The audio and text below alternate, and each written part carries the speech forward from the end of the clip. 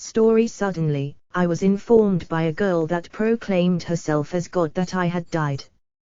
This is a tale that started upon the death of our protagonist, who is sent by a girl who seems to be God, to lead a second life in another world. Do. Congratulations! You've been granted the privilege of being reincarnated in another world. This is an extremely rare opportunity. So rare, in fact, that it's like winning the lottery. That's right, you just hit the jackpot. Are you happy? You must be happy. All right, I've decided that you're happy, so let's get this show on the road. Party poppers, at the ready. Ha! The young girl appeared out of nowhere.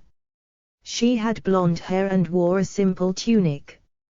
Her excessively upbeat entrance was accompanied by the equally sudden appearance of a massive crowd of similarly blonde-haired, tunic-donning ladies that stretched for as far as the eye could see. Spreading from each of their backs was a pair of white wings.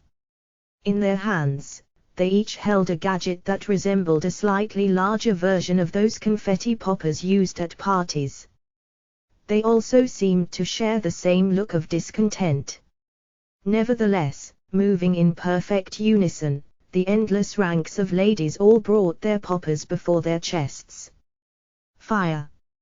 At the young girl's command, they pulled the cords. An uncountably vast number of party poppers roared all at once, creating a deafening rumble that shook the very ground they stood on.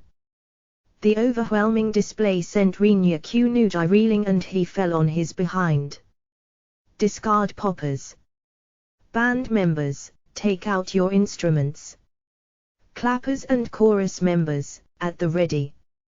Despite the deep scowls on the ladies' faces, the young girl continued to issue orders with undiminished enthusiasm. Half of the countless winged blondes brought out various musical instruments from nowhere in particular and readied them.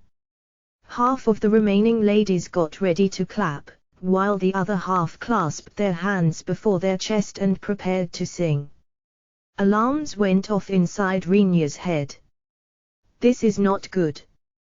The poppers that had just gone off were loud enough. This time, it was an orchestra, complete with chorus and clapping. If they all sounded at once, ruptured eardrums would be the least of Rinya's concerns, it might just blow the sanity straight out of his head. Therefore, he decided that he had to do something to stop that from happening, and he had to do it now. A song of celebration, on my mark. Ready, and go. From his position on the ground, Rinya shot to his feet and dashed toward the orchestra's conductor. Without the slightest hint of mercy or hesitation, he took aim at the cheerful young girl who seemed to be having the time of her life and threw all his weight behind a front kick. The girl, not expecting to be attacked, took his kick right in the face and was forced to perform an elaborate sequence of backflips through the air. Then, hindsight struck. It occurred to Rinya that the countless ladies who surrounded him on all sides were obeying the girl's orders. In other words, it could be said that the girl was their commander, and they were her troops. Surely, they would not stand idly by after he just attacked their commander. He looked around him, but found that not a single one of them budged. He wondered if these were perhaps the kind of people who could not move unless ordered to, but soon dismissed the idea after seeing a number of them grin and give him the thumbs up. Some even quietly waved their hands at him. The ladies were, apparently, very reluctant followers. What was that for? The girl, who was sprawled on the ground after her tumble, got up on her feet and loudly protested her treatment.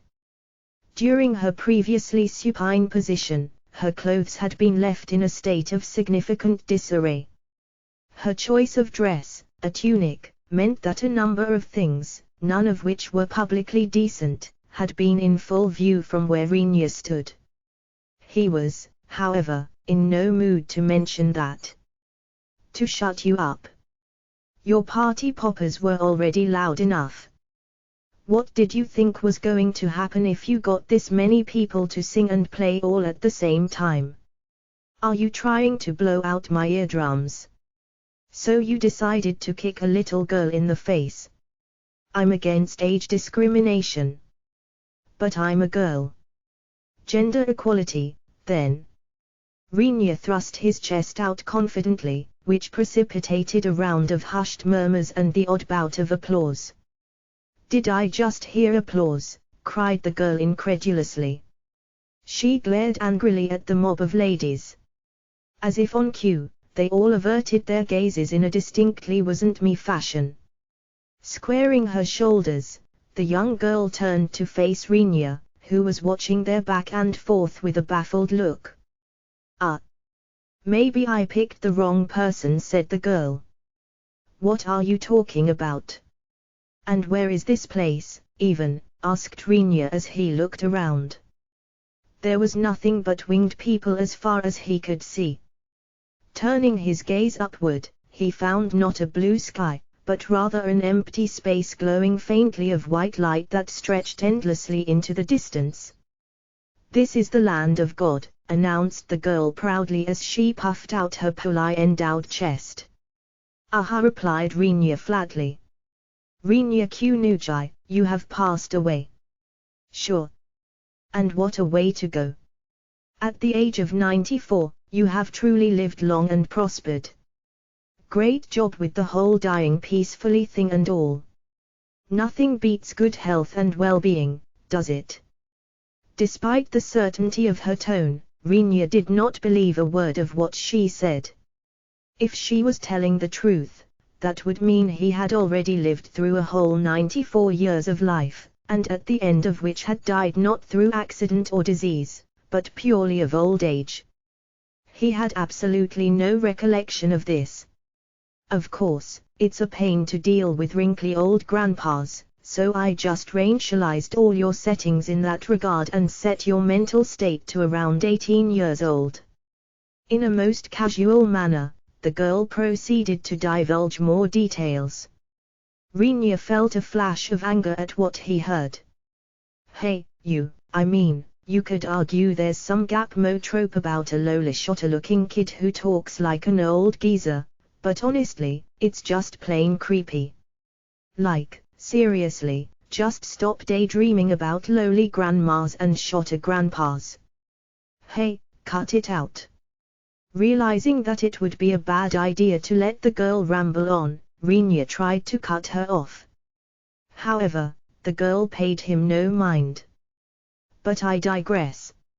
Let us leave the topic of niche fetishes in the proverbial trash can for now. Then why'd you even bring it up in the first place? Rinya's quip fell on deaf ears.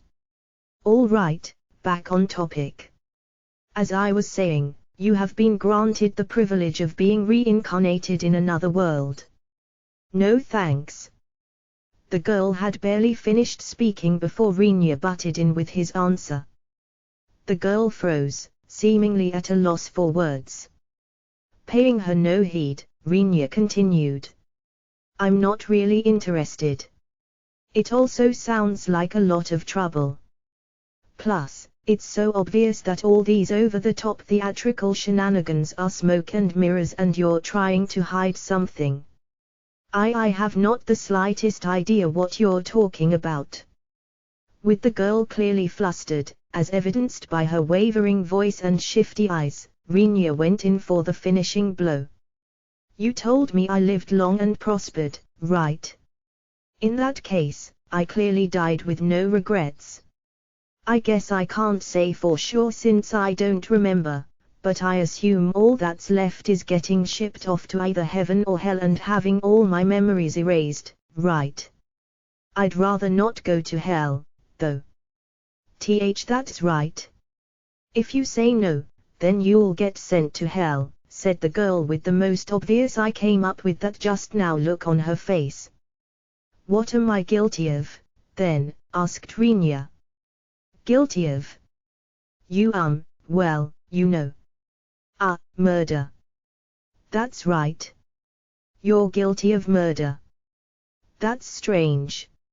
I seem to recall being told I passed away peacefully after a nice, long life.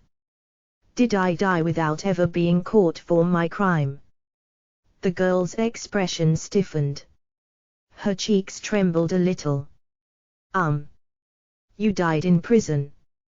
Wow, I must have committed a crime pretty late in life, then. Or maybe I killed a whole lot of people. Still, to think that I just sat in prison until I finally got too old and croaked. Must have been quite the body count in the end. How many was it? Oh, it's that. You know. All men sustain their own lives by taking the lives of other creatures. In other words, you have sinned. So, you're telling me there is no heaven? That the whole world is but hell eternal? Man, religious people are going to lose their minds. Well, there's always vegetarianism. I take it you're one of those people who think the concept of life doesn't apply to plants, then. Or perhaps you believe some lives are worth more than others. Whales are smart, so it's wrong to eat them, but cows and pigs are a-okay. A dolphin can be your friend, but never a chicken. Is that the kind of person you are? Even as Rinya rattled off question after question, he knew that his verbal offensive was on shaky ground. While it seemed like he had the momentum, he realized that if his opponent truly had any intention of retaliating, she could easily just ignore his rambling and force the issue. To someone like her, the value of a life probably rounded to zero. I'm so sorry. If you will give me a chance to apologize, I'll start over and explain properly, so please listen to what I have to say. If the girl was aware of Rinya's concerns, she did not show it, because she proceeded to drop to her knees and humbly prostrate herself before him. There was another stir in the crowd, more noticeable than before, followed by a round of applause. Damn it, people. Why do you always clap whenever something bad happens to me? Leaping to her feet, she glowered at the ladies surrounding her, but found no one willing to meet her gaze. With her teeth bared, she continued to throw menacing glances at her followers until Rinya got her attention with a quick cough. I'll listen, said Rinya, provided that you give me a proper explanation. Whether or not I actually go along with your plan, though, is still up in the air. Fine. Firstly, I am that which you people refer to as God. The concept, the being, whatever. It's me. Next would be these perverted ladies standing all around you. They're what you would normally call angels. They're perverts, by the way. Did I mention that? Yes. Good. Her comment prompted a round of booing. She silenced it with a glare. You are all perverts. Are you gonna try to deny it? Who went around making babies with humans? Whose yuri exploits got so out of hand that they actually tried out a virgin birth? Who was it, huh? In response, a number of ladies put on innocent expressions and looked off in some other direction. I swear, the only thing you people are good for is complaining, grumbled the girl. Whatever. Keep explaining, said Rinya. Ha. No quip. No witty jab at me, asked the girl in surprise. Nah. How you introduce yourself is your choice, after all. You're God, right? So, which God? The Jesus one? The Buddha one? Or the eye for an eye one? Please? Don't liken me to their lot. They're the result of people's overactive imaginations, said the girl with an irritated grimace. I, on the other hand, am simply me. No more, no less. I created all, I guide all, and I rule over all. Wow, I think I'm about to pass out from amazement. So, why'd the creator of all things decide to grace random creation with her godly presence? Rinya's sarcastic tone did not go unnoticed, earning him a scowl from the girl. You don't believe me, do you? Fine, whatever. To answer your question though, I do of course have a very good reason for appearing before you. You see, I have a favor to ask of you. What's that got to do with being reincarnated into another world? In a complete attitude reversal, the girl looked up at Rinya with an almost jarringly meek expression and said, actually, that is my favor. You see, there's a particular world I'd like you to go to. And why exactly does it have to be me? Asked Rinya. It was, in his opinion, the obvious follow-up question. Reasons were important, after all. It wasn't like he was the protagonist of one of those cheesy "you are the chosen one" scenarios. Because you are the chosen one. All right, that's it. I lied. I'm so sorry. Please don't hit me. Seeing Rinya's dark glare and the threatening gesture he made with his fist, the girl immediately backtracked and began apologizing profusely, lowering her head again and again. This was met with another round of applause from the crowd. Damn it, what is it with you people? Do you have a problem with me or something? Screamed the girl at her onlookers, the majority of whom nodded deeply in affirmation. They did, Rinya figured, have a problem with her. In fact, judging by their reactions, it seemed like they had built up a fairly sizable repository of such problems. The sight caused the girl to fall to her knees, her expression defeated. Okay, just go away please. I can't handle you people anymore. I'll explain the rest myself. It'll be faster that way. And it might let me keep a little bit of my sanity. Slightly surprised by how little it took to make God herself throw in the towel, Rinya watched the ladies around him wave and smile at him. Slowly, they disappeared without a trace. It was a peculiar sight, one that made him question whether or not this was even reality. After all, having people literally vanish into thin air before one's eyes tended to make them doubt such things. Just then, he noticed a row of words appearing out of the corner of his eye. Notification, you gained the blessing of the angels. Rinya raised an eyebrow, wondering what the message meant. However, seeing that the girl had somehow managed to get back on her feet, he redirected his attention towards her. Okay, so, said the girl. What I said wasn't entirely a lie. I mean, the part about being the chosen one was, but the rest of it was sort of true. You can't just pick some random person off the street, hurl them across the boundary of a world, and expect them to continue to exist in the new one. It doesn't work like that. In other words, I happen to be someone who can withstand crossing that boundary. That's right. Other conditions included being reasonably well built, in good health, ideologically sound without any deviant beliefs, and free of any lingering regrets in the original world. You happen to meet all my criteria. Rinya considered pointing out that lived long and prospered and lingering regrets were fundamentally contradictory, but ultimately decided to keep quiet. Are you sure I'm ideologically okay? Asked Rinya. He was about to mention how he just sent God flying with a kick, but the girl stopped him with a shake of her head. While I certainly didn't anticipate you jamming your foot into my face, it's not really a problem either. There's no shortage of atheists out there, and the fact that I look like a little girl didn't seem to arouse you in any way when you kicked me. Plus, it's not a bad thing to support gender equality. For future reference, you mind telling me what kind of beliefs are not okay? In short, rape, pillage, and burn, I suppose, said the girl, who proceeded to laugh in a stereotypical villain-like fashion. Had she spiked her hair and painted her face white, It would have been a pretty good impression of a certain musician who claimed to be a demon. So, what exactly do you want me to do after I cross over into the other world? Ha! Nothing, really, said the girl with a blank look. Rinya drove his fist into her head.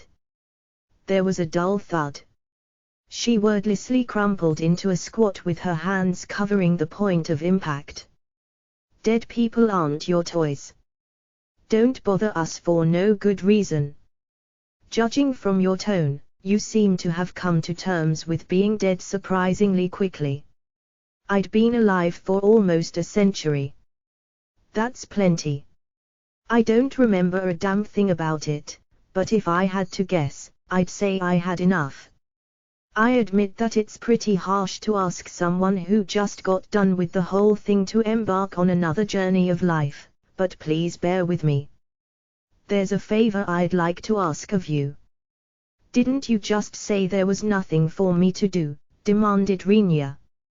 From her hunched position on the ground, the girl looked up and was just about to nod when she noticed Rinya's tightly curled fist. She shuffled backward a few steps before continuing. I don't need you to do anything once you're there, but I do need you to go. The point is in getting you across, okay? Good. Please don't hit me.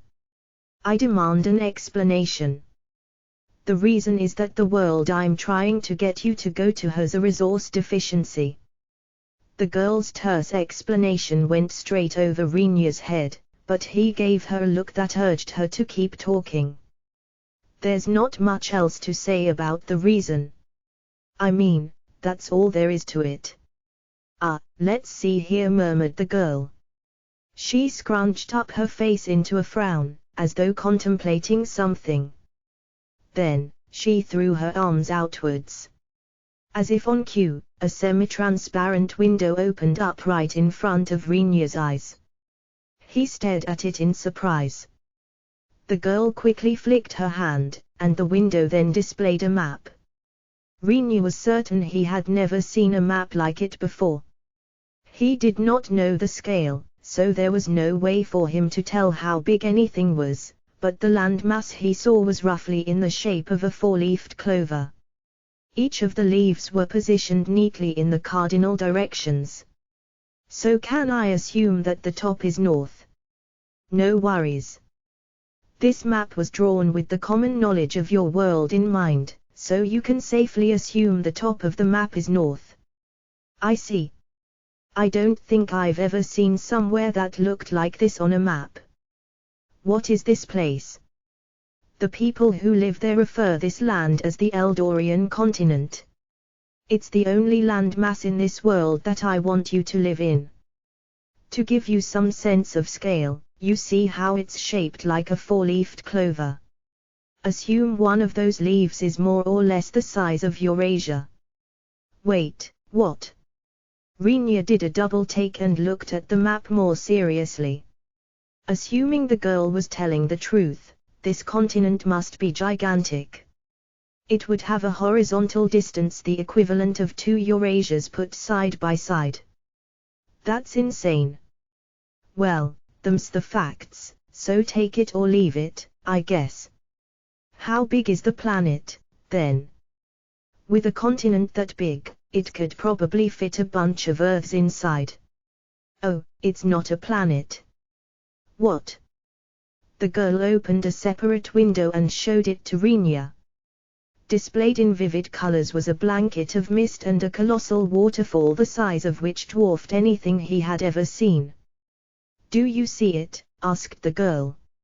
So, how things work in this world is that all of the water and land, the world itself, essentially, sits on top of a big round tub, and all along its edge are waterfalls, past which is a deep plunge into nothingness. The girl finished up her explanation with a perfectly serious expression. For 5 whole minutes, Rinya remained speechless. Then, after the bewilderment wore off, he yelled, "Are you freaking kidding me? How backward do you have to be to believe that about the world? That's from, like, the Dark Ages. Such a belief would certainly be primitive on Earth. Not to mention entirely wrong. In this world, however, it's reality. So, if you kept going in the same direction, you wouldn't eventually end up where you started. You'd just fall off the edge into oblivion. Is the one who created this world stupid or something? Muttered Rinya. It was his honest opinion. The girl, however, protested loudly. Who are you calling stupid? I'm standing right here, you know. Me. God. Don't call me stupid. You are stupid. Look at the ocean and how it's literally falling off the edge of the world. How's all that water getting replenished? From the streams and rivers that flow across the continent, obviously. How the crap does the water cycle work, then? Does it even exist? What do you think, dumbass? Of course not. You think everyone goes around recycling their planet's water like you? Isn't that why there's a resource deficiency, then? Because of this shoddy system you've got going? Asked Rinya. Being called a dumbass by the girl caused his temper to flare, but he managed to catch himself before resorting to more violent forms of retaliation. He could have shut her up with a good smack to the noggin, but somehow, that felt like admitting defeat. Instead, he opted for a pointed remark. The girl visibly paled. Since the water isn't being recycled, continued Rinya, you must be wasting energy somewhere to create more water, right? I mean, just look at how much water is pouring over the side. Even if some of it evaporated and floated back to land, you still have to replace it sooner or later. Otherwise, wouldn't this whole world just shrivel up? That's totally not true. Nope. No siree. Hey, kid, look at me when you talk. I mean it. Seriously. That's really not it. I'll admit that it's wasting some energy, but that's got nothing to do with the problem at hand. I swear to God. Aren't you God, damn it? Rinya forced down the urge to take a swipe at the girl. In return, he continued to glare coldly at her. Her gaze darted left and right, trying desperately not to make eye contact. Well. Moving on with the explanation. As you can see, the Eldorian continent is divided into 5 sections, said the girl, who pretended to not hear Rinya and changed the topic. He could have forced the issue, but saw no benefit in interrogating her any further, so he went along with the act. North, South, East, West, and the center, huh? That's right. To the east are the humans, and west are the elves. North and south are occupied by the mixed races and the dragons, respectively. And the center? The demons. As the girl spoke, the map changed to display the continent in 5 different colors. Okay, so, I'll spare you the details, but basically, life is pretty harsh in this world. It's not an easy environment for anyone to survive in. In fact, they are fighting wars all over the place, said the girl, a sense of exasperation seeping into her tone. Rinya proceeded to ask the obvious question. And why exactly is it like that?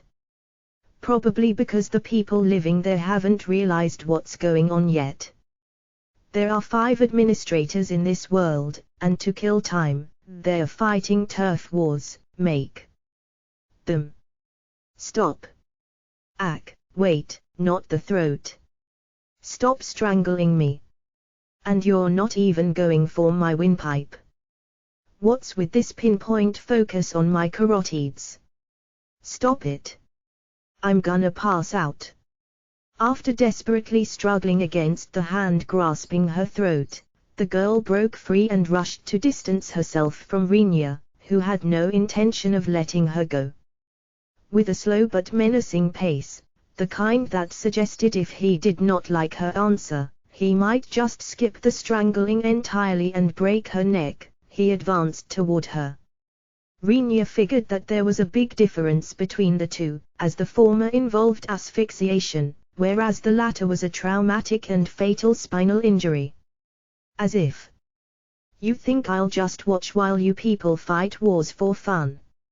I completely understand why you're upset, but I also can't do a thing about it, shouted the girl as she backed away step by step. Her expression, however, was desperately earnest. Aren't you supposed to be God? I handed off my administrative privilege. I can take it back by force, but there'll be severe consequences for the world. Specifically, the girl took a break from fleeing and, her hands still placed defensively around her neck, paused to think. If you're okay with sinking 80% of the continent, then I can fix this right now. Absolutely not. Too bad, then. In that case, there's nothing I can do. Unless, of course, the administrators decide to give me back my administrative privileges, said the girl. Hearing the tone of finality in her voice, Rinya stopped chasing her around. And that would be why she continued, the reincarnation system is breaking down in this world. What do you mean? After taking a moment to confirm that Rinya had indeed stopped moving, the girl turned to face him and continued her explanation. It's not much of a problem for the souls that died of disease or old age, but consider a battlefield. Being killed normally there might still be okay, but what about the ones who were cut to shreds? Or got munched on by a dragon? Or had their homes raided by a bunch of orcs or goblins or bandits who indulged in various 18+ activities at their expense and took multiple thrusts down there before taking a final sharp one up here?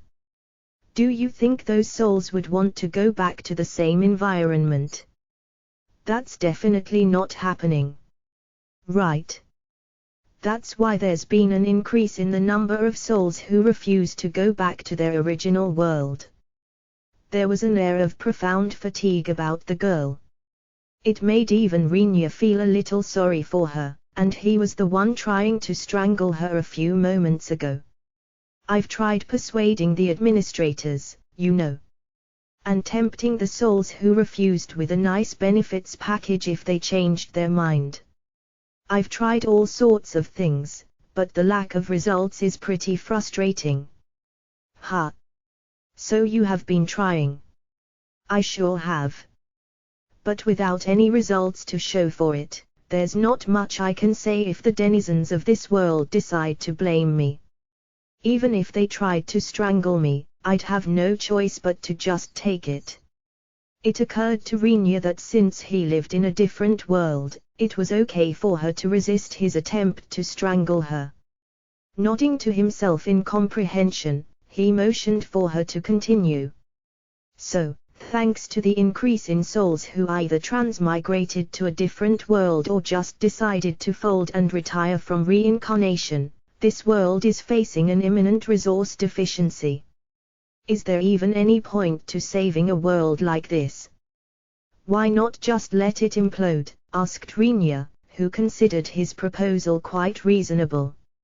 In an environment where administrators weren't even bothering to do their jobs properly and the population just kept dropping, decline leading to destruction seemed inevitable. The girl, however, shook her head. The thought had crossed my mind, but after considering how many lives would be lost in the process, I decided I couldn't just throw the baby out with the bathwater, she replied. After that, she muttered something about remaking and angels and everyone dying from overwork. What about moving everyone to a different world?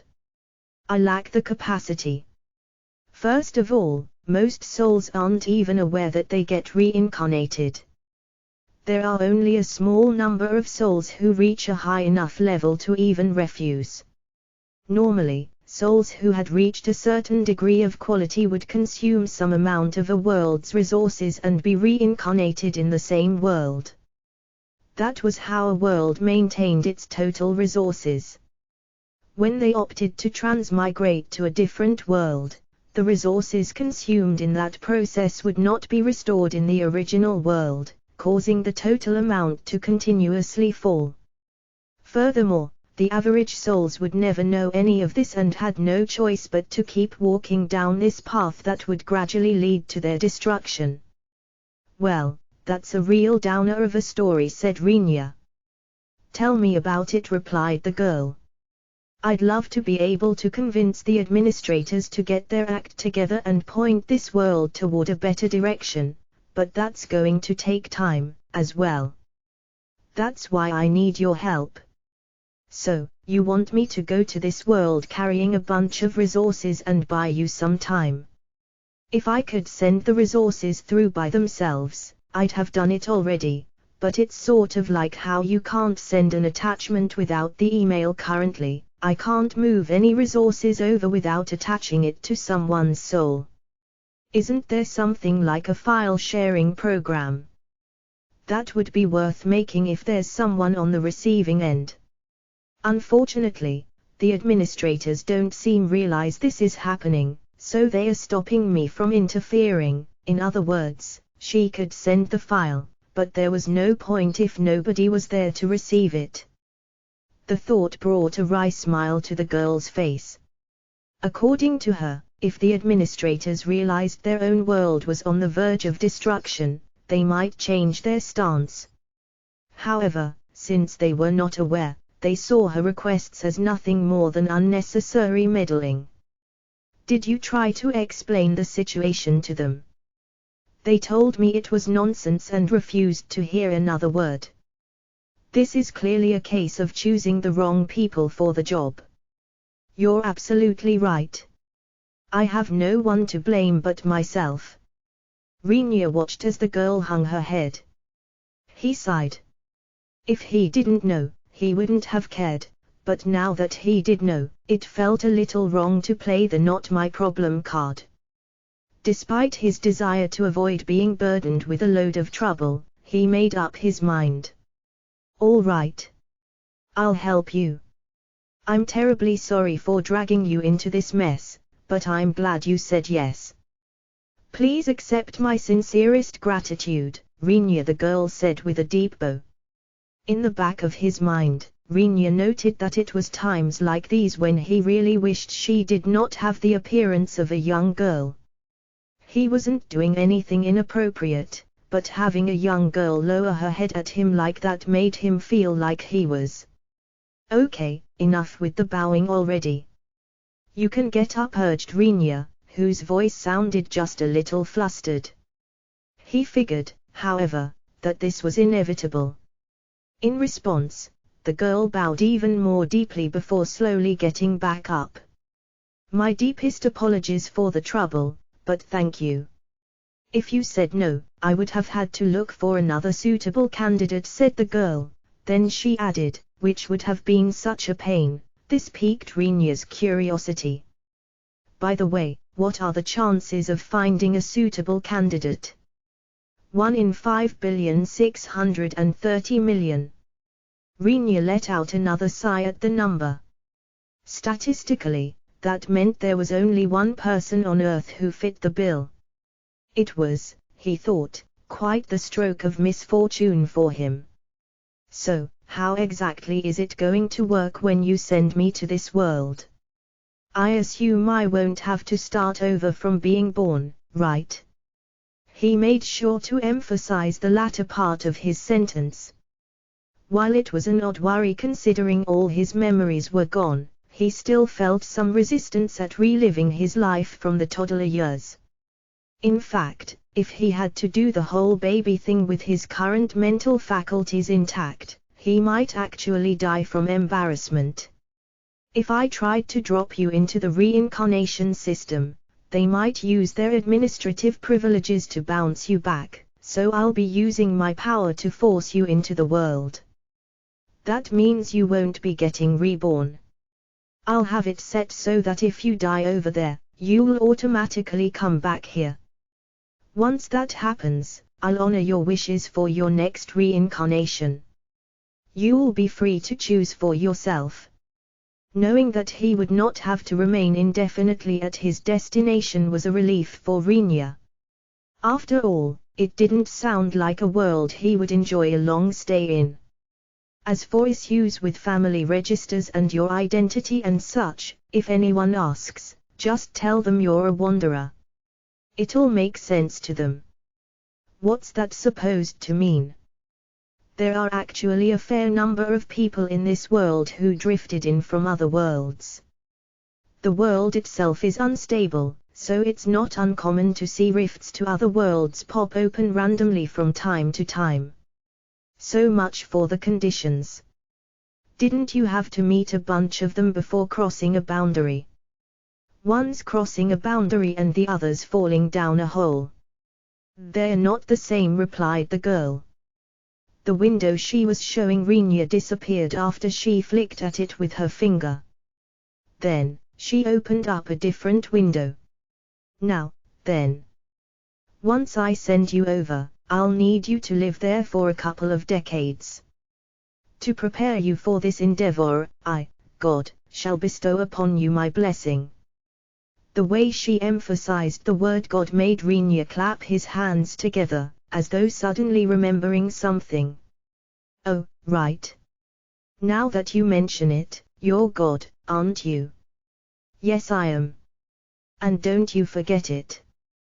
That's the most important part. Well, you can't blame me, can you? I mean, look at yourself. You're like the least good-looking thing around. The girl pouted in response. Seeing the sullen look on her face, Rinya became slightly worried that he said something he should not have. So much for appealing to your instincts to protect the weak. That was the whole reason I went with the look. I am a delicate snowflake appearance, too, seriously. This is all calculated, asked Rinya incredulously. He could not help but feel his gaze toward her growing colder. What else was I supposed to do? Yelled the girl, her fists clenched tightly at her sides. You can take the high road and preach all you want, but in the end, all that matters to humans for their first impression are looks. When a cute guy puts his arm around a lady's shoulder, it rarely becomes a problem, but if some creepy otaku did that, it's suddenly sexual harassment and indecent assault and police sirens are going off all over the place. Isn't that how reality works, huh? It is, but, forget it. More importantly, what about the blessing? Weren't you going to give me something? Something told Rinya it was a very bad idea to let the girl continue her rant, so he quickly cut her off. It proved effective, as the girl relaxed and clapped her hands together. Oh, right. First, allow me to grant you your first blessing, Waikasa. You mean the place with the nuclear generators? Not that Waikasa. You're heading to an alternate world, for God's sake. What's the point in gifting you a chunk of Japan? Despite his generous lead-in, the girl barely made an effort at a witty comeback. He was actually hoping for her to play the straight man for once, considering she had been spewing no small amount of bile at people for the past while, but his attempt did not pay off. His offer to trade roles was met with much indifference. I meant the other Waikasa, the Japanese word for youth. I'm saying I'll take your decrepit 94-year-old body and use my power to dial it back to a perky 18. Isn't the 94-year-old body better for me? That way, I'll die almost immediately and get sent back here for reincarnation. From Rinya's perspective, he had nothing to do there once he dropped off the resources, so he had no reason to live a long life. While the idea was indeed impressively efficient, the sheer jaded nature of it left the girl speechless, her mouth hanging open in shock. It's not like I have anything to do there, right? He said. Well, I guess that's true. But we're talking an alternate world here. Swords and shields. robes and wizard hats. A world filled with riches and adventure. You can probably have your own harem there if you try hard enough. What's with the degenerate attitude, you old fart? Well, attitudes aside, I am old. He was, after all, 94 years old. Upon being reminded of this fact, the girl found herself at a loss for words. She rapidly stroked the window she just opened with her fingers, her face a mask of deep thought. The semi-transparent nature of the window made it hard to read, and Rinya could not make out its contents from where he stood. After poking at the display for a little while, the girl seemed to find what she was looking for. Her expression lit up and she turned toward him. Rinya, here's something you might want to know. That world actually has many delicious foods that didn't exist in your original world. Oh. Rinya soon caught on to the girl's intention. Presumably, she was trying to dig out some information that would motivate him, or at least make him want to stay alive. Despite remembering little of his previous life, the words delicious foods had an irresistible pull. He figured he was probably a foodie in his previous life. Of course, while there are things that are both cheap and tasty, there are also wonderful delicacies that'll cost you an arm and a leg. Tasting all of them will require a large amount of money. Making a large amount of money is impossible for a 94-year-old geezer, proclaimed the girl with her hands folded firmly into fists. Fair point. I'll take you up on it. Going in a young body is fine, then. Now, how about you tell me the honest reason? Hiding things from me won't do you any favors. After I attach the resources to your soul, it'll probably take a few decades for them to disperse. I can't just drop you there and be done with it. Dead bodies don't disperse resources. That's why I'd really appreciate it if you lived for as long as possible. That's the whole of it, honest. God's honor. At Rinya's urging, the girl parted with the truth surprisingly quickly. Apparently, she really did realize that it did no good to hide things from him. This isn't much of a blessing, then, is it? More like a necessary protocol. HNNNGH. Normally, as soon as I tell them they get to be young again, they are all, like, oh my gosh, thank you my lord and stuff, and then I have them dancing in the palm of my hand. The girl, with the most innocent downcast gaze and watery eyes, muttered some terribly wicked words. If you're going to call it a blessing, give me a real gift. Stuff to keep me alive and disperse resources are more like necessary expenses, right? HMPH, what kind of blessing do you want, then? Asked the girl, completely abandoning the effort of thinking and throwing the question to Rinya instead. Let's just say my blessing will be the right to be granted that which you, Rinya, deem necessary. Money. His sudden reply startled the girl and she drew back in shock. Also, an impenetrable home base that's guaranteed to be safe and unbelievably overpowered fighting skills. Please, no. Think about the balance, oh, the poor balance. It'd be so broken, the world would probably collapse from that first. The girl managed to chain her startled lurch into a full prostration. It was honestly an impressive sequence. She then proceeded to rub her forehead against the ground. The display was so pitiful that even Rinya felt guilty. They would have been nice to have, but I guess I can't expect that much. It's not impossible for me to make you a ludicrously large mountain of rare metals, but it'd cause a breakdown of the global currency system. I can give you enough power to flatten a country on your own, but nothing good can come of that. The impenetrable home base, I can also make, but the secondary activities that are possible upon settling down there, okay, I get it. It was just a thought, so you can get up already, said Rinya to the girl who had nearly curled up into a ball. He supposed she felt ashamed at being made to eat her words so soon. Well, since I get to be young again, it'd be nice to stay healthy. Judging that spending any more time in their current situation would only make things more awkward, he quickly rattled off whatever came to mind, trying to give priority to the simpler ones first. All right. Good health. Check. Plus, I'm apparently pretty fond of eating and drinking, so I need a stomach and liver that can take plenty of abuse. I see. Alcohol resistance and a voracious appetite. I also need to make money, so I'll want some sort of ability for doing that. You said this was a sword and magic world, right? I assume the fastest way is through more dangerous work. Indeed.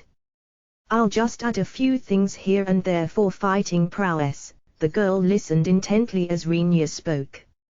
She also pulled out a notepad from somewhere and was frantically taking notes on what he said. He took a moment to acknowledge the mismatch in what he was witnessing.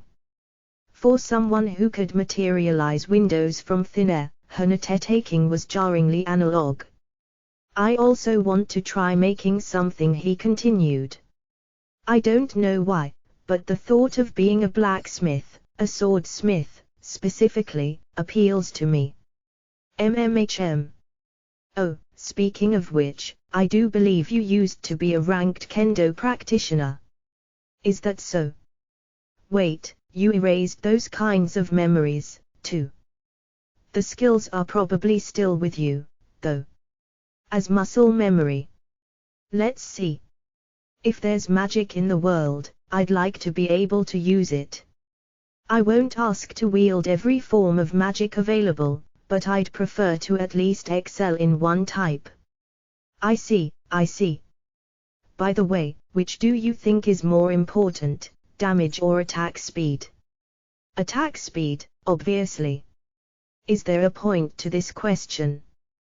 The way Rinya saw it, devastating if it hits was the same as useless if it doesn't. Certainly. It's for reference. Also, I don't expect to be the strongest man alive right off the bat, but try to make it so training pays off a lot for me. And I think that's about it. I see. Oh, do you have any requests regarding your physical appearance? The question caught Rinya off guard. He gave the girl a questioning look. She continued unperturbed. Your original body, having met its end in its original world, has been cremated and is now lying in a grave somewhere. When I send you to the other world, I'll have to fabricate a new body for you to inhabit. Oh, I see. For this, there's a little bit more leeway, so I can be more accommodating of your demands. A dashing Casanova whose gaze alone can cause the ladies to swoon. A luscious beauty before whom lies countless men fallen to the ground in unmoving prostration after a single look. Whatever you want, feel free to hit me with it. I can swap genders. It's a new body, after all. I'll be making it from scratch, so either way is fine. Rinya had the distinct notion that he was male. The framework of his memories had been reset, so he could not say for sure. Even from his name, however, he doubted he was female. With that in mind, he pondered his options.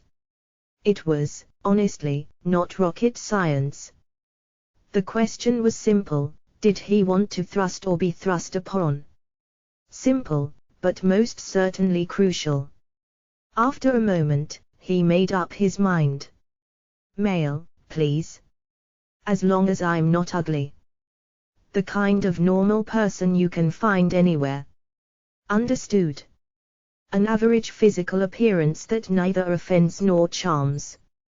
After scribbling all the way down to the bottom of the page, the girl ripped it from the pad, scrunched it up into a ball, and placed it on her hand. She puckered her tiny lips and blew a small breath at the paper ball. It burst into flames in her hand and soon turned to ash. Rinya watched it happen, wondering what she was doing with the note she spent so much effort writing. Just then, he saw a message appear out of the corner of his eye. It was the same kind as when the angels disappeared. Notification: you gained healthy body, super region, alcohol resistance, voracious appetite, blacksmith, sword mastery, physical mastery, magecraft mastery, aptitude, wind, quick cast, high speed recharge, simulcast, limit break, leveling, appraisal, foreign world language. What the heck is this? You can think of those as skills you get in video games. Oh, I suppose a 94-year-old wouldn't have played games. Actually, I sort of get it. Thanks to his memory wipe, he could not recall whether he took up playing games in his senior years to keep himself from getting bored, but got the gist of what the girl was trying to say. Really? I guess I don't have to explain, then. In any case, I've given you the skills that you asked for. Please try out each of your skills and learn how to use them. Aside from the skills, I'll also provide you with a hotline to me that you can use once per day. I can't promise I'll answer everything, though. Just keep that in mind, please. To use it, just visualize it in your head. I see. Okay, when are you going to send me there? Anytime. We can get going as soon as you're ready, answered the girl. A faint orb of light, elliptical in shape and as tall as a person, appeared beside her. Rinya figured it was probably the gate that led to his otherworldly destination. Well, I guess I'm off. How long do you think until we meet again? If things go awry, immediately. Normally, it should be a few decades later. If things go well, it's possible we might never meet again. Are you telling me there's a way to gain immortality? Well, if I like what I see there, maybe I'll try looking for it. I cannot answer that. I do think it's worth looking around, though. With a resigned smile, Rinya gave the girl a look that said, seriously. That might as well have been a yes. He turned around and, waving casually back at her, walked toward the gate. All right. See you, then. Please allow me to apologize once again for dragging you into this. I wish you well, and hope that your new life will be a good one. As he stepped through the gate, Rinya saw the girl give a quick bow. A line of words appeared in his view. Notification: you gained the blessing of the Creator. Thus did Rinya Kunujai, who neither wanted nor wished for any of this, take his first step toward a brand new world and his new life. And there he goes, whispered the girl to herself as she watched the figure disappear into the glowing gate. God I am, yet God I'm not. If I were truly all-powerful and all-knowing, I wouldn't have had to ask a human child to do this for me. Have we still heard nothing from the administrators over there? A figure suddenly appeared behind the girl. It was one of the blonde-haired beauties with wings she'd shooed away a while ago. Not even a peep. I swear, it's not like I bite, and I told them I don't want the administrative privileges back, but they just refuse to believe me. Is the throne of a god really that appealing? Asked the girl with a shrug, her tone slightly incredulous. The lady shook her head. I cannot comment on the throne, she replied, seeing as I have never sat upon it. You haven't? Really? You wanna try one somewhere? Surely, you jest. That is a task far too onerous for the likes of one such as myself, said the lady, declining the offer with a small bow. True, the girl said, nodding in agreement, that's probably the wise answer. It's a lot of trouble for no gain. In fact, if someone offered to do my job for me, I'd take them up on it in a heartbeat. I'd love to live as a carefree human. You wish to surrender your infinite lifespan and near omnipotent powers to step into the cycle of reincarnation with a life of barely 100 years, and your wisdom and experience is wiped clean each time, the lady asked with mild surprise. She was met with a blank look that clearly suggested the girl did not see the question coming. You think it's weird? I certainly cannot see myself considering the same. How long has it been since you were brought into existence? If my memory is correct, I believe approximately a millennium ago, answered the lady as she searched through her vast store of memories, trying to dig up its singular origin. As she did, the expression on the girl's face gradually shifted from blankness to comprehension. I guess you wouldn't understand, then. Is that so? In my case, it's been about 11,260,000,000 years since I formed. That's what I remember, anyway. A lot of things have happened during that time, and I still remember every last one of them down to the smallest detail. And in case you're wondering, yes, it's nothing but pure agony. The girl let out a sigh. It was a small one, but it was also deep. There was a weight to that sigh, coupled with a darkness in her eyes when she glanced up, that sent a chill down the lady's spine. At once, she realized that for her, a being of mere millennia, the sheer depths of that gaping abyss she saw was entirely unfathomable. I'm tired. I've had enough. Such emotions, I've already forgotten. I've forgotten how long ago I've forgotten. I simply create, destroy, and create again. I'm but a vessel of memories, a mere construct of remembrance, for all that has and will transpire. If this is what it means to be God, then, is there anything left to do but laugh? That is, the lady tried to speak, but no words came. She bit her lip, realizing the true extent of the girl's existence and the immeasurable vastness of her time. There were no words she could say that the being before her had not already heard. There was no comfort she could offer. With that said, though, there is a high note every once in a while. Taking a boot to the face, for example. Even for me, that's definitely on the rarer side of things, said the girl in a noticeably lighter tone. It was obviously an attempt to change the topic and brighten the atmosphere, but the lady decided to play along. By rarer, do you mean to imply that it has happened a few times in the past?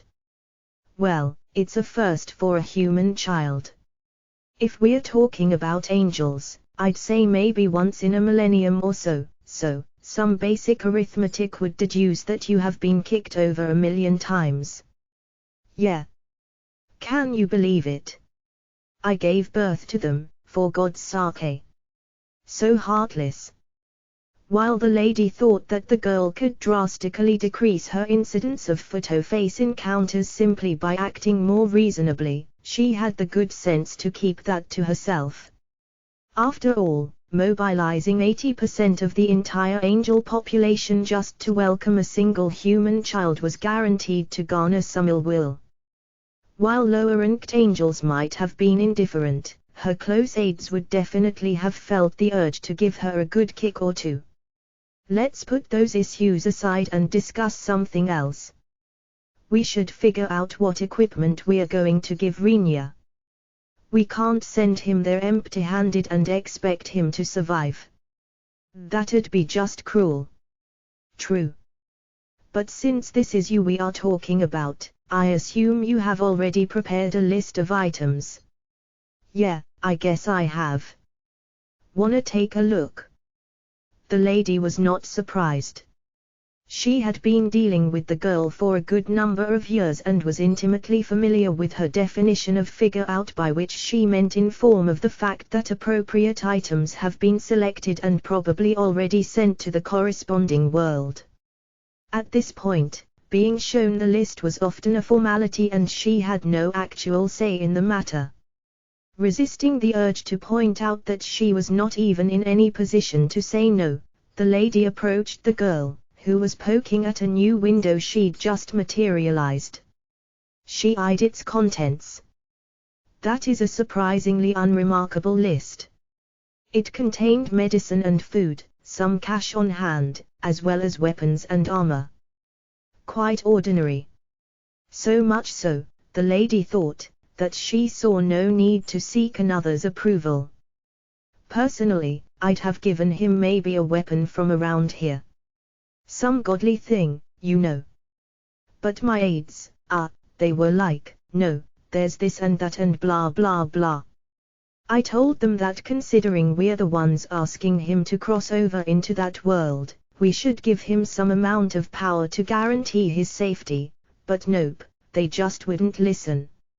It would be a problem if whatever you gave Rinyu remained in that world after his death, the lady pointed out.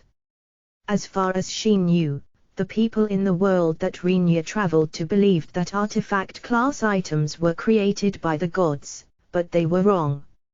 Items like those had only two possible origins: they were either created by the administrators and left in the world, or made by humans through some miraculous coincidence and people just decided to believe it was a gift from the gods.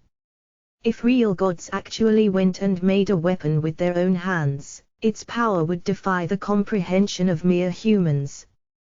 Were such a thing left behind in a world, it would almost certainly be the cause of much trouble.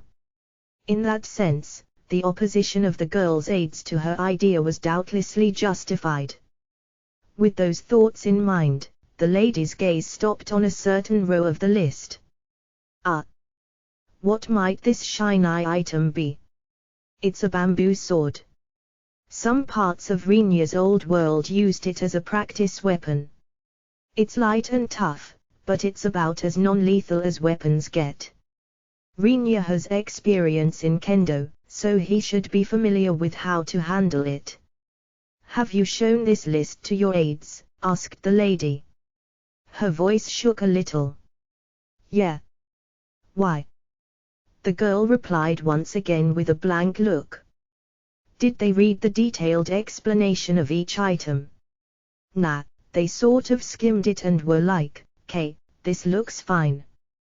The lady looked at the list again, her mind reeling with shock. It was likely that the girl's aides knew what a shiny was. For those angels, it was probably just some piece of bamboo, so when they saw it in the list, they just waved it off and gave their approval. For her, however, she had no idea what it was. Therefore, she had to read the appended explanation properly. That was how she noticed. This bamboo sword has got the indestructible property on it, yes. Well, duh. You realize regular bamboo swords are literally just bamboo, right? They'd break if you hit anything with them. From the girl's perspective, it was a mere compromise, one made reluctantly after her aide's objections, to sending Rinyu a proper weapon. In a world where people swung around weapons with actual sharpened blades, she doubted there would be much point to carrying a stick of bamboo.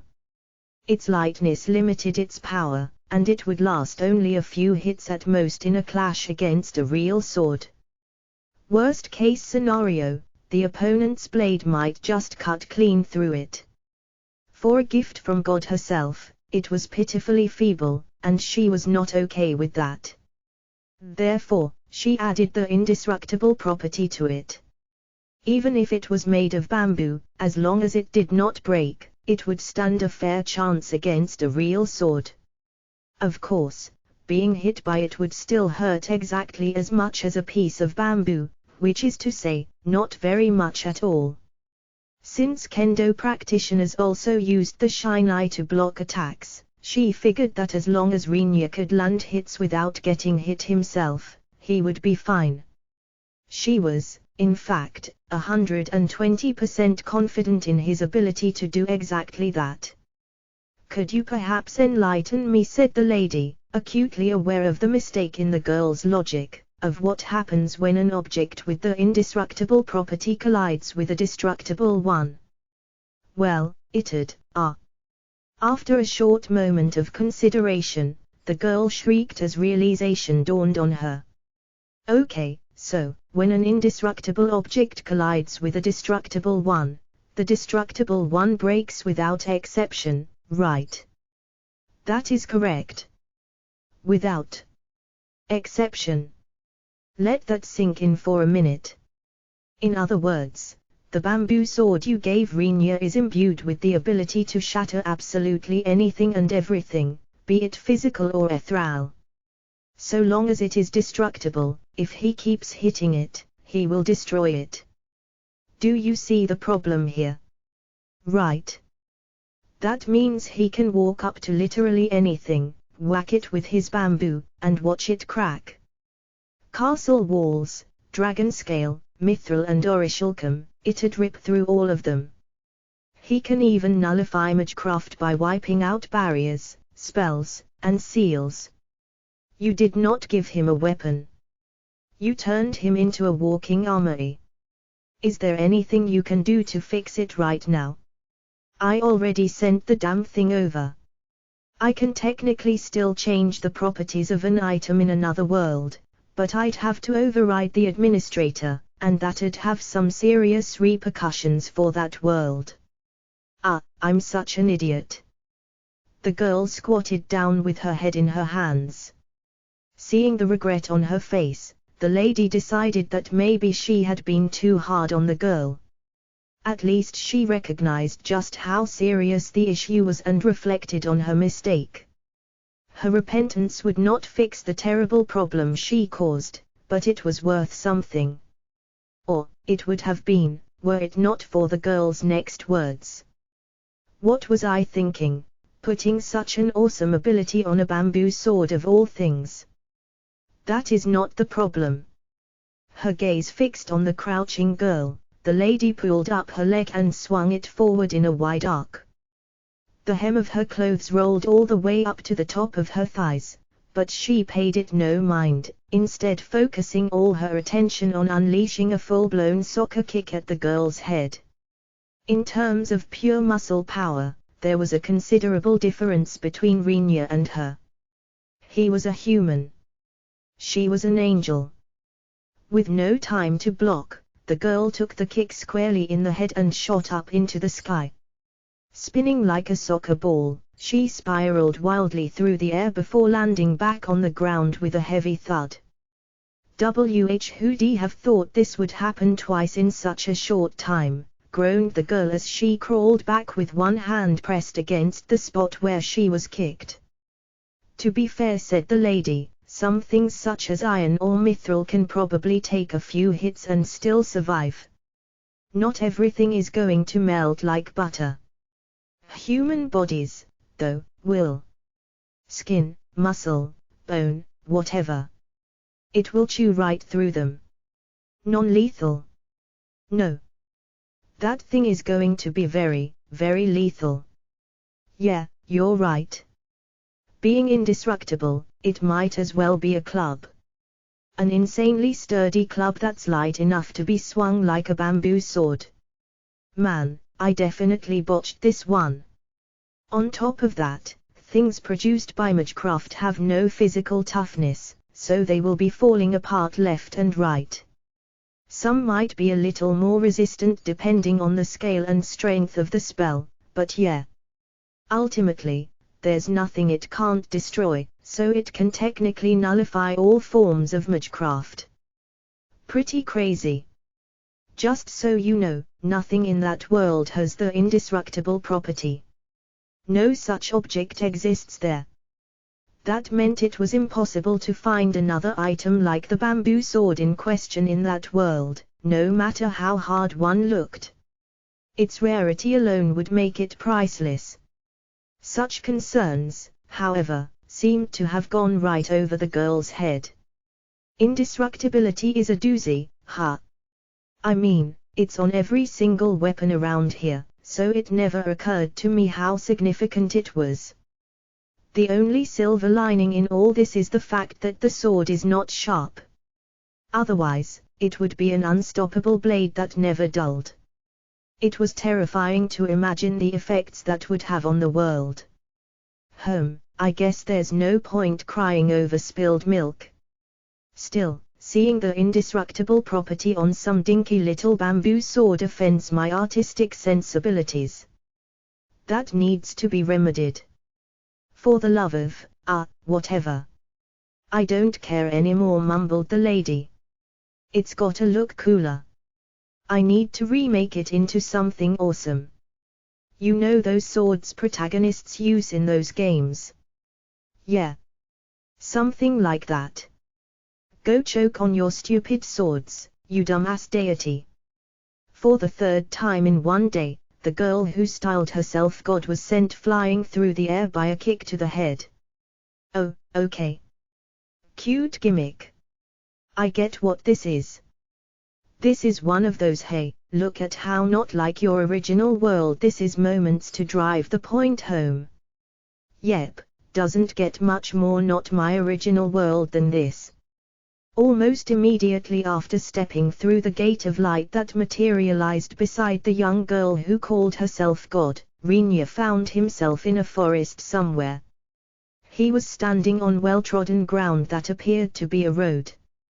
Deep woods flanked the road on both sides, and there was nothing to see in either direction but trees. Above him was a clear sky, beautifully blue. Rinya glanced up.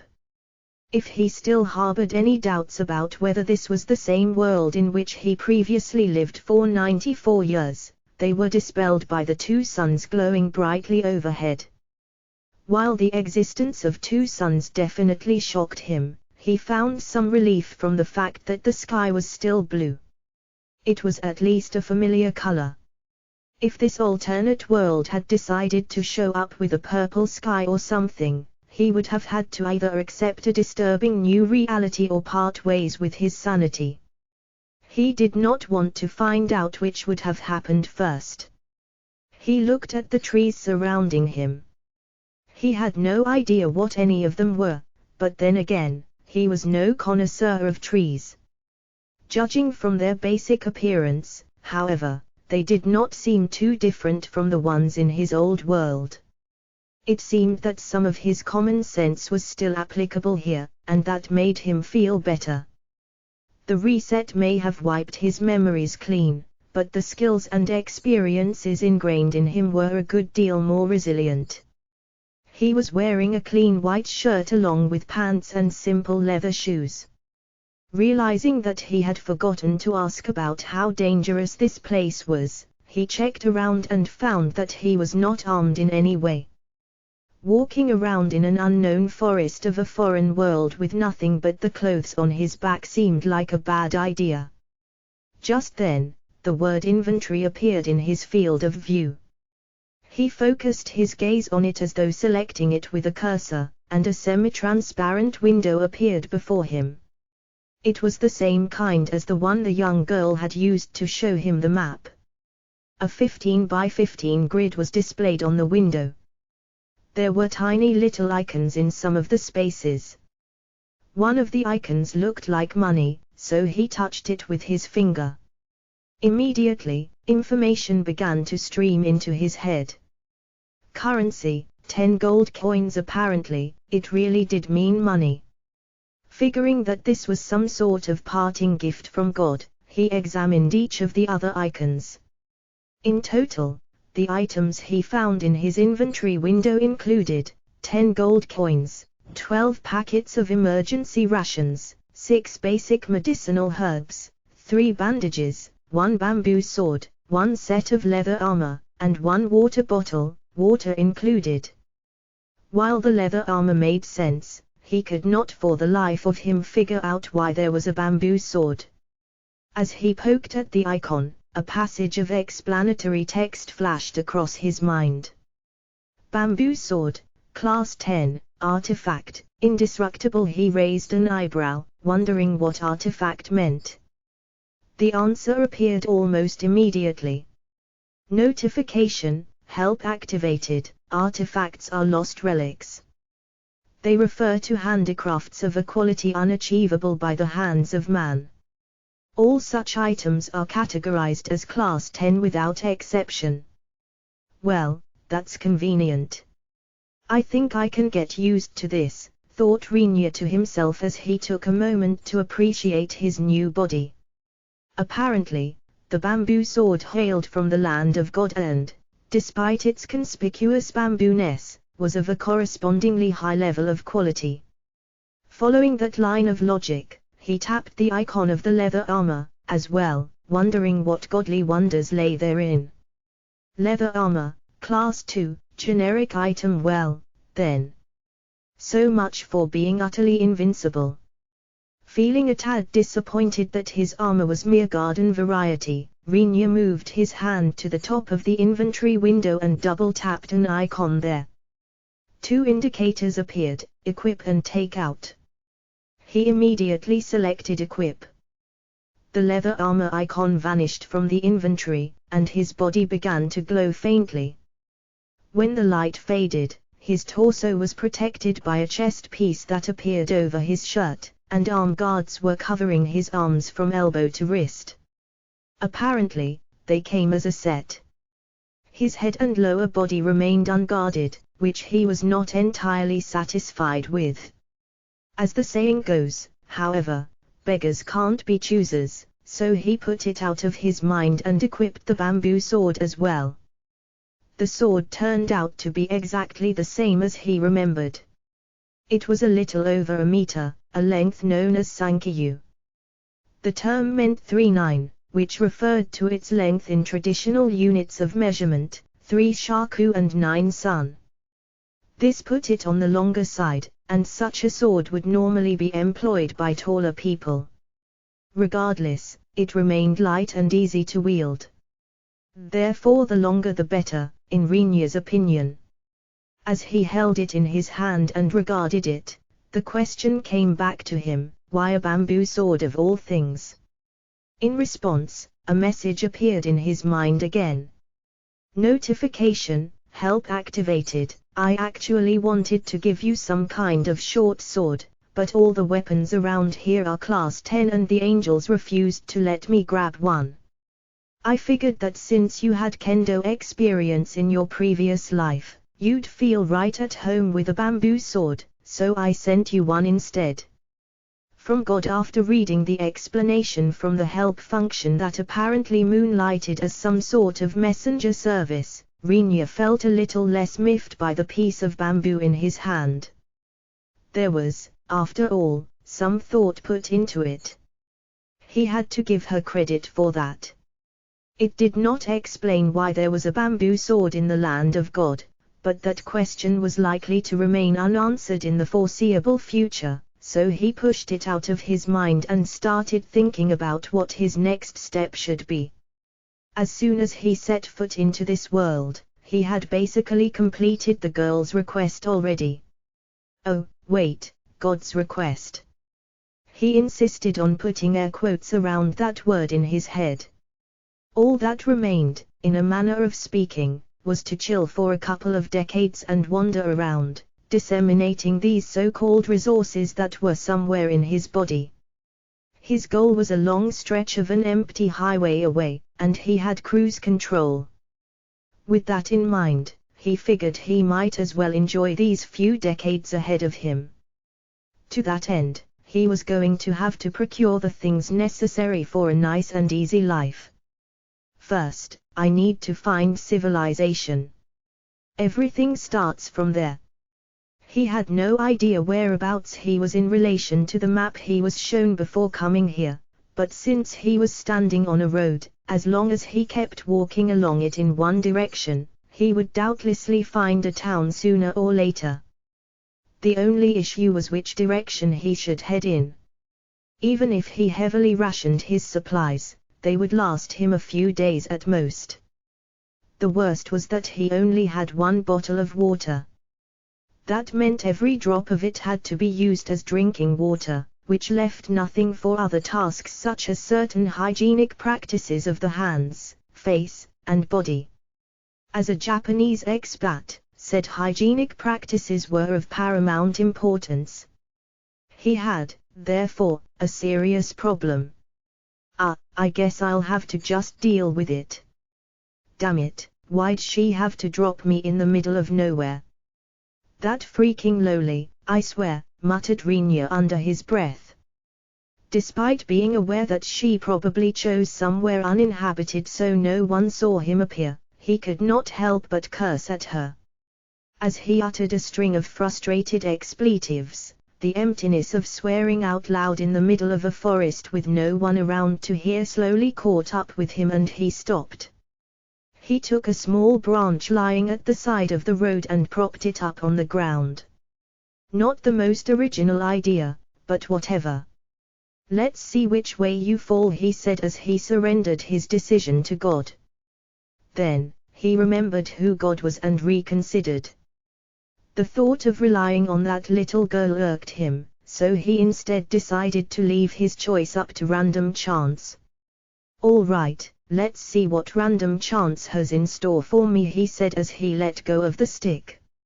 As it began to fall, the surrounding silence was broken by the faint sound of a human voice. He turned toward its direction. The stick fell the other way. God damn it, I hate random chance, mumbled Rinya as he stared as the stick, perfectly aligned with the road but pointing in the exact opposite direction of the sound. If he kept to his original plan, he would have to follow the stick, but the sound he heard was unmistakably a person's scream. He probably had little time to hesitate, but hesitate he did. On the one hand, there was the stick. On the other, the source of a scream and likely some sort of trouble. Ignoring the scream and heading off in the other direction felt like running away. However, he'd just arrived in this world and was a stranger to everyone around, so he had no obligation to act, either. After chewing on the choice for a little while, he ran off in the direction of the scream. Asking himself why he did, he found that he had no answer. The best he could come up with was that a voice meant a person, and a person, hostile or not, meant the chance to ask for directions to a town. At worst, he could just ignore whatever was happening and walk away. With his mind set, he quickened his steps toward the source of the voice, bamboo sword held firmly in his left hand. The speed at which he ran surprised him. Thanks to the girl, physically, his body was indeed young and fresh and devoid of any old memories. Mentally, though, it was still inhabited by a 94-year-old soul who kicked the bucket after racking up a whole lot of check marks on its list. Somewhere in that soul was the distinct impression that his legs had not felt so light when he was alive. The pleasure of such an experience alone might be worth the price of admission. Feeling rather glad he took God up on her offer, Rinya kept up his brisk run. He gave an appreciative nod toward his body, which had not even broken a sweat, and trained his eyes on the fast-approaching source of the scream. He could faintly make out a number of darker-skinned men in leather armor off in the distance. They stood in a circle surrounding two women. One had blonde hair and wore a robe like that of a nun. Beside her was the other one, who stood with her back toward the first woman in a protective stance. The second woman had her long black hair in a ponytail and was brandishing a long sword. She was not fully armored, but wore metal plates over the vital points of her body. Seeing their relative positions to the men, Rinya immediately decided that walking away was not an option. There was a part of him that honestly wanted to stand by and watch how things played out. It would be a morally questionable choice, but no one could fault him for being a bystander right now, and it was not the kind of situation one often had a chance to see. Given the circumstances, he figured it was a reasonable thought to have. He was, after all, a 94-year-old zombie in some ways.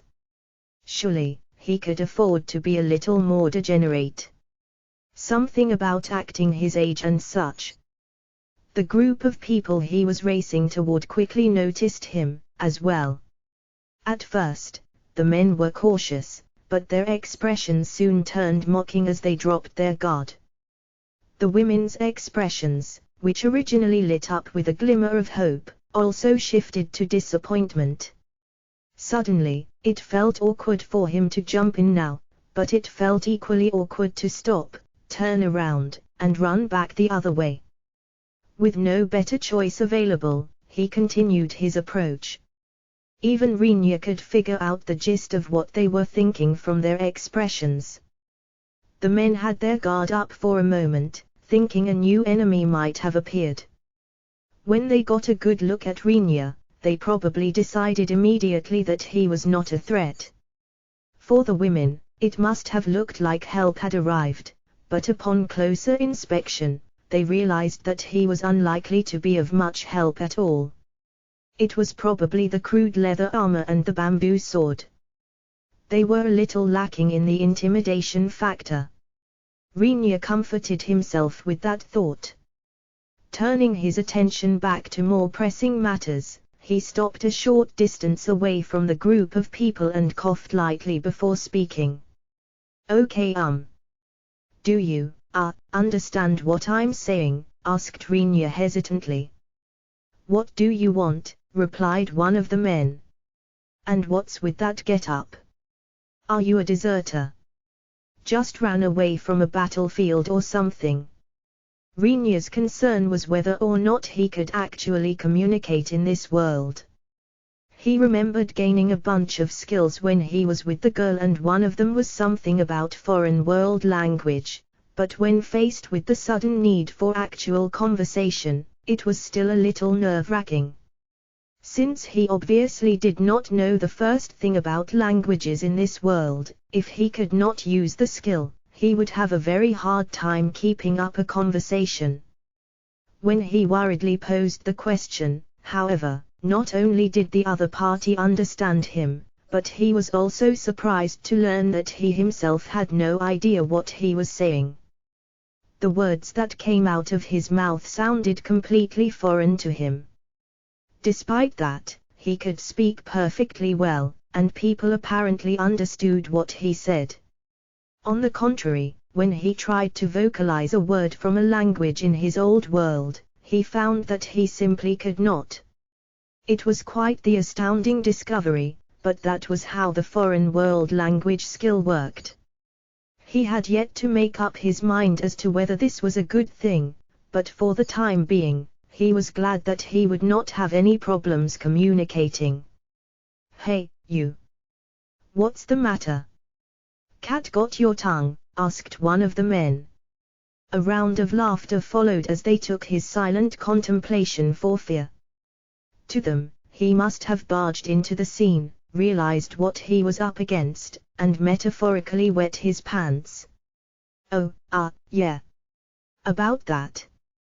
Just chill for a sec. Paying absolutely no mind to the mocking laughter, he observed the two women who were surrounded. Both of them would have been peerless beauties in his original world. The robed woman's long blonde hair fell in soft waves and her big blue eyes curled down at the corners in a way that lent them the slightest hint of listlessness. Her robe, mostly black in color, covered the whole of her body. Back in his old world, it would have borne a sharp resemblance to the kind of clothing worn by people whose professional title tended to be sister. Its unassuming nature, however, was negated by the fact that it was barely able to contain the contents it clothed.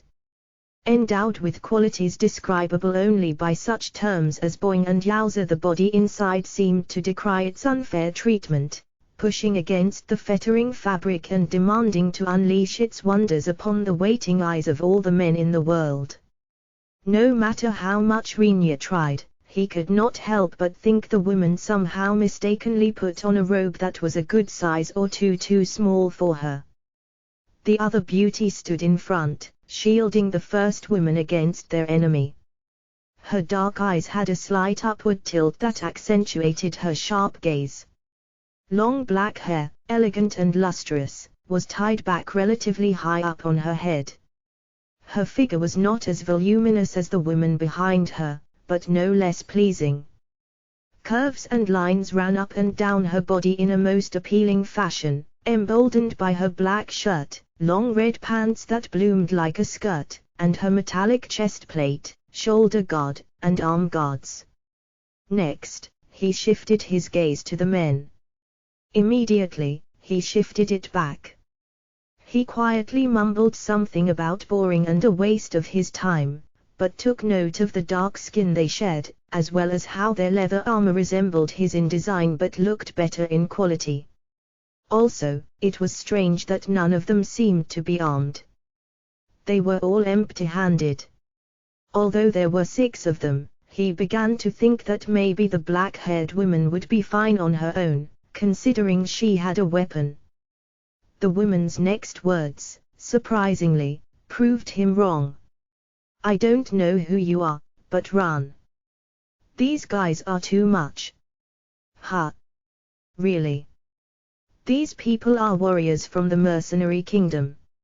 Forget about us. Just run," yelled the woman with a look on her face that implied her brief exclamation should be more than enough to get the point across. It was, of course, not enough, because Rinya had not the slightest idea about anything that could be considered common sense in this world. "Hey, chump, we're busy people, and I doubt we'd make half a coin even if we stripped you naked. I figure I'd be willing to let you off the hook if you hightail it out of here right now." I wouldn't mind doing that, but there's this nagging thing called a conscience that keeps telling me I'd be a horrible person if I did. You know what I mean. Only 2 types of people would jump into an unfamiliar situation to help out a complete stranger, a protagonist in a story or a total hero. The noun in the second case is synonymous with idiot.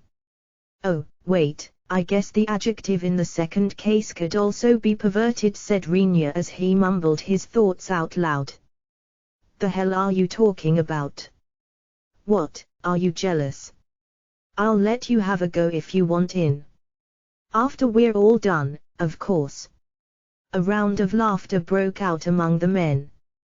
The pair of women shot him looks of pure revulsion. That was slightly upsetting. Right when he was about to grimace at the treatment he was receiving, the men spoke the words that sealed their fate. "First of all, what'd you even think you could do with a little stick like that? I'd just grab it and it'd be all over." "What?" Until that moment, Rinya had a distinctly "oh what a bother whatever shall I do" kind of expression. It was gone in an instant, replaced by a murderous glare. He was not sure himself why it happened, but a sudden urge welled up within him, the urge to make the man regret every last word he just said. "Want to say that to me again, punk? The hell are you? What, your dinky little stick? I said I'd just grab it and it'd be all over for you." All of a sudden, Rinya's voice changed. He growled in a deep, icy tone. Despite that, the man still thought they had the advantage in numbers and repeated his provocation. Wordlessly, Rinya thrust out the bamboo sword with his left hand, brandishing the point at the man. "What do you think you're doing, kid? Letting you grab it? The curb stomping will come after that, so clench your cheeks." Rinya's frigid declaration was met with a roar of laughter. "Are you freaking serious? Oh, man, you're a riot, kid. Hey, this dumbass here said he'd give us a beating with his stick. And he'd let us grab it first. The poor kid probably lost his mind. What an idiot. Well, let's have some fun. Here, I'll grab your little stick for you. Then, maybe you'll learn to regret how stupid you are." The man carelessly grabbed the tip with his right hand. "Well, I grabbed it. What now?"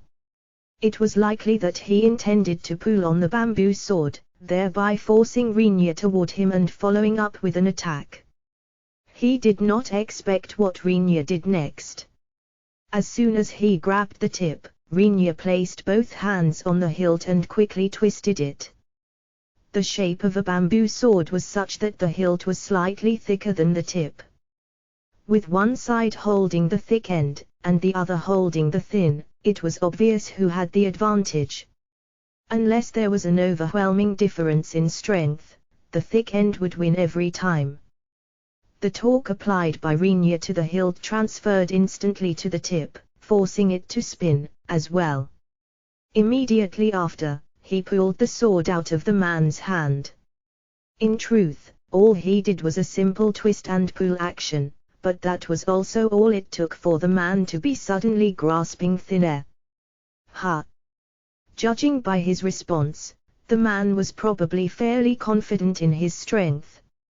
As a result, when he lost his grip on the sword, he simply failed to comprehend what had happened.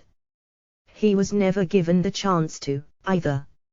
Rinya was not nearly nice enough to wait for reality to work its way into the man's head.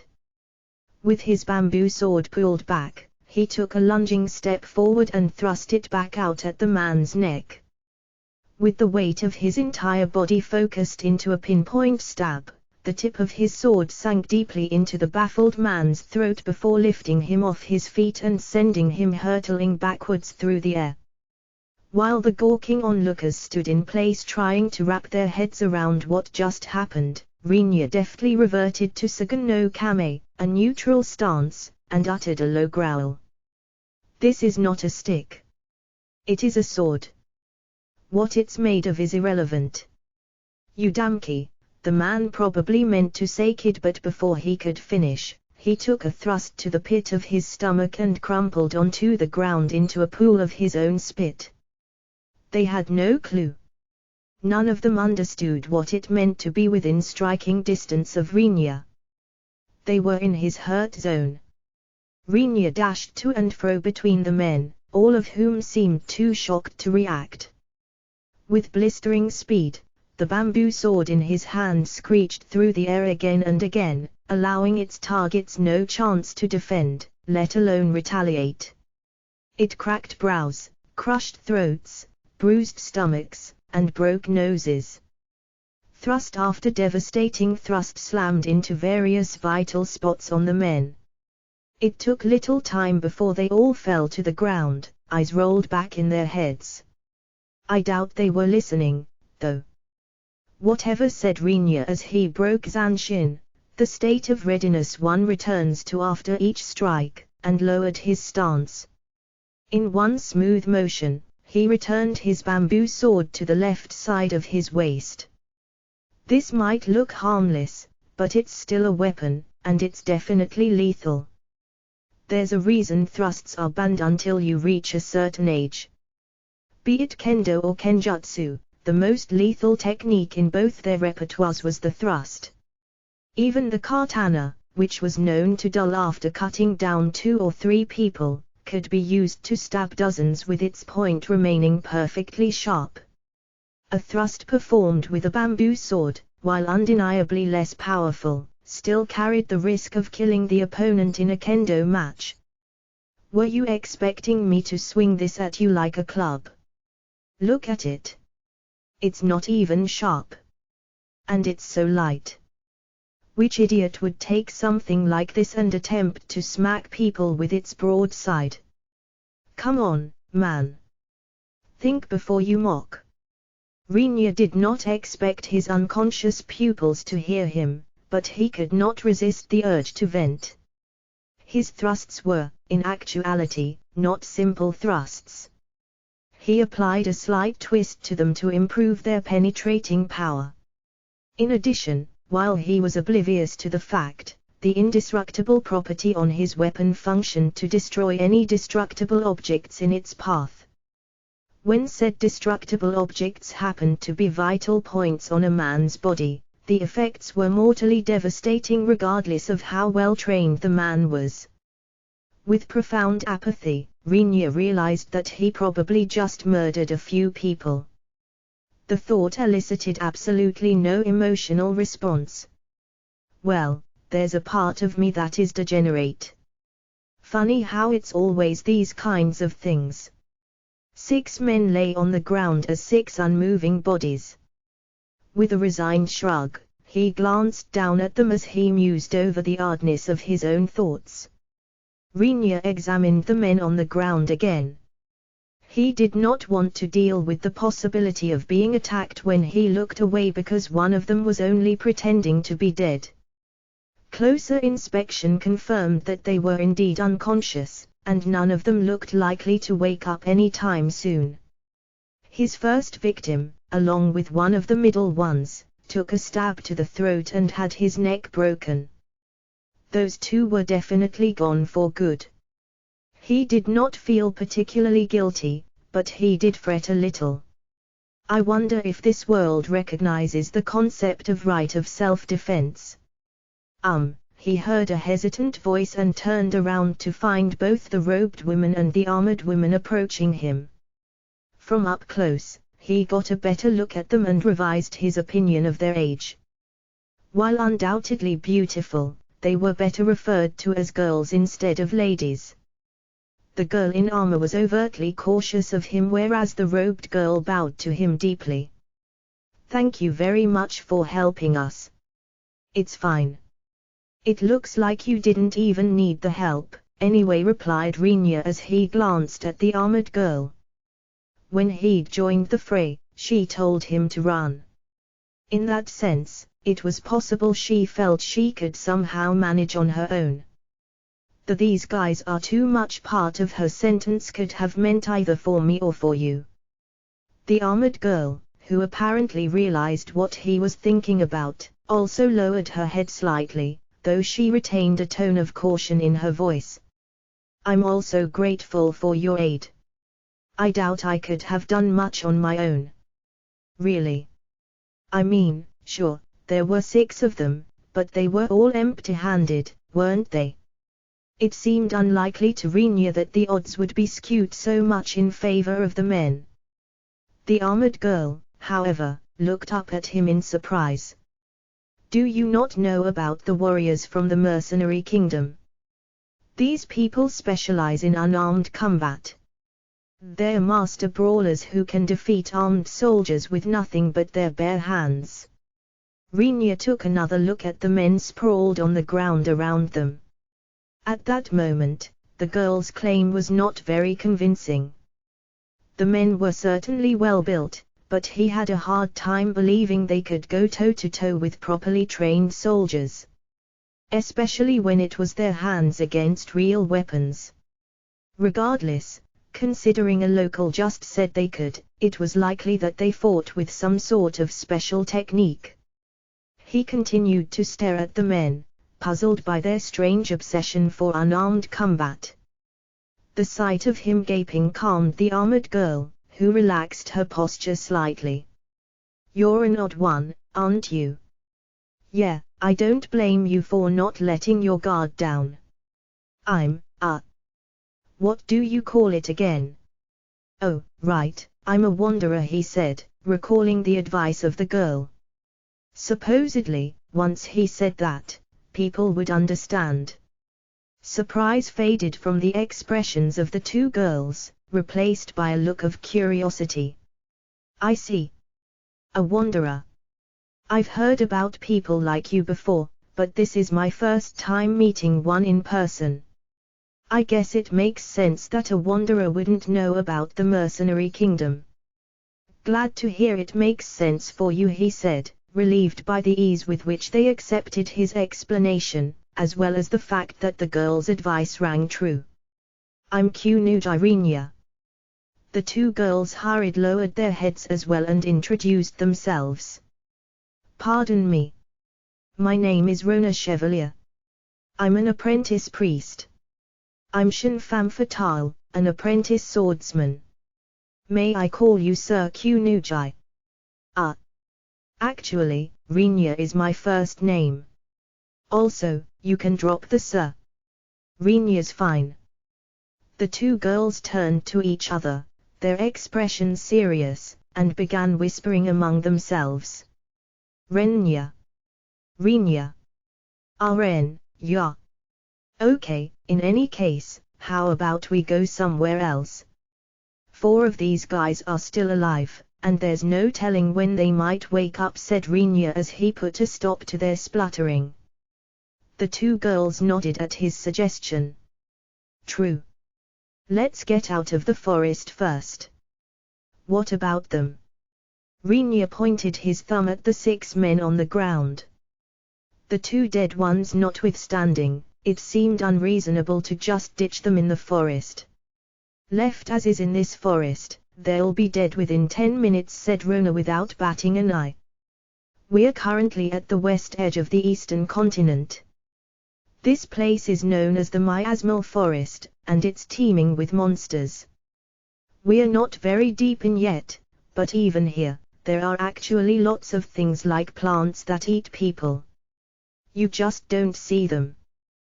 That made the forest seem terrifying to Rinya, but the 2 girls spoke as if it was the most boring thing in the world. Without so much as a glance at the men on the ground, they walked off. Rinya was about to follow them, but he paused, feeling a little uncomfortable about leaving people here to die. Then, it occurred to him that one wrong step might have ended with him lying there in place of the men. With that thought in mind, he placed his palms together and wished them smooth passage to the afterlife before running off after the 2 girls. Rinya, would you mind if I asked how long it's been since you came here as a wanderer? Asked Rona, who walked at the front of the party. Just now, basically. You managed all that when you only just arrived. That's very impressive. Rinya had no idea what it was that impressed her. He raised an eyebrow as he followed slightly behind the girls. Seeing the puzzled look on his face, Shin joined in. Normally, wanderers are disoriented when they first arrive. I was impressed by how quickly you managed to floor a bunch of trained soldiers despite only just arriving. Ro. That's how I'm known by people who are close to me, answered Rona with a chuckle. I see. So, Rona, why were the 2 of you in a place like that to begin with? Asked Rinya, making sure to avoid her nickname. Surely, he was not included in the category of those close to her. Rona, however, seemed taken aback by his question. Oh. And I just told you my nickname, too. Was that on purpose? I'm not shameless enough to start calling a woman I just met by her nickname. Absolutely. Shin nodded. That's just basic courtesy. Rona, meanwhile, seemed somewhat disappointed. Her eyes innocent, she looked at Rinya with such an air of naivete that he began to question whether it was really a good idea for a pair of girls like them to be wandering around a place like this. I almost never get to hear a man call me that, you know. I'd prefer to not die. Rinya's quip was lost on Rona, who gave him a perplexed look. Shin, however, nodded in approval and mentioned, he's a smart one. The 2 appeared to be very good friends. That much was obvious from Shin's nickname for Rona. In addition, Rinya thought that Shin also acted as a guardian of sorts for Rona.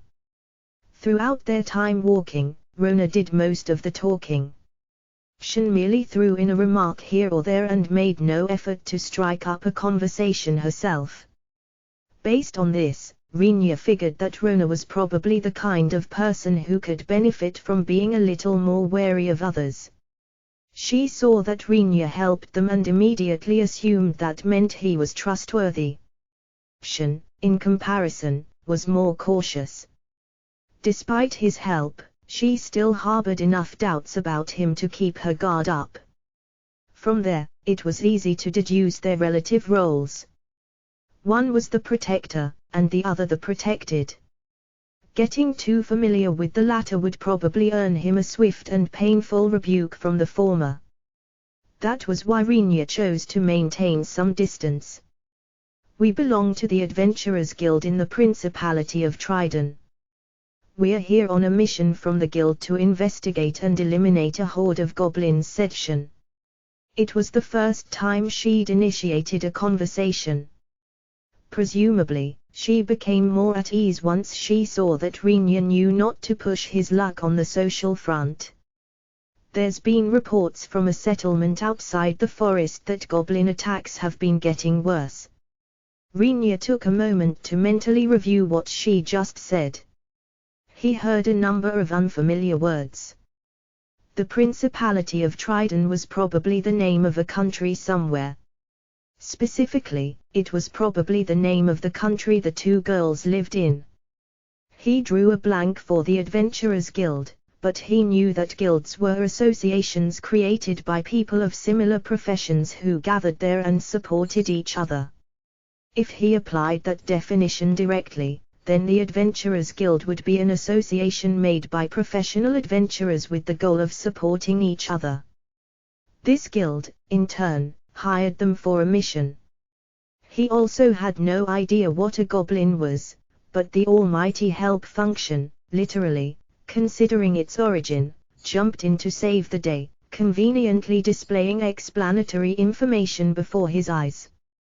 Notification, help activated. Goblins are humanoid monsters with greenish skin and an unsightly appearance. They stand about 1 meter tall, are entirely hairless, and live in hordes of about 20 individuals or so.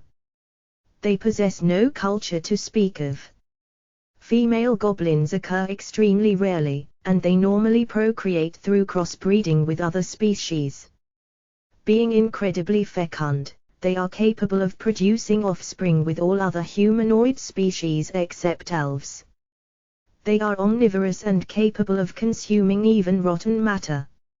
Occasionally, individuals with superior ability are born, and these can go on to lead large hordes that number in the hundreds. This is, of course, all common sense if you've played games before. From God the excerpt was fine until he read the last sentence, at which point he mentally dialed the smack-o-meter up another notch. He was keeping track for when he saw her again. Okay, correct me if I'm wrong, but goblins are monsters that live in groups, right? That's right. They're individually weak, but in numbers, they can be a handful. And you're going to go investigate and eliminate them.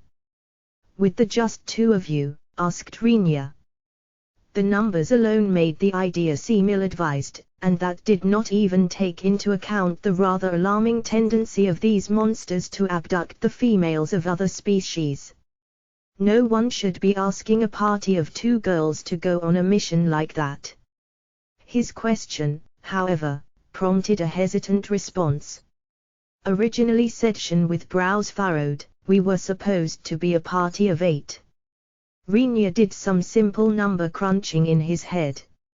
8 minus 2 equals 6. That meant 6 people were unaccounted for. He just so happened to have incapacitated 6 people not too long ago. That was probably not coincidence. I know what you're thinking, and you're right. Those people we were with just now. They were the ones we took up the mission with. Rinya recalled being told by Shin that all 6 of them were warriors from the mercenary kingdom. In other words, the guys were probably buddies, and the pair of girls joined their team.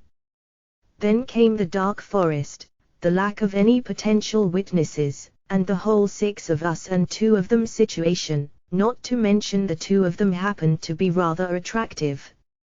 It was easy to see how a bunch of bird brains would come to the conclusion that it was time to party.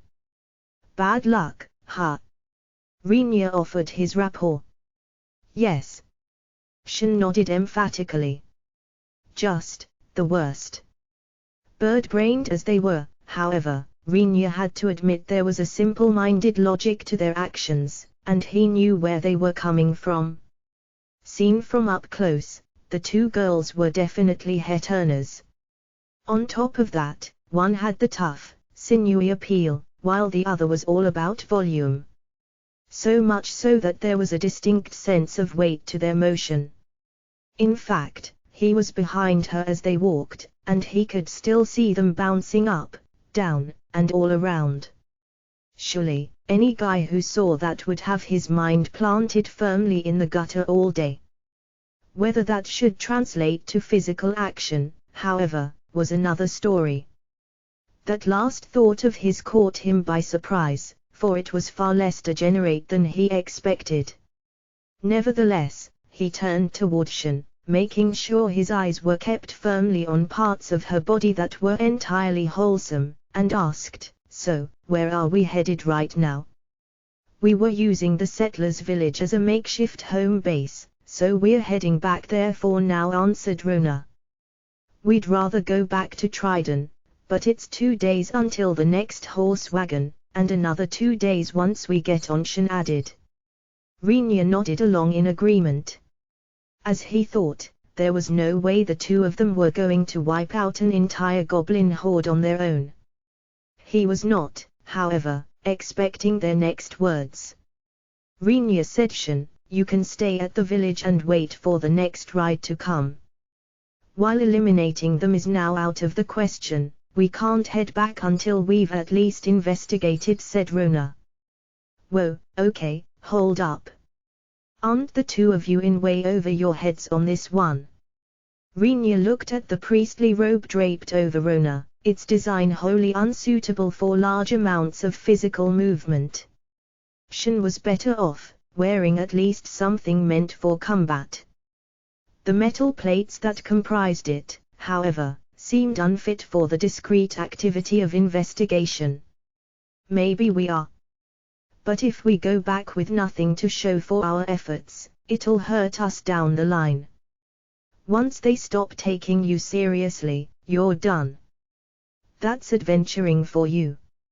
Rinya pointed out that the guild should carry some of the blame for setting them up with a team in which 6 of the 8 members turned out to be backstabbers, but Shin shook her head. "The guild definitely did a poor job of vetting, but we'll have to wait 2 days to report that. If more goblin attacks happen in that time, it's the villagers who'll suffer." "I guess that's true," Rinya was still not convinced. In his opinion, none of that would matter if they ended up dying. In fact, dying might still be preferable to becoming unwilling accomplices in causing a rise in the local goblin population. Their mind, however, was made up, and he had no choice but to give up protesting. "In that case, how about I give you a hand?" asked Rinya, figuring it would weigh on his conscience to ditch them knowing their chances of success were slim to none. The two of them proceeded to discuss his offer with each other in whispers. After a short span, Shin turned toward him. "Are you sure?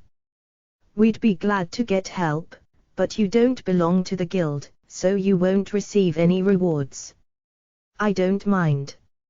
In case you're feeling particularly generous, though, I'd appreciate it if you taught me a few things about how this world works. You're putting your life on the line, and that's all you're asking for." "Don't you think you're getting the short end of the stick?" asked Shin, caution returning to her narrowed eyes. Rinya sighed. Admittedly, her previous experience with male teammates was not exactly smooth sailing, so she had reason to be wary of him. He still felt she was being a tad too self-conscious, though. "I think it's up to me to decide which end of the stick I'm getting, no?" "Well, yeah, I guess. See, the thing with information is that it's an afterthought to those who have it, but it's priceless to those who don't," he added in a slightly exaggerated attempt to support his own reasoning. Shin scrunched up her face, evidently unconvinced. Runa, however, gave a light-hearted chuckle. "Don't worry. I'm sure Rinya's a good person." With her friend smiling cheerfully beside her, Shin gave Rinya a look that said she was willing to play along for the time being. "Man," grumbled Rinya, "and I'm honestly trying to be helpful here." Left alone to his thoughts, he looked up at the sky and wondered why it was so difficult to earn a bit of trust these days. "Master, what kind of person is this Rinya Kunujai?" The sudden question forced me to turn my attention away from the work I was occupied with and toward the direction of the voice. In the process of doing so, I quietly lamented the unending nature of problems. Honestly, they're just one continuous pain in the butt. You get rid of one and another pops up. It's like playing whack-a-mole, except it never ends and you can't stop. In fact, I was just dealing with one of them. Specifically, a couple of hero types somewhere, we'll just call them Protag and Company, genuinely believed that they could change the world through the power of will. The whole you just gotta believe thing. Which was all fine and dandy until they believed so hard they became stronger than the local administrator and started overwhelming his willpower. They were on the verge of actually effecting some change on the world, so he sent me a request for help. In return, I made him sit down and write "my will is strong" on a piece of paper over and over again until I said stop. I told him it was for strengthening his willpower. In the meantime, I had to go deal with Protag and Company by sicking a supercharged Demon King on them to give them just the right amount of ass-whooping, not enough to kill, but demoralizing enough so they won't try this again.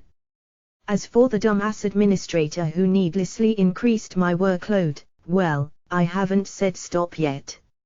After all, what better way to punish, educate, the ignorant than a good millennium or so of copying out the same sentence over and over?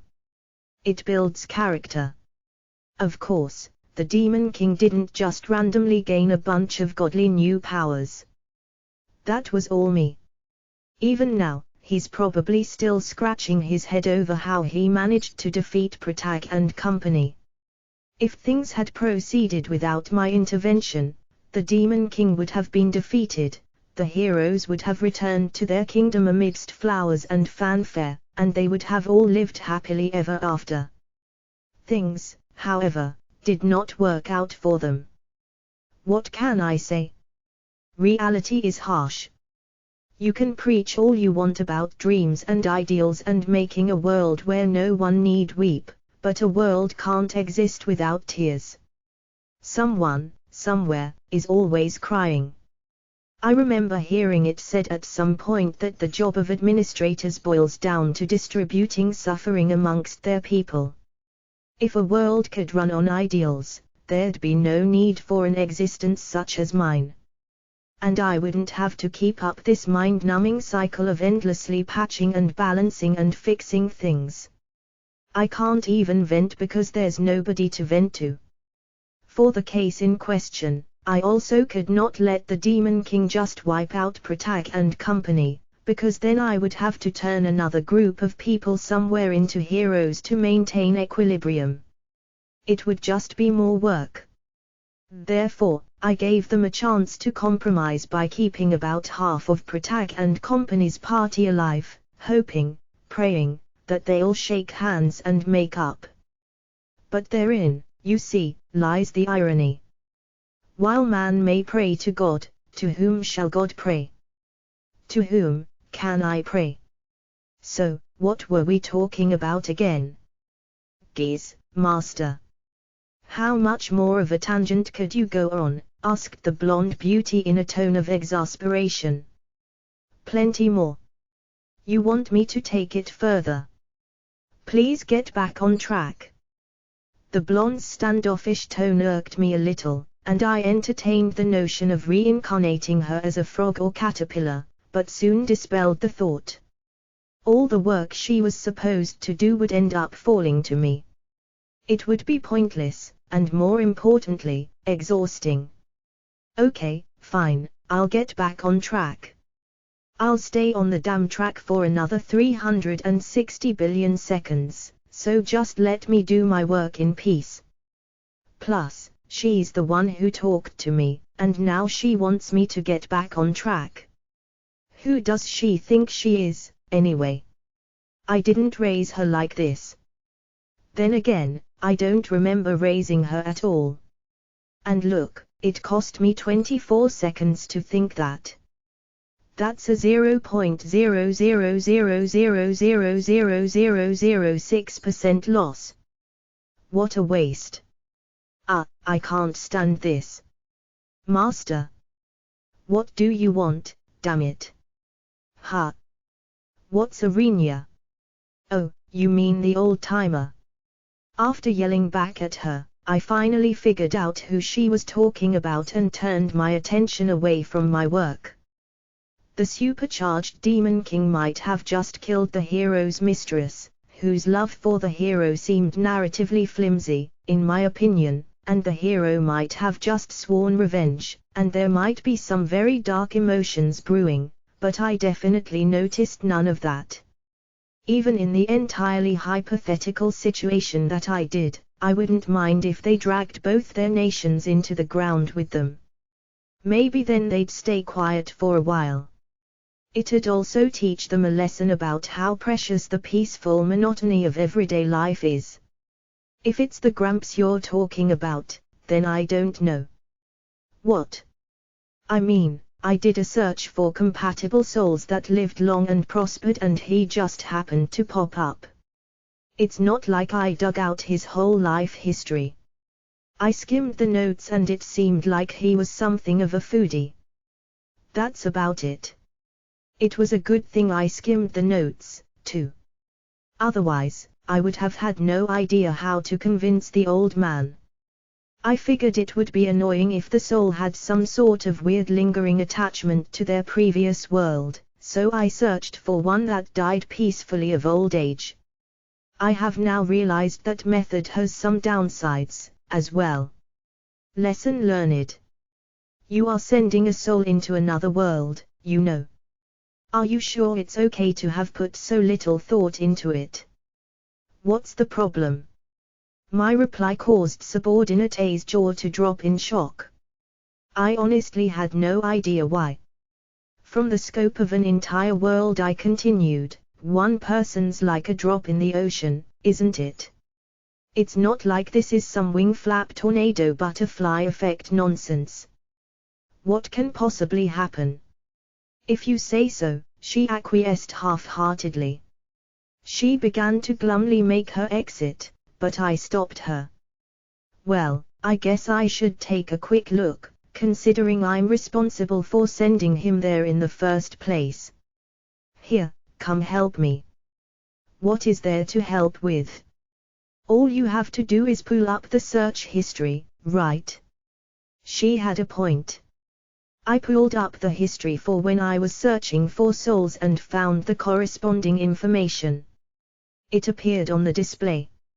Rinya Kunujai, human age at death, 94. He was sent across the boundary of 9225-0846-2525-4989 to alleviate its resource deficiency. Original world identification number is 8190-9414-3878, of which there is nothing remarkable to report.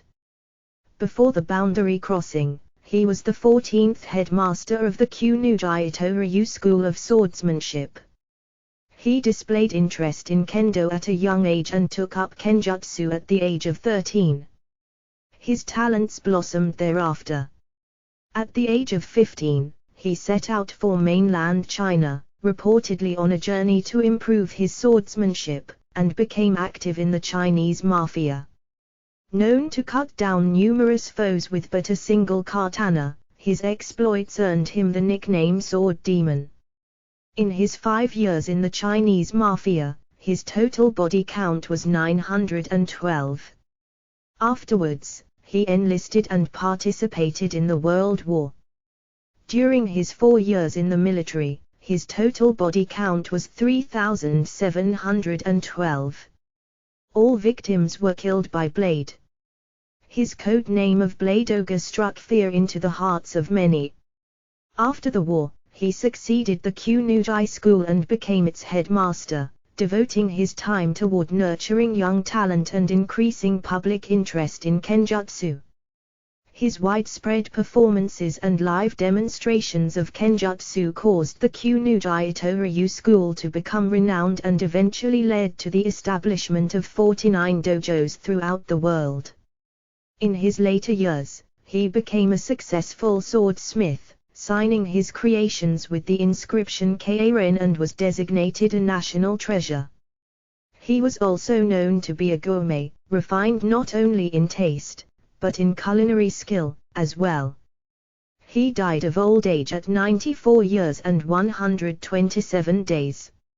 Lifetime body count, 5,730. I looked up from the window with what I was sure were hollow, withered eyes.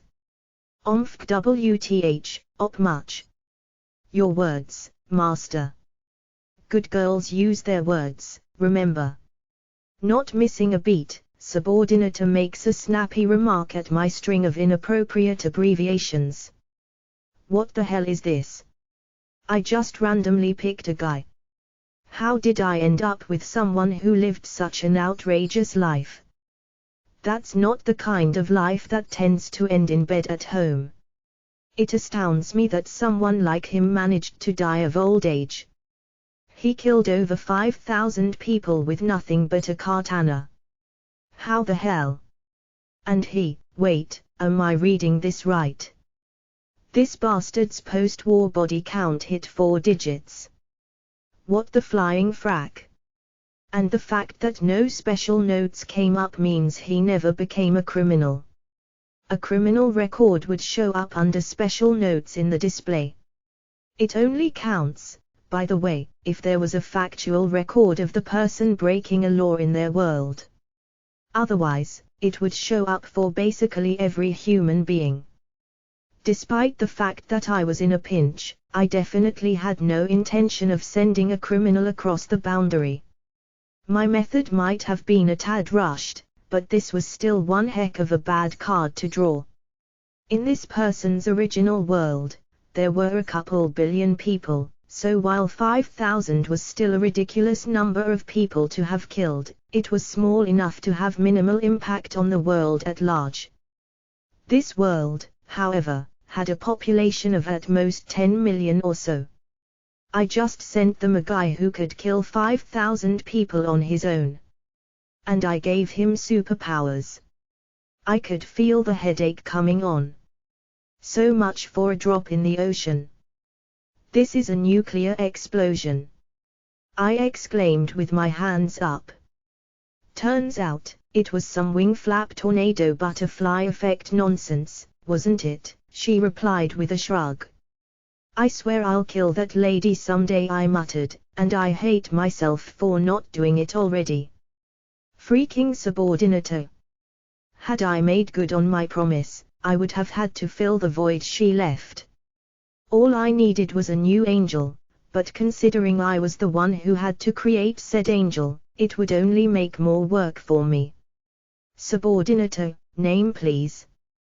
Unassigned, I believe. Come here. Let me tweak your appearance a bit. I'll give you a name, too. Wait, what are you? Ignoring my flustered subordinate's protests, I opened up her settings window and began tapping on various options. Speaking of appearances, why were all my subordinates blonde-haired ladies again? I dimly recall making them reasonably distinct at first, but after a while, I think I got lazy and started copying them all from the same template.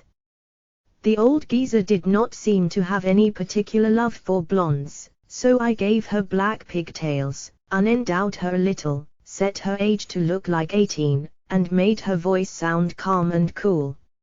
Starting today, you are Gyriel. I'll make you an archangel, so head over to that world and be Renya's guardian angel. Your previous duties remain unchanged, so don't slack off on those either. Stop increasing my workload, geez, said a profoundly displeased subordinator, who was now Gyriel. I bared my teeth. It seemed to work and I managed to extract a reluctant fine, understood from her. It would have to do for now. Are you sure about this, though? You would be ignoring the administrator's wishes. There's nothing wrong with sending an angel. Plus, you're only providing personal protection. If he complains, I'll just claim providing divine protection is part of your job. It'll work. In that case, you could have just sent an angel to deliver the resources, she said, her tone smug as if she just came up with a brilliant idea. I leapt up and gave her a good smack on the head. The process reminded me that I had been a little girl for quite some time now, and the appearance was definitely starting to feel inconvenient. I considered changing it, but nothing came up, so whatever. Little girl it is. I can't possibly station one of you angels down there for a long time now, can I? That's true. Enough talk. Get moving already. Go watch over the old man and make sure he doesn't do anything crazy. If he does something crazy, stop him. Got it? Okay, I'll do what I can. I shook my head at the frivolous reply, knowing full well that it was impossible to ask a subordinate to show some energy when the creator herself could not even muster up any. Despite that, she bowed her head in compliance. Just as she turned to leave, I gave her one further instruction. Also, that bamboo sword needs a facelift. When you get the chance, turn it into a katana, would you? So, finding the right time to do it will be important, right? Along with a decent explanation for changing its appearance. I'll do my best. Without turning, she waved her hand as she walked off. As I gazed at the back of her slowly departing form, I mentally redirected my attention back toward the work I had put on hold. Well, then. The mistressless hero was committing indiscriminate demon genocide. Maybe I'll just leave them alone for a while. Maybe it'll all work out. Somehow. Shin's proposal to return to the village met with no opposition. Being inside a forest gave Rinya no way to keep track of time, but he was informed by Shin that further investigation would result in the sun setting on them before they got out. Goblins, who were nocturnal, would then pose a very dangerous threat to those who encounter them unprepared.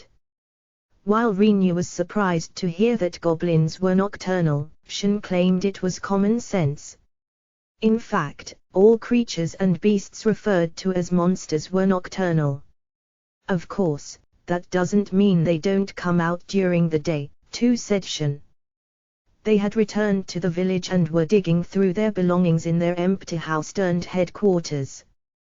Digging was fairly literal, because there were 6 people's worth of stuff to go through.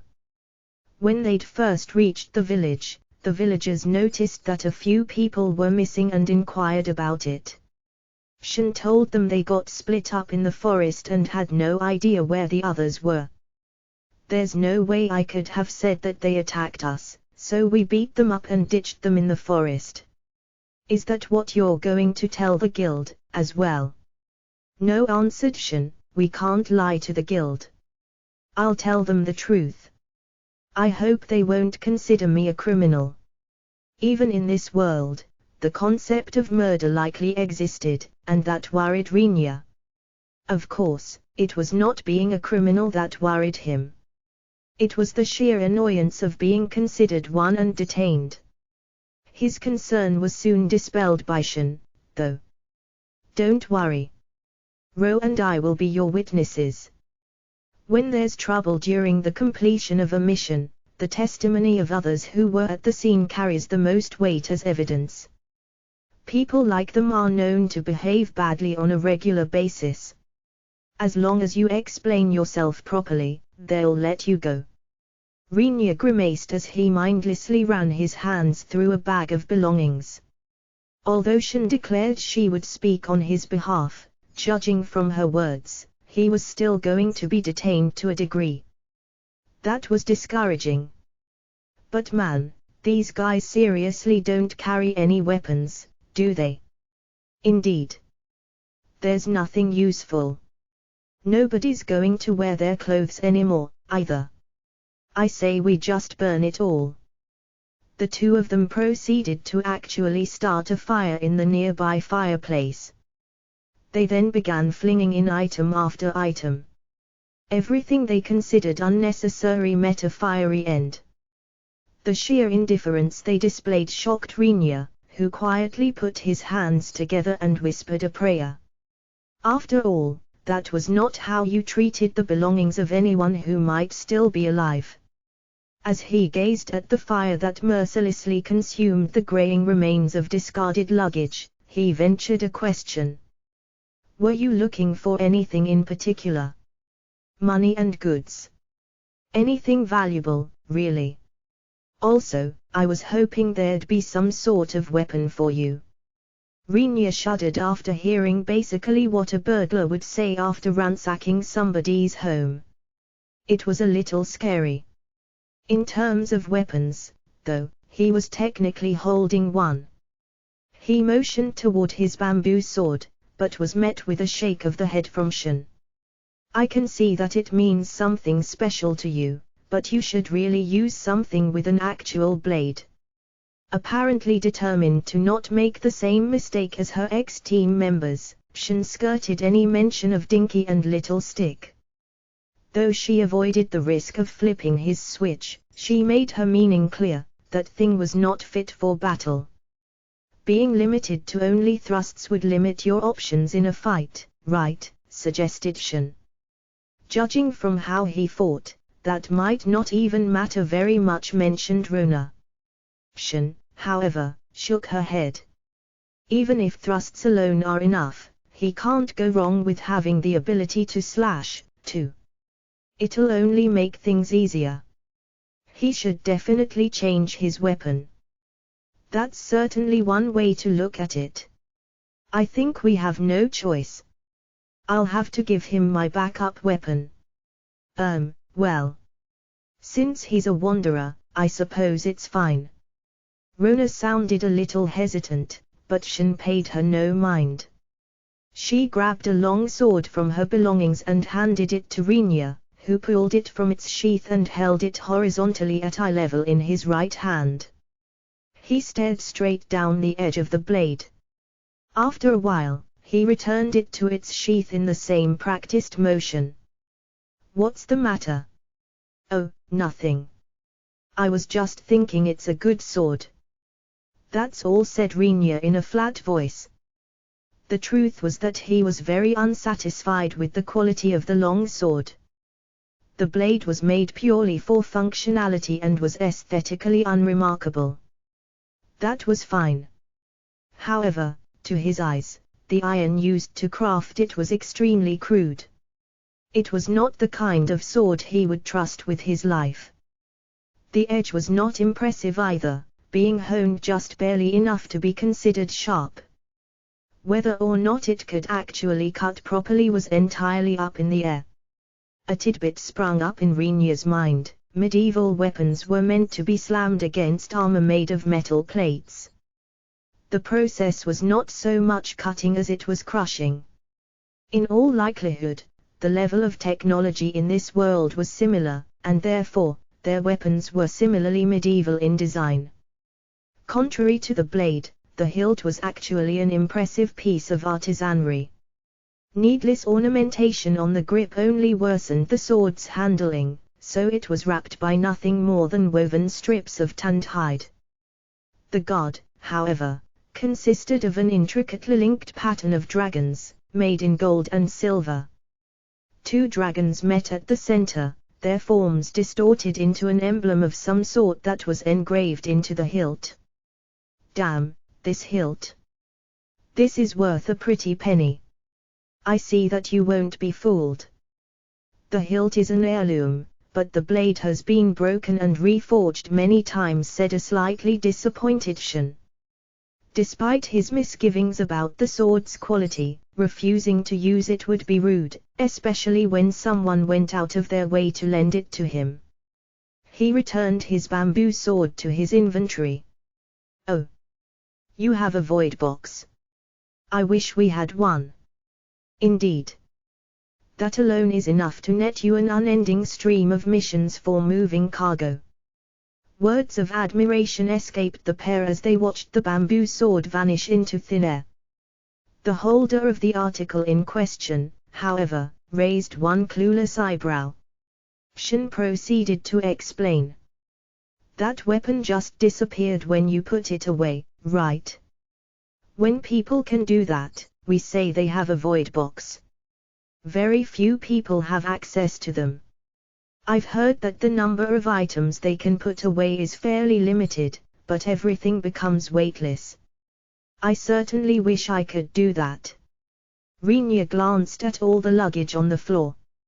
Originally, they probably intended to keep up their investigation until the next scheduled departure of the horse wagon. It was only 2 days, but 2 days' worth of luggage was still a pretty big pile. From what he could see, it was mostly food, water, medicine, and small tools for tending to their equipment. Presumably, they also had changes of clothes somewhere, as well. For people like them who had to do a lot of traveling, the notion of being able to walk around without carrying everything on them was understandably very tantalizing. When you head back, how about you throw all your stuff in my, void box, too? That'd be a big help. The ride would cost us less, too. Apparently, the cost for riding the horse wagon depended not only on the number of people but also the weight of their luggage. According to Rona, they did not go as far as putting everything on a scale, but the driver would look the riders over and decide on a price based on their equipment and belongings. Leave it to me, then. Well, I guess that comes after safely finishing this investigation. That's right. Even if we're only up against goblins, it pays to be careful. Not to mention we're in unfamiliar territory.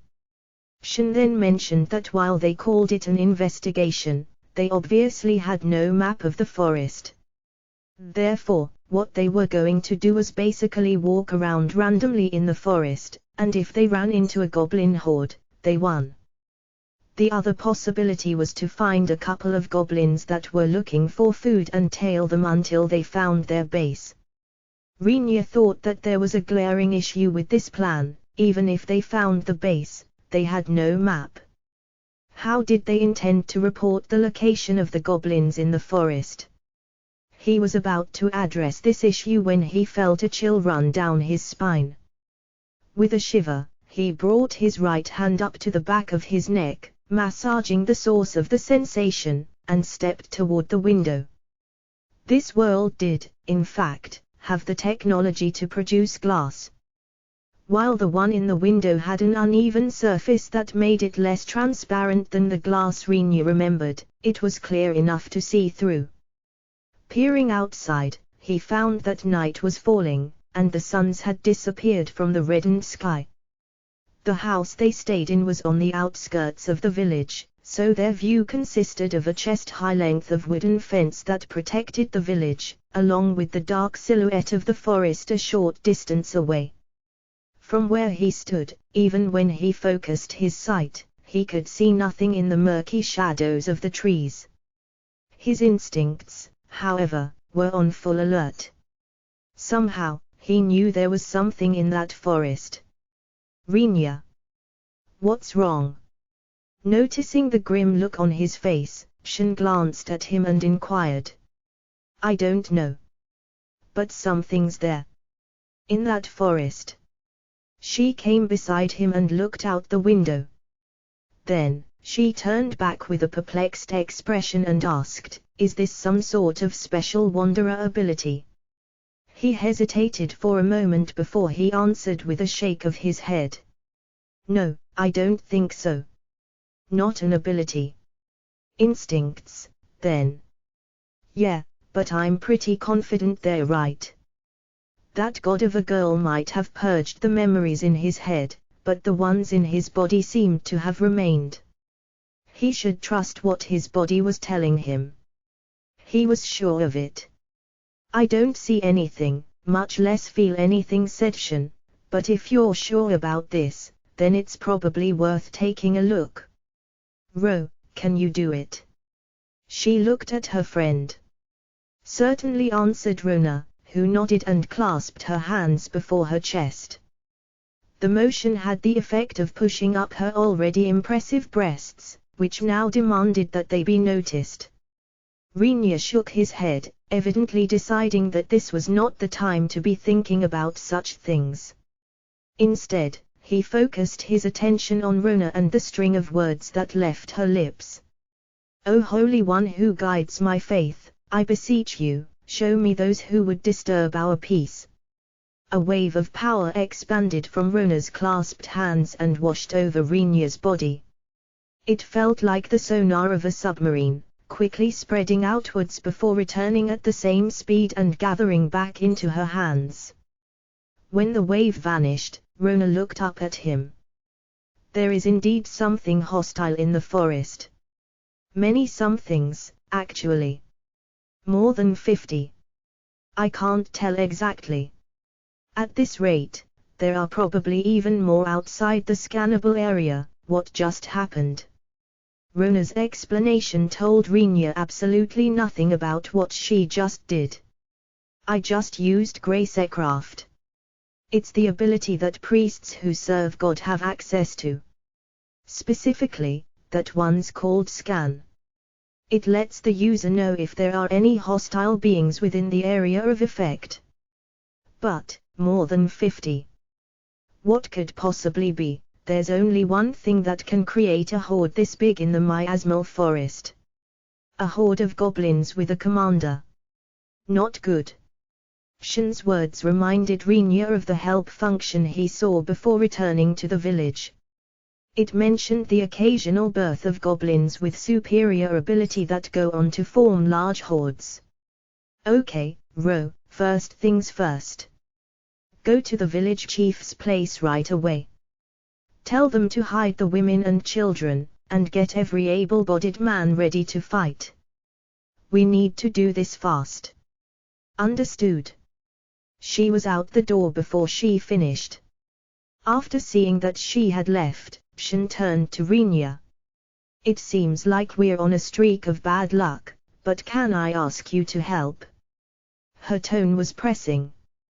He could tell that the situation was dire. "You think they'll attack?" She nodded immediately. "There's more than 50 of them. They're not here to visit. Especially not with a commander. How do we match up?" "The village has about 50 people.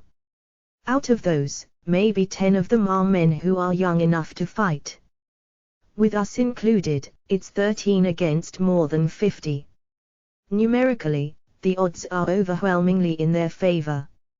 On top of that, the men of this village aren't trained to fight. They can maybe handle a one-on-one, but they'll barely be able to defend themselves against 2. And if we lose? I don't want to think about it." Shin grimaced. "The whole village will be at mercy of their jaws. To them, even dead people are food. The young girls, me included, will either be killed, or wish we'd been." "Damn, that sounds hot. Too hot for cable. The censors are going to have a field day with the number of babies being made." Rinya's wisecrack was met with a muted response. That was to be expected. Censors and cable probably did not exist in this world. Despite that, Shin seemed to have caught the gist of what he meant and shot him a look of pure revulsion. "Please don't. If that was a joke, it wasn't funny." "You think so? Whatever. Who cares, anyway? Whatever happens, happens, and you can think about it after. Is it just me, or do you sound a little weird?" "Wait." Shin took a closer look at his face before drawing back in shock. "Why are you smiling?" Slightly puzzled by her question, it was not until he brought his hand to his mouth that he realized the corners of his lips were turned up. Though he was unaware, he did indeed appear to have been smiling. It was not a good smile, either. "Why? Ha. Good question. If I had to say," he said before pausing. A moment passed. Then, he continued. When the odds are against you in a fight, don't you think it's more fun? The onslaught began at nightfall. Dim forms, small and grotesque, spilled forth from the shadowy forest. Their red eyes, reflecting what little light remained outside, glowed sharply in the darkness. Rinya finally understood why Rona saw at least 50 of them, but she could not tell how many more. There were so many of them, it was not worth counting. On the settlers' side, multiple fires had been lit around the protective fence to ensure they could see. Led by Shin and Rona, the men of the village stood waiting with axes and bows in hand. The veil of night favored not man but monster. Once the fighting began, Rona would provide some amount of light through an illumination grace, but it was unlikely she could cover the whole battlefield. Furthermore, while the men were armed, their hands held no weapons. Their bows did little more than hunt, and their axes carved wood, not flesh. Nothing was made for battle.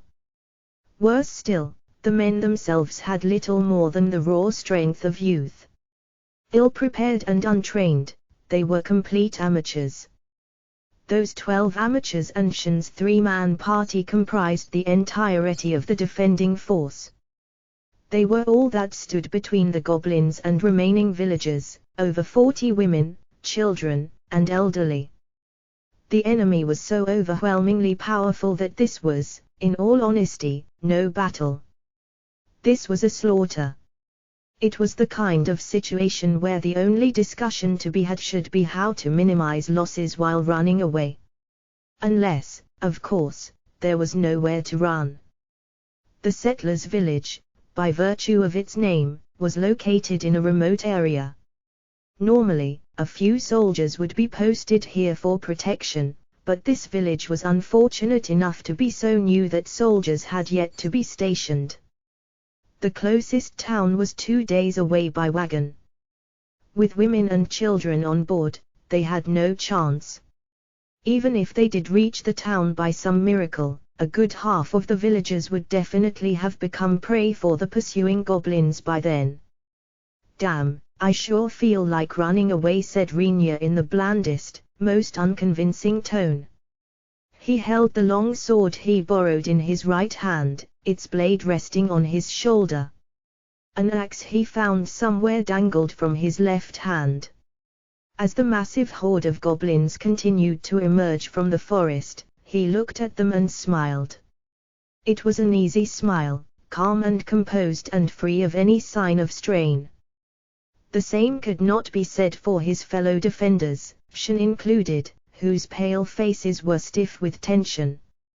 Rinya, are you used to being in this kind of situation? Her voice was strained. I'm not really sure, to be honest. I mean, there's the whole memory wipe thing, too. But still, it's sort of, you know how sometimes you just get this feeling that everything will be fine. Something like that. Rinya, on the other hand, could not have sounded more nonchalant. Rinya, you seem rather confident, said Rona. Nah, replied Rinya, I'm not confident.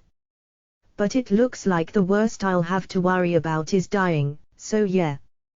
He refrained from mentioning the fact that it would not be his first death. He doubted it would make any sense, anyway. There was no point in confusing the two of them. More importantly, aren't they within range for the bows? Those who have bows, start shooting. At Shin's command, 4 of the villagers began firing off their arrows. Despite their pitiful numbers, their hunting experience seemed to have paid off in arm strength, and their arrows pierced through the goblins running at the head of the pack. Their effect, however, was trivial. It was little more than a drop of water thrown into a blazing bonfire. All right. If we live through this, I'll see you later.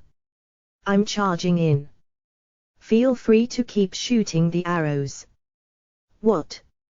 A simultaneous cry of alarm arose from Shin and Rona. Rinya shot them a single glance before suddenly dashing off, sword and axe hanging loosely from his hands. His reckless charge earned him some incredulous shouts from the villagers as well, but he paid it no mind. After all, this whole defense they were putting up was reckless to begin with. There were simply too many goblins, and too few of them. Since everything seemed like a bad idea anyway, he figured his best choice was to follow his gut and go with his most adept method of fighting. With that said, it still looked like suicide, especially to those watching him run into a horde of goblins by himself. The goblins were armed with crude wooden spears and shoddy-looking blades. The ones at the front of the pack noticed the incoming Rinya and pointed their spears in his direction. Right when they thrust, he lowered his body and slid under the protruding points. As he evaded the spears, he slid straight into a goblin and kicked its legs out from under it.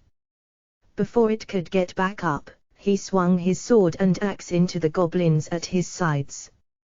When engaging a large number of opponents in battle, how to breach the frontal wall of spears is always a difficult question.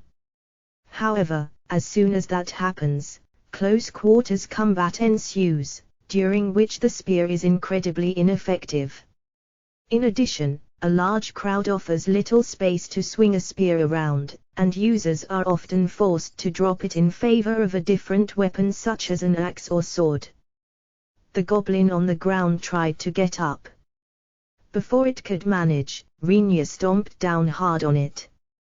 The rest of the goblins rushed to drop their spears and grab other weapons, which allowed Rinya to begin swinging his axe madly, sending its durable head crashing down into much less durable ones.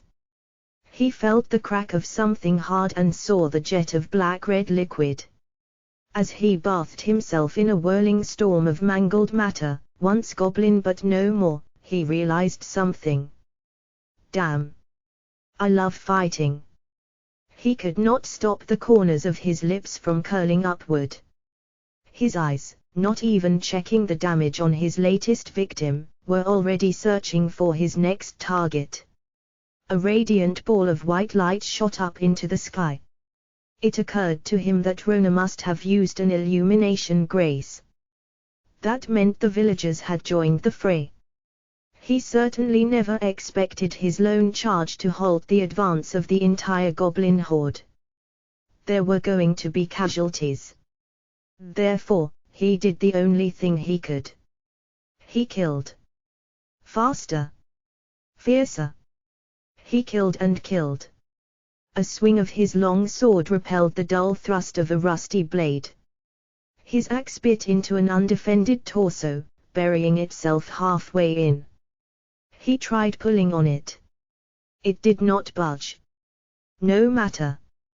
He swung his axe again. It slammed into another foe, dead body in tow. Goblins fell left and right, some shoved aside by him, others stumbling during a clumsy escape. His foot came down on them all. He stomped mercilessly, driving the anvil of his heel into arms, guts, and heads. A desperate wail. An axe to the jaw. A hand outstretched. A sword through the arm. Time after time, glancing blows found their mark on him. He ignored those, choosing to deflect only attacks that posed a real threat. They would strike. He would dodge. And his axe would roar. He thrust out his long sword. The blade was gone. It had snapped at some point. He spun it in his hand, reversing his grip. A short piece of metal, more scrap than sword, remained on the hilt. He rammed it into a goblin and dug it back out. If it could not cut, it could still gouge. Soon, the broken blade dulled further. He threw the lonely hilt back into his inventory and began to swing his axe with both hands. As he hewed through body after body, the axe blade began to dull as well. No matter how sturdy its head was, it could hardly withstand his ruthless handling. The handle, however, held strong. Perhaps it was made with felling tough trees in mind. Whatever the reason, it was enough. His weapon did not need to be sharp. It only needed to be harder than the next thing he bashed. He wailed into his target with all his strength, slamming it with his slab of metal. Be it a wooden shield or rough leather armor, a parrying weapon or blocking arm, none of it mattered. They would all shatter eventually. He only needed to keep hitting. Then, only the tender flesh would remain. And not for long, at that. Some time later, he realized his leather armor was nearly in tatters, having accumulated graze after graze. Finding it to be little more than an annoyance, he ripped it off and dropped it on the ground. Somewhere in his mind, he acknowledged that he just technically threw away a gift from God. Then, he decided such thoughts were pointless in the heat of battle and quickly discarded them. He felt faint sensations of pain all over his now unguarded body. He did not mind. If anything, the stinging served to anchor his sanity. They were the only things keeping him from losing his mind. This is just too much fun. It was as if a madness was consuming his mind. Through the axe handle in his hands, he felt the pleasure of crushing flesh. The sound of shattering bones was music to his ears. Enveloped from head to toe in the faint warmth of recently spilled blood, he felt good. He sought more. Who's next? He looked at the monsters and their ugly faces. It thrilled him to see them contorted in fear. It amused him to see them weep and wail for help. They looked for a way out.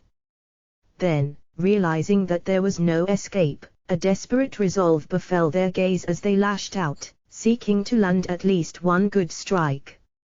He saw that, too. And he loved it. Where blades had grazed him, the wounds throbbed with pain. Such bliss! Where foes had struck him, his nerves went numb with shock. More still.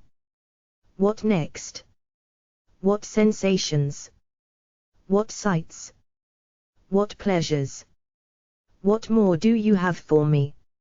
After smashing through more goblins than he could count, the handle of his axe finally snapped. He drove the jagged broken end into the face of a nearby monster and discarded his final weapon. Seeing that he was unarmed, his foes rushed at him in droves, their chance finally at hand.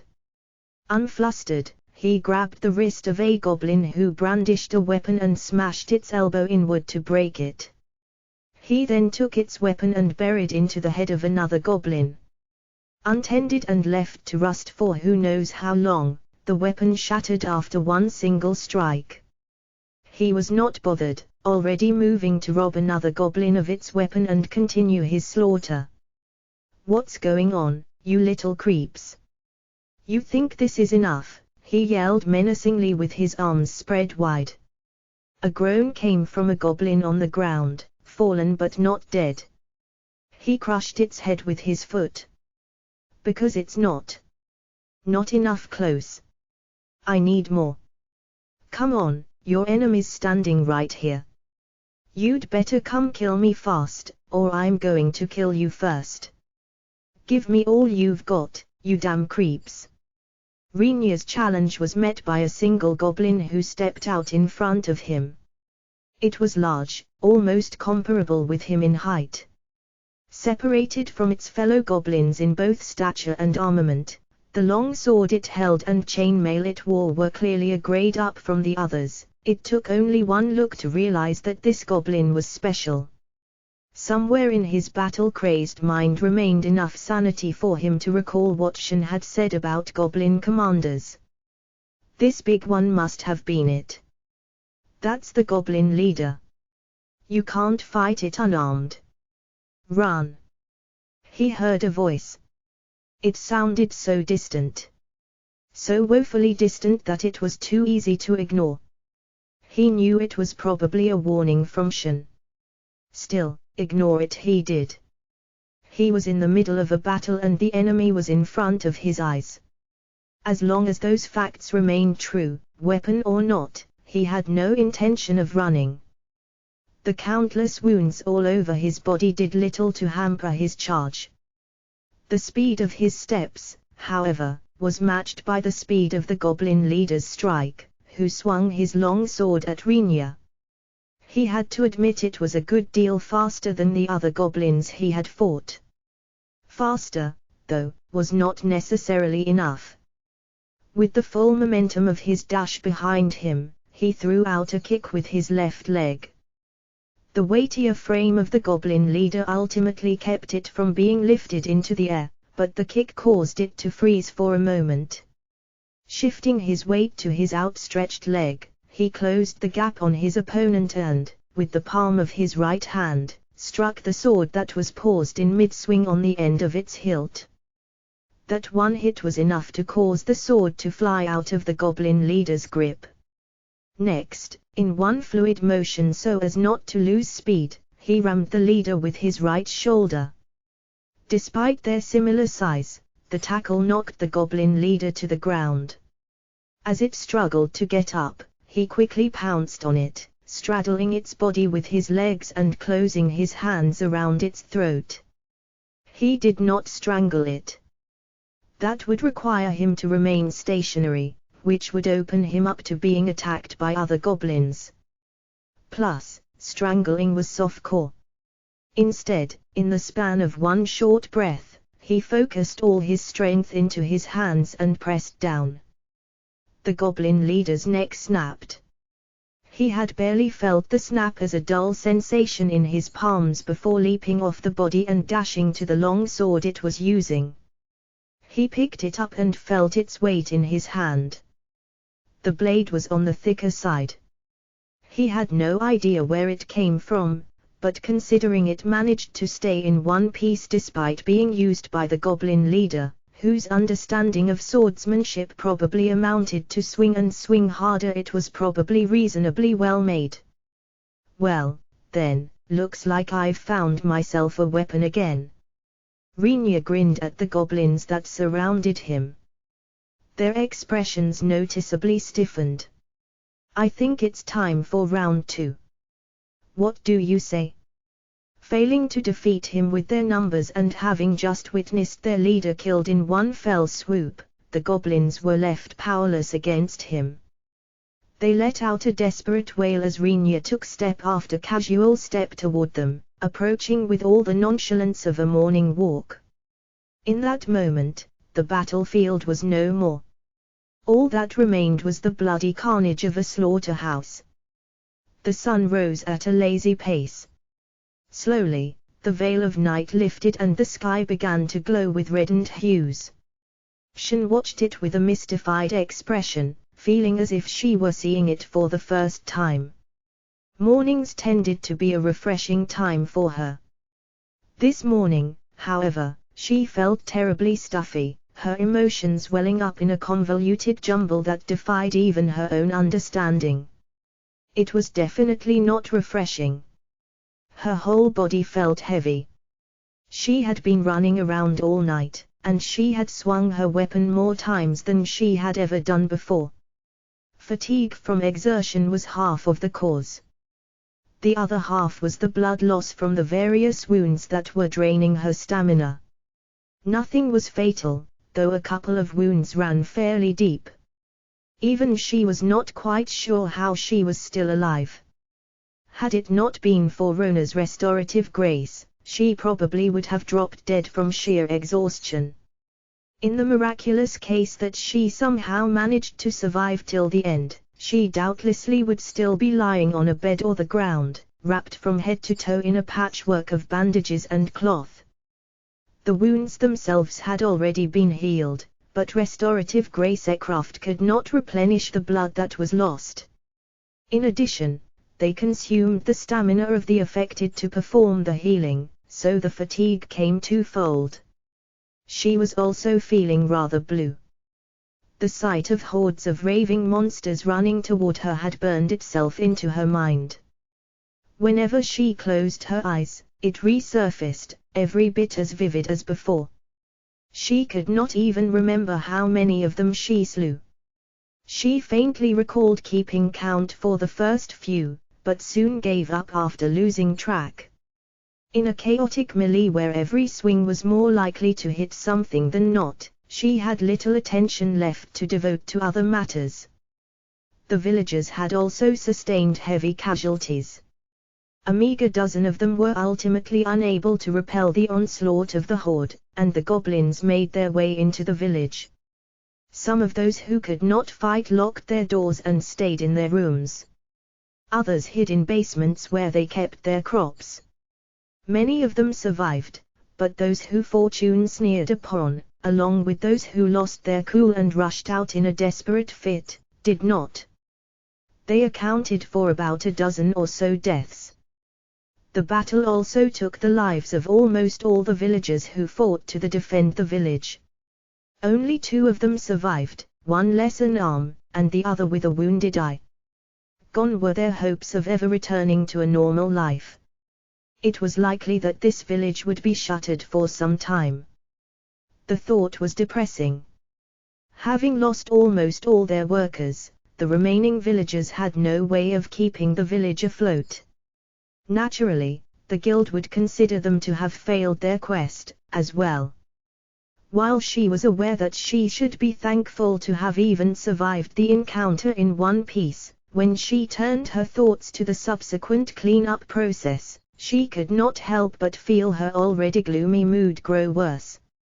Apparently, the total number of monsters that had swarmed out of the forest reached 3 digits in the end. As she slowly gazed across the stretch of open space that led from the village to the forest, she found that there was almost no ground to be seen. Instead, it was blanketed by dead monsters, their corpses strewn across the earth. Wading through the gaps between the bodies was the figure of a person. It was Rinya. Thick, black-red liquid dripped from the knife in his left hand. In his right, he held the corpse of one of the monsters, dragging it behind him. He was, in fact, still busy at work salvaging mana stones from the bodies of fallen monsters. Once the precious stone was removed, the now unwanted bodies were then collected in a pile. Mana stones were crystals formed inside the bodies of monsters. They usually existed either right above the heart or inside the head, and the stronger the monster, the larger their size. Goblins tended to have a fairly small mana stone above the heart.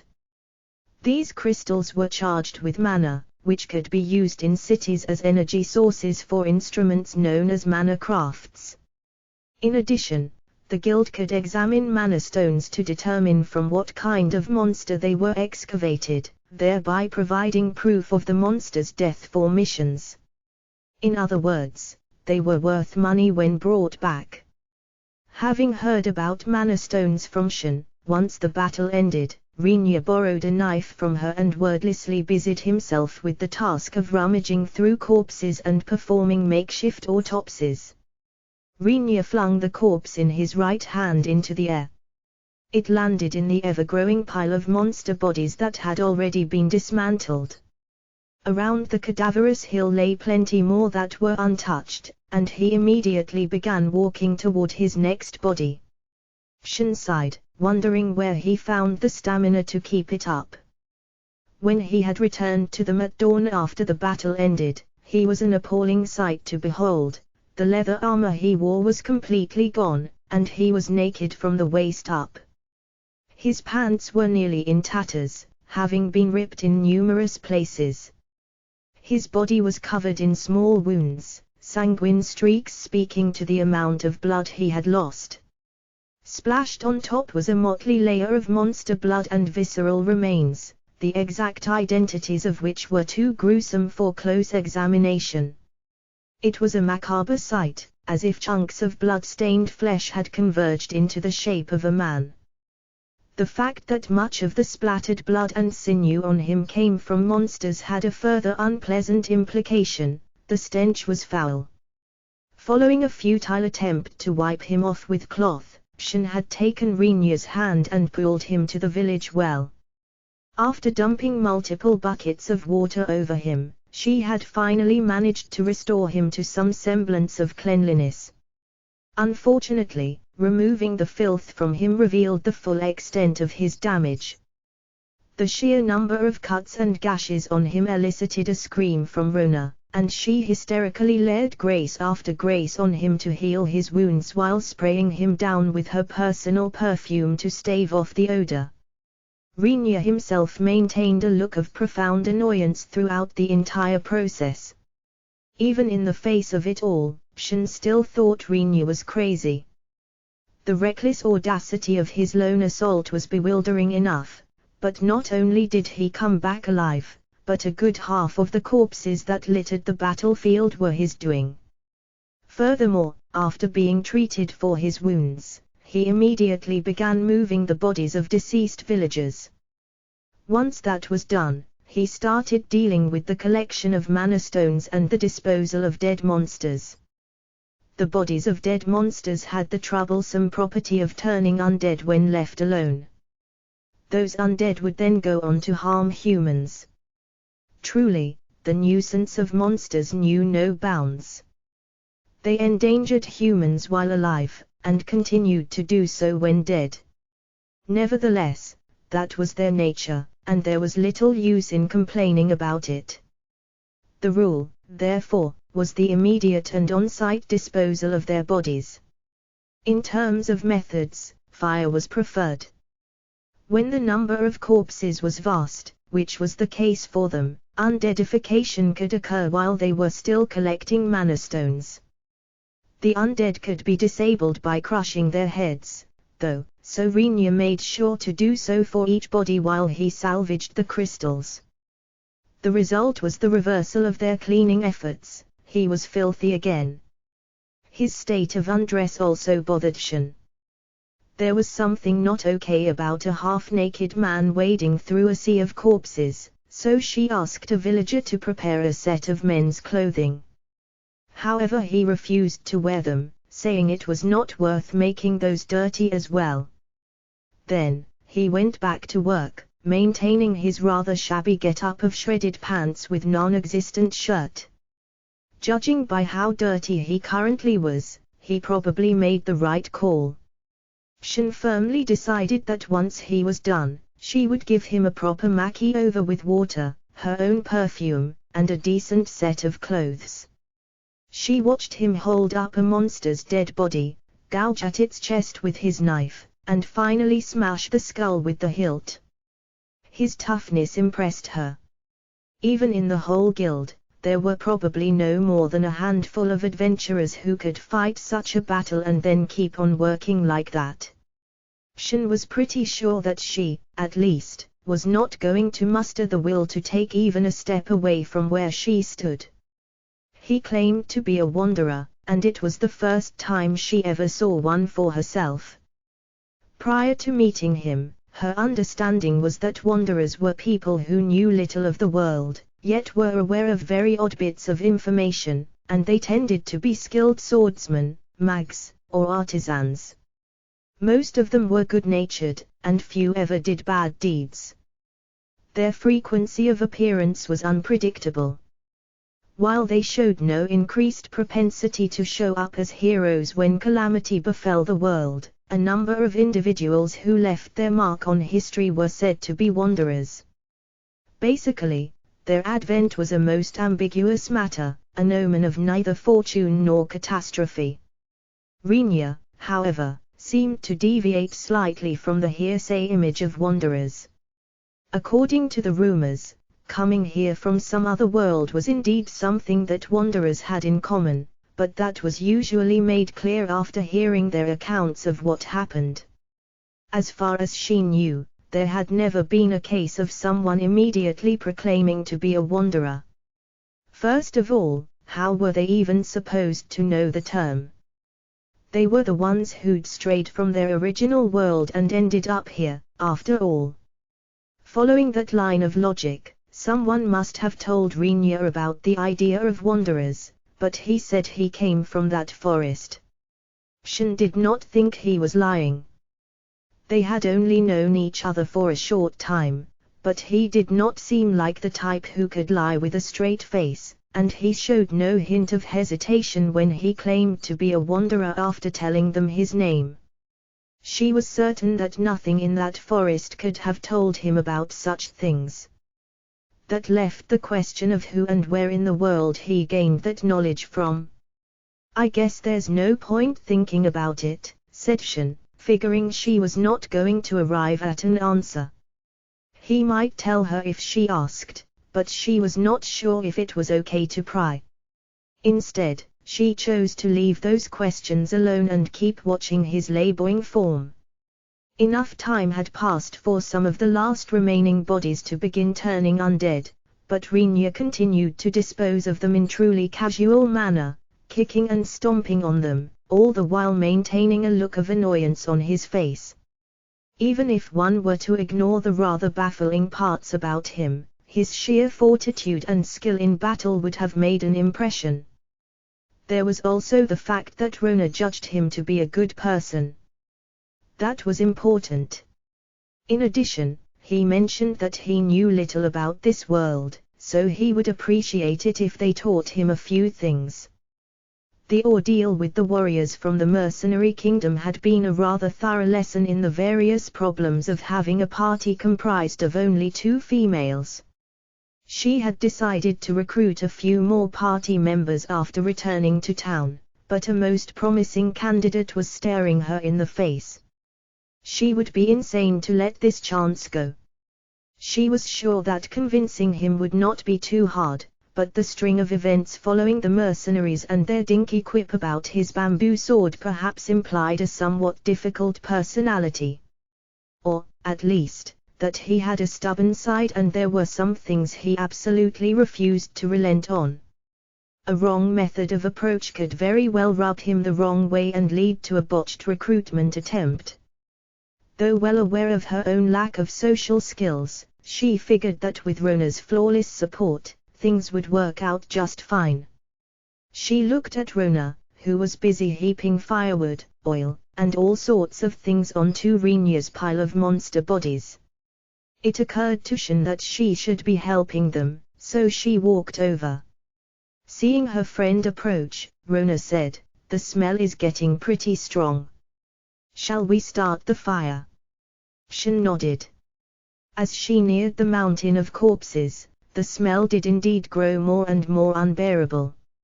"Sure, provided we keep adding fuel to make sure we burn absolutely everything. It's probably time. Would you like to do the honors?" Shin nodded again in response. Though she was an apprentice, Rona possessed a fair amount of skill in Gracecraft. Perhaps due to that, she was hopelessly incompetent at magecraft. While capable of casting some basic water spells, her incompatibility with fire spells was of legendary proportions. She could not even use a basic ignite. Being no mage herself, Shin was not exactly a master of magecraft either, but she was proficient with the basic spells of everyday life. When they made camp, starting campfires and making water was mostly her responsibility. "By my power, I command thee. Dance, small men of red." Her words, infused with her power, caused a part of the mountainous heap to burst into flame.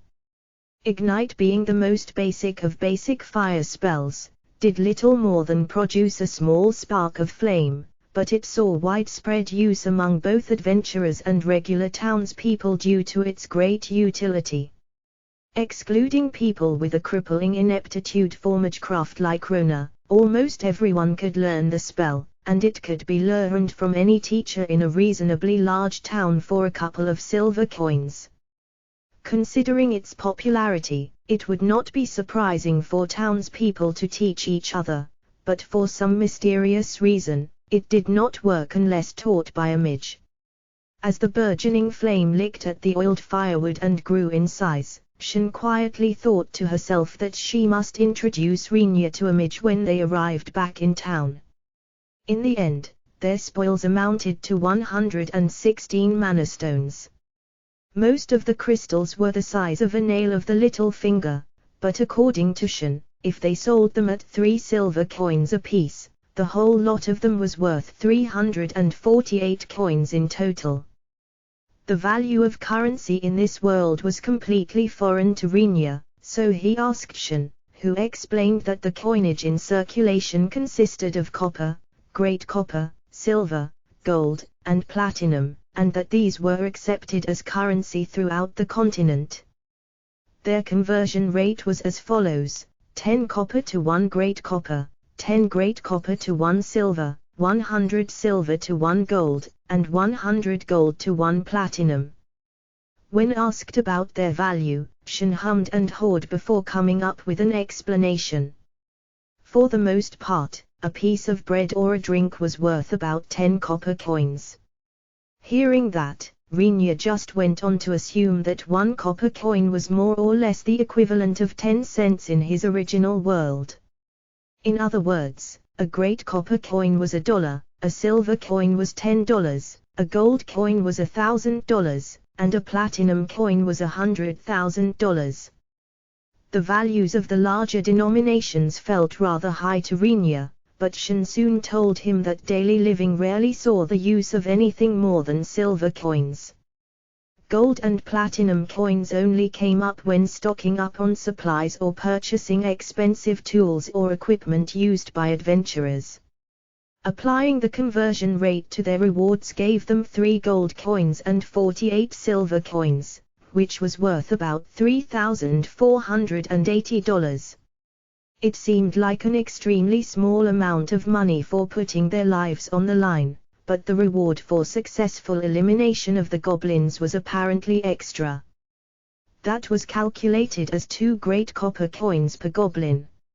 116 dead goblins netted them 232 great copper, which was about $232. Not at all worth it, in Rinya's opinion. Nevertheless, considering a decent meal was 5 great copper and a night at an inn with lunch and dinner was 3 silver, they could live for over 3 months on the spoils from this battle alone. With that thought in mind, Rinya figured that maybe it was not such a bad deal. Club a goblin over the head and he would get 3 silver for the mana stone and 2 great copper for the dead body. That was food for a day and just short of a room for the night. In a way, it did seem reasonable. Running into a horde that numbered in the hundreds was a rare occurrence to begin with. Since this was a rare case, he told himself that it should be expected for the effort to reward ratio to be a tad off kilter. He checked his wallet, aka inventory, and found 10 gold coins inside. Some rough calculations told him that was enough money to live for 10 months. Surprised at how generous God was with her purse strings, he decided that he would return the favor by being a little nicer to her the next time they met. The goblin leader he defeated produced a mana stone that was somewhat larger than the rest. It was about the size of a thumbnail. In this case, the reward for killing it was 5 silver, and the mana stone itself was worth 10 silver. At first, he was of the opinion that the sudden jump in value was silly, but he was forced to capitulate after Shen and Rona insisted that the goblin leader was dangerous enough to be worth it. Setting aside the issue of rewards for a minute, there was also the problem of how they were going to get back to town. They were, after all, not going to get much done otherwise. The regularly scheduled horse wagon had already arrived. That was not the problem. The problem was that the wagon could not possibly fit all the villagers. After losing all their able-bodied fighters to the goblin attack, the village was now a sitting duck. They could not possibly turn a blind eye to the villagers' plight and return to town by themselves. Their solution was to write a letter to the guild requesting the dispatch of soldiers to escort the villagers back to town and send it off with the horse wagon.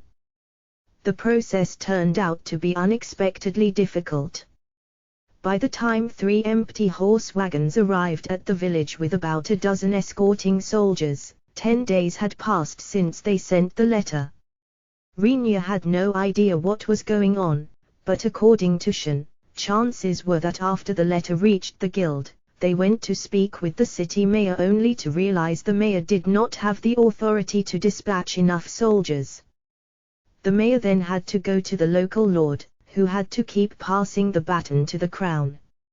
In the end, the crown probably said no.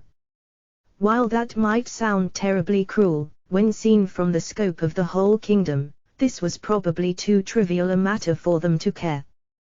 Presumably, their attitude could have been summed up as "that's your problem, you fix it." As a result, the lord and mayor were forced to put together enough soldiers and wagons by themselves. Finally, after a grueling and time-consuming slog through bureaucracy, they managed to send off a retinue to the village, which led to the current state of affairs. The number of soldiers they sent is way too little to match the amount of damage I reported. There aren't nearly enough horse wagons, either. I guess this was the most they could do, said a grimacing Shen. Despite losing almost half of its villagers, there were still close to 30 people in the village. They were going to need much more than 3 horse wagons to move all their belongings. Once the wagons were full, everything that could not be carried by hand would have to be thrown away. The villagers' belongings were valuable to them, so it was understandable that telling them to dump their stuff in the village would be met with some friction. Unsurprisingly, arguments ensued between villagers. The tension eventually boiled over to the soldiers, as well. After seeing the villagers cling to the soldiers and beg only to be coldly brushed off, Shen approached Rinya with a request, but was turned down. Rinya had been expecting this kind of trouble, and at that point, he had already placed all of Shen's and Rona's belongings in his inventory. There was still a little space left inside, but it was literally just a little. He was not going to be able to satisfy all of the villagers' demands. All that's going to happen is we manage to fit in a little more luggage and the villagers' anger gets redirected to us. The storage capability of the inventory was undeniably convenient, but when it got full, there was no way to show people. Under the current circumstances, if he told the villagers that he could not fit any more stuff inside, Rinya was pretty sure they were not going to be very understanding. They would think he could always fit a little more inside, and when he refused, he and his 2 companions would soon find themselves on the receiving end of the villagers' frustration. However, the cold tone he used to turn down Shen, which even he admitted was perhaps a tad harsh, did not convince her to yield. "You can leave our luggage behind, then. All that'll do is free up a bit of room. It won't solve the fundamental problem. Plus, I'd rather prioritize the 2 of you over a bunch of people I don't know." "Oh. Thank you, but still, Shen, just let it go," interrupted Rona. Rinya was surprised to find that she took his side. Judging from both her appearance and profession, he had expected her to back Shen up. Instead, she placed a hand on Shen's shoulder and, with a calm expression and a gentle tone, stopped her from pushing the issue any further. If it was possible for Rinya to carry everyone's belongings, I'm sure he would have already agreed to do so. However, he can't. So long as we can't save everyone, any action on our part will force us to choose. Choosing will create inequality, and therein lies the risk. Rinya is worried about the possibility of us being harmed in the process. That's why he decided that inaction is our best course of action.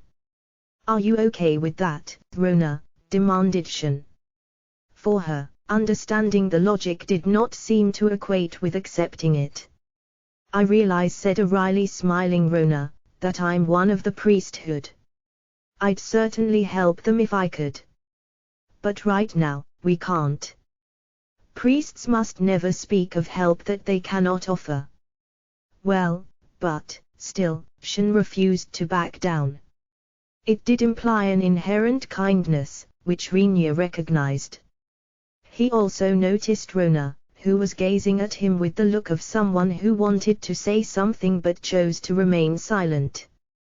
He took it to mean that Rona thought there was something that needed to be said, but she would prefer it to be said by Rinya. Though he remembered nothing about his past self, he had a creeping suspicion that he was pretty bad at figuring out what people were thinking through their gaze or expression. This was probably not the same as predicting an opponent's next move by reading the motions of their eyes and body. It felt more like a kind of soft skill. Something more tender. He figured that he was more of the heartless type, considering that the pleasure of battle brought a smile to his lips. It seemed unlikely that he had any kind of talent in such subtler skills. Still, he was sitting on 94 years of life experience, which he desperately sifted through, searching for some hints as to what Rona was trying to tell him. He was rewarded for his efforts by finally figuring out that she wanted him to say something. But what? Was he supposed to turn her down with an even harsher tone? Shin refused to yield despite Rona's urging. What words would convince her to do so? The void box is invisible. Using that runs the risk of people second-guessing our sincerity, he said, choosing his words carefully and glancing at Rona every few seconds for confirmation. But, if we helped by carrying their things normally, there'd be no question as to how much we could handle. Ha! Shin looked puzzled at what he said. Rona continued to smile at him. He assumed that meant he was heading in the right direction. Fortunately, we already put our luggage in the void box, so our hands are free. Nobody in the village knows I have access to a void box.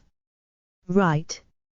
Assuming we claim that we already shipped our stuff off with the wagon that had the letter, and we only carry whatever we can with our hands, I'd be okay with offering to help the villagers.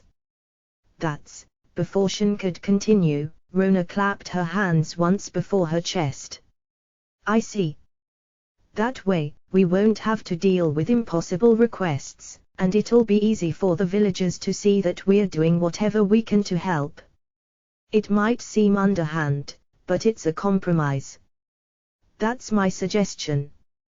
What do you think? Rinya's question was directed toward Shin, but at the same time, it was also meant for Rona. Rona's smile remained unchanged, but Shin's expression brightened immediately. All right.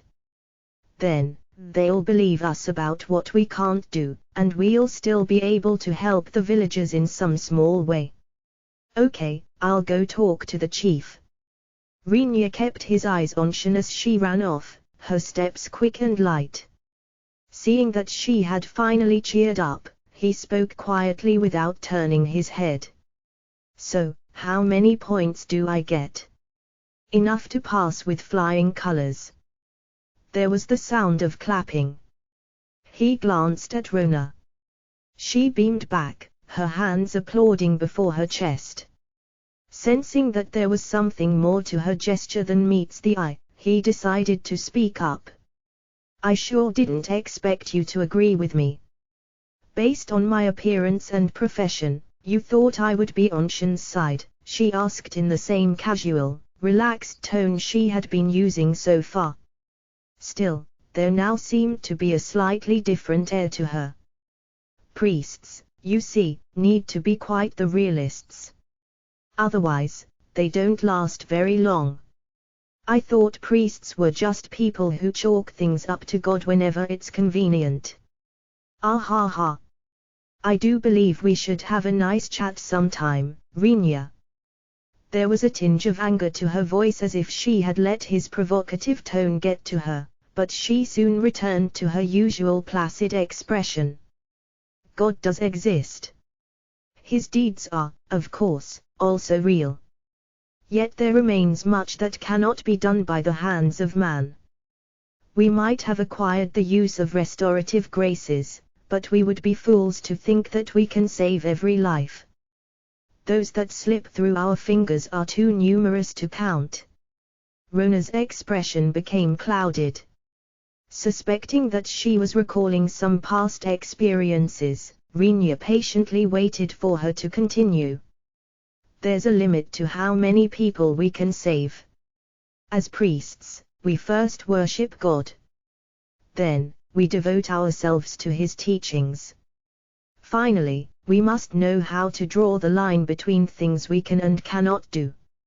I feel like there's a bit more to it than that, said Rinya as he scratched his cheek. Rona looked at him with an expression of mild surprise, which was almost immediately replaced by her usual placidity. Nevertheless, it was more than enough time for him to notice. Care to explain? I'm not sure I should, actually, since it's nothing more than a hunch. It's also a little personal, and I have reservations about saying something intrusive without proof. If I tell you my guess, will you tell me if I'm right or not? Good question. Will I? Besides, Rinya said, pausing to think for a moment before continuing in a joking tone, I don't know who said it, but I remember hearing that women are more beautiful when they have a secret or two. Apparently caught off guard, Rona stared at him with a blank look for a while, but her expression soon burst into a radiant smile.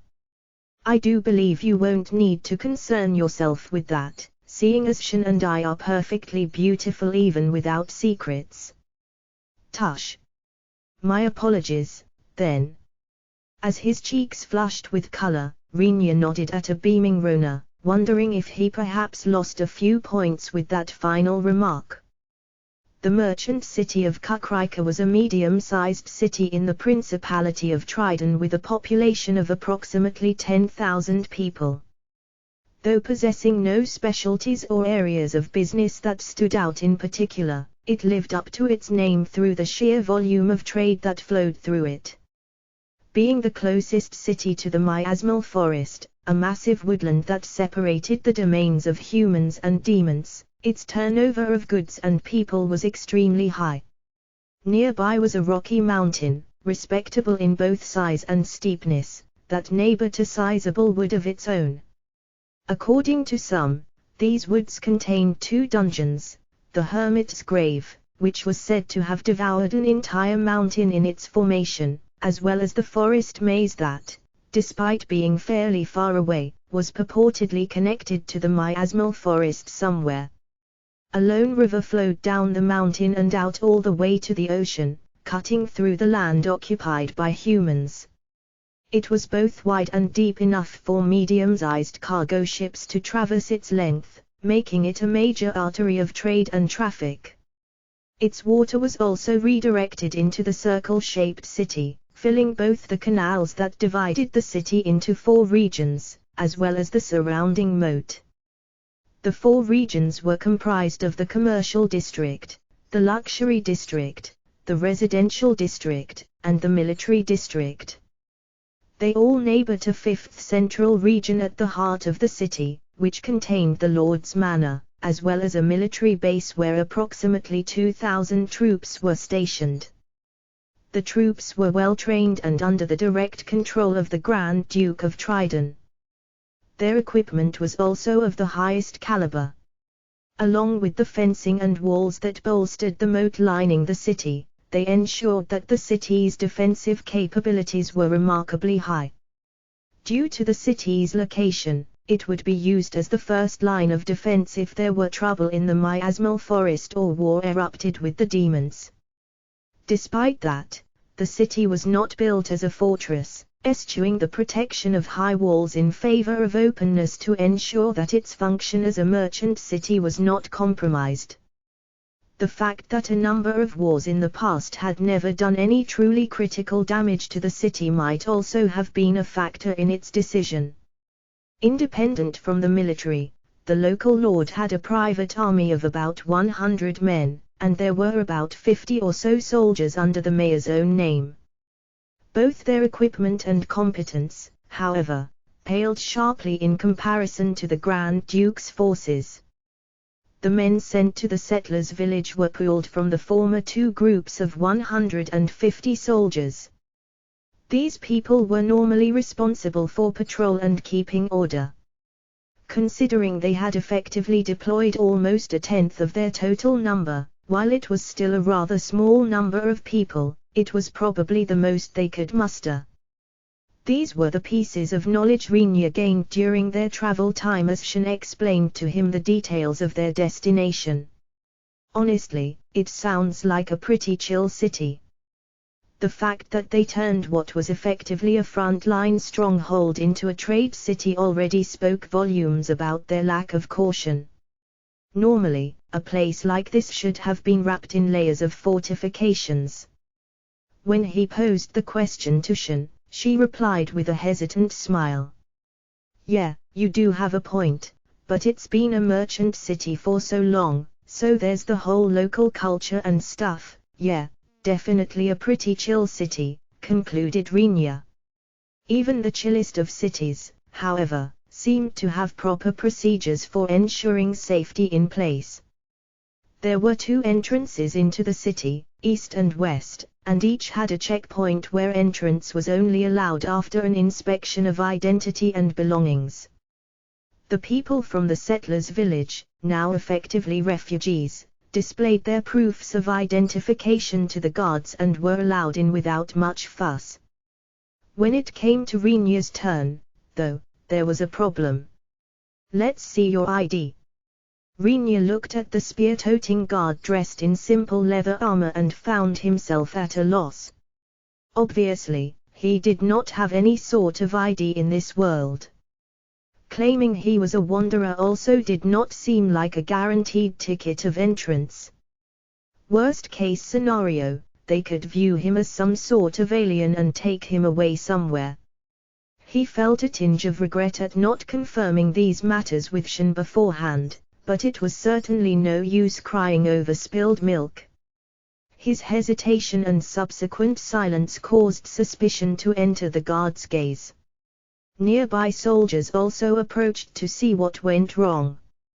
Hey, what's the problem? You don't have any ID. Well, figuring he had no choice to be honest, he was just about to confess when Shen and Rona ran back to him from returning the villagers' belongings. Sorry, I forgot about your situation. This person is fine. He's not anyone suspicious. He's just a little out of the loop. I apologize for any inconvenience. Tension seeped out of the guard's countenance. The sight of 2 beauties dipping their heads down in apology was quite effective.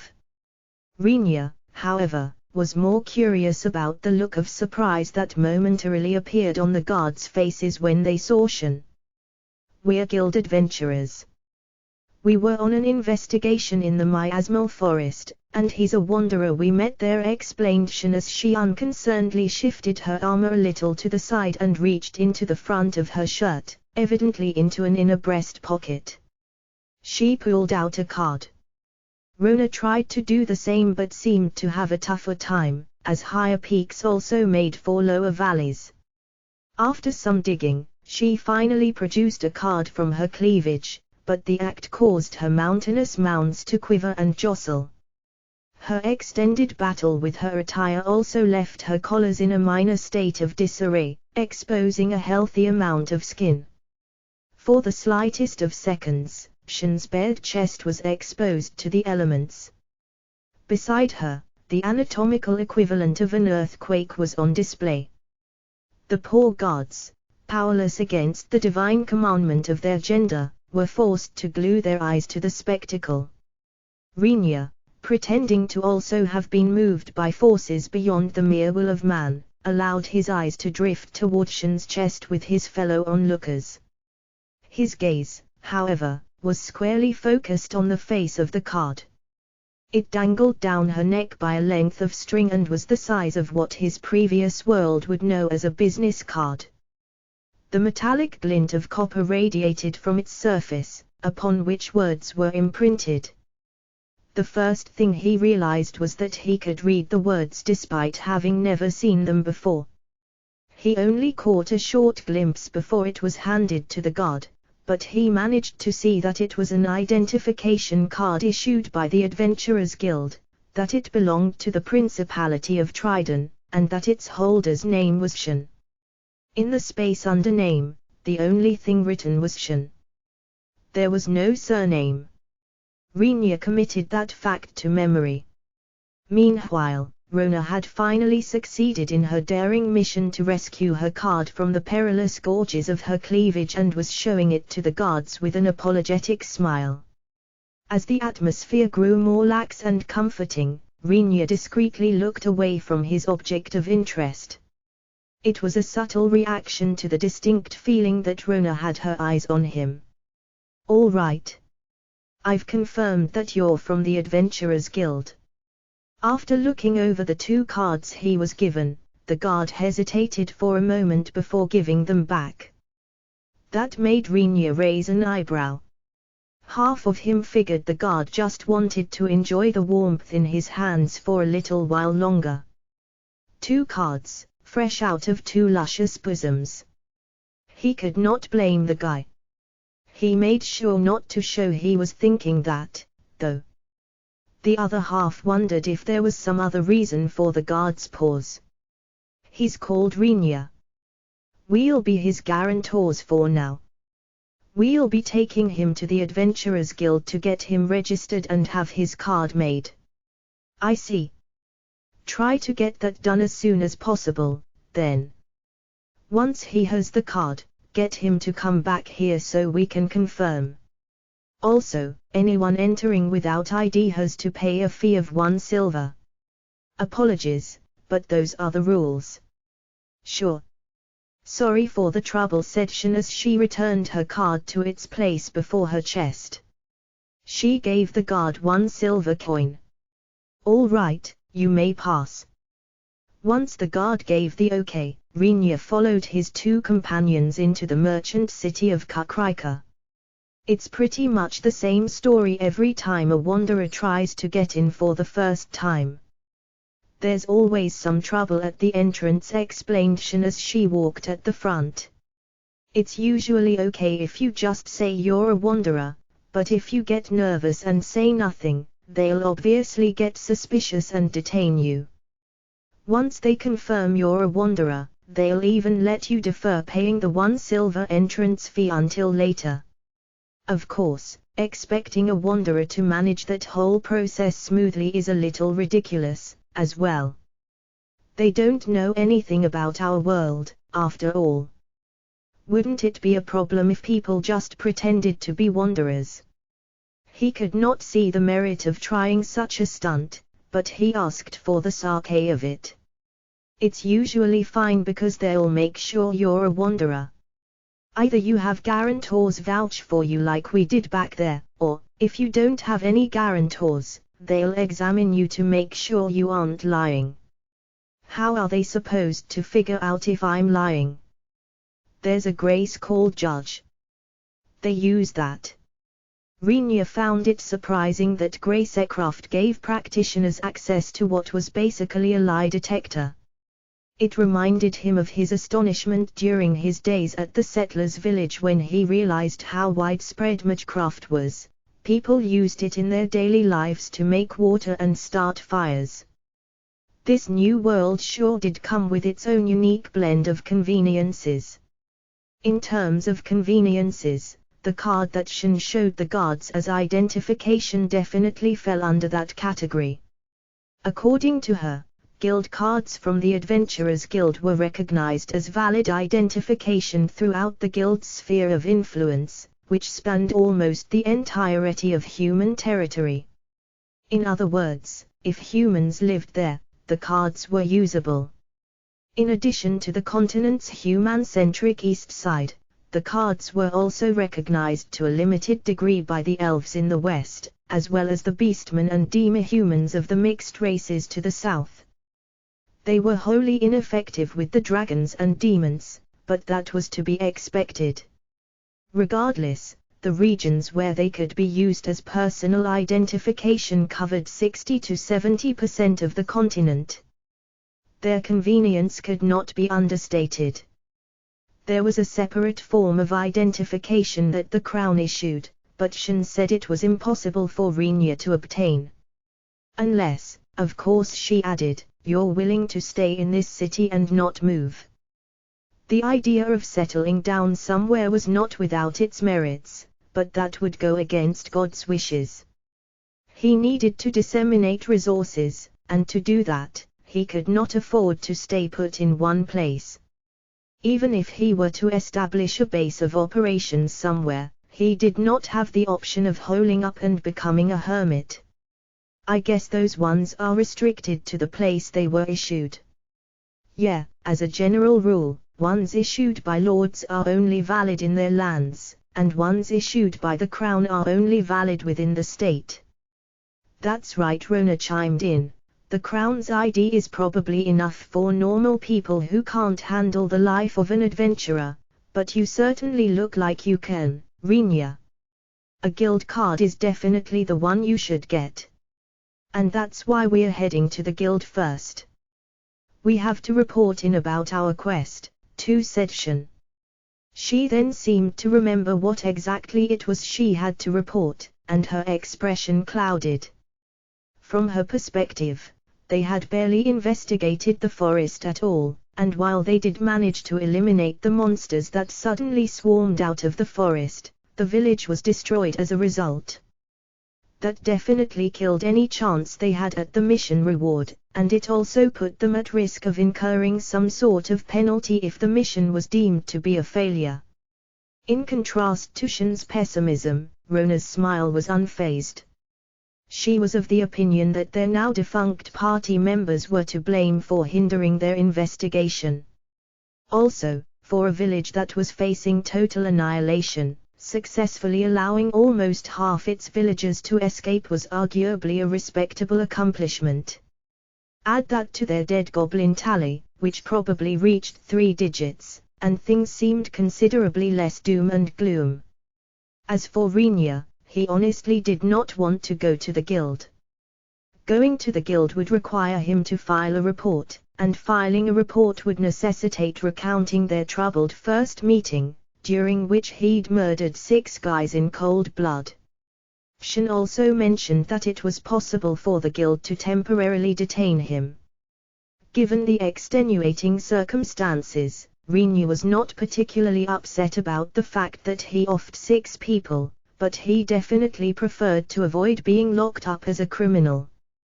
He could just deny everything outright and make a run for it. The option was legitimately appealing. The downside was that he would have to part ways with his 2 companions and head to a different town, not to mention Shin and Rona would then have to file a follow-up report about how the suspect in question fled the city. In that case, there was a good chance that a similar fate would await him in whichever city he entered next.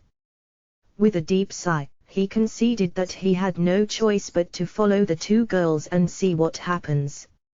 If things got seriously thorny, he could make a run for it then. After a walk through the commercial district, they finally arrived at the institution of interest. It was an unassuming building. Similar structures lined the sides of the street, functioning as taverns and shops and other such facilities.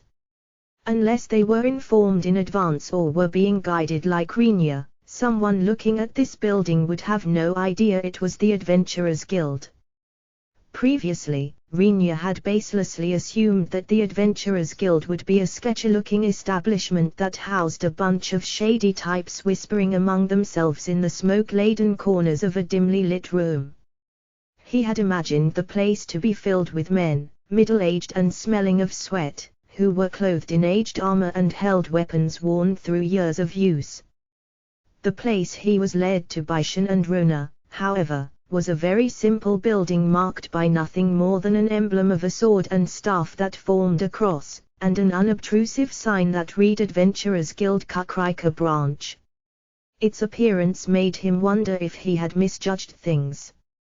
Perhaps the guild was not of the shadowy variety, but rather the more casual sort. Once he stepped in, maybe he would be greeted by a lady whose defensive apparel would make more sense as skin-colored armor over metallic flesh. There might also be a midge girl, endowed in neither personality nor proportions, who would sit there silently, her face a mask of indifference. Presumably, there must also exist the unreasonably handsome hero who, not content to be skilled with only the sword, was also adept at magecraft, and was so ridiculously overpowered that anyone who had to fight him would doubtlessly bombard the developers with rage-fueled outbursts of hate mail. Perhaps that was what the guild was like, a place where have-it-alls flaunted the fact that they did, in fact, have it all. If so, Rinya doubted he would last even a second. He would not fit in. Ever since coming to this world, he had yet to get a look at his own face. There were many reasons. The settlers' village had no mirrors, he never asked Shin or Rona for one, and circumstances never gave him a chance to ask for one, either. He knew one thing for sure, though, he was not good-looking. Therefore, he would stick out like a sore thumb beside a hero and his harem entourage. Then again, he probably would not stick out. Sticking out implied he at least drew some attention. He would fade away. He went as far as to wonder if he should have asked the god girl to nudge his appearance slightly toward the handsome side before sending him here. Suddenly, an incongruity occurred to him. If the girl had erased his memories of his past life, from where was he pulling all this knowledge about heroes and harems and have-it-alls? The thought made him question the nature of his previous life. Maybe he had not exactly been a wholesome person. Just maybe, he had been the kind of person who spent most of his time actively avoiding things like the sun, the outside, and the third dimension of reality. He hoped that was not true. What a profound waste of 94 years it would be otherwise. Rinya. I don't know what you're thinking about, but whatever it is, it's probably better to do it not hunched over at the side of the road. You're getting in people's way. Seeing Rinya's baffling behavior, Shin finally spoke up. You know what? I think I'd rather not go to the guild. As if. If we don't get you registered properly with the guild, you'll get held up by the gate guards every time, not to mention we have to clean up the whole mercenary kingdom fiasco properly or you might end up a criminal. Come on, that's where you work some of your magic, isn't it? No. No work, no magic. Now get up and behave. We're going in. Shin approached the squatting Rinya and grabbed his collar. Then, she pulled him up on his feet and all the way through the guild's door. He could have resisted if he tried, but it did seem like he had to go through with this one way or another. In the end, he resigned himself to his fate, which in this case meant the arm currently tugging on his collar, with Rona following quietly behind them.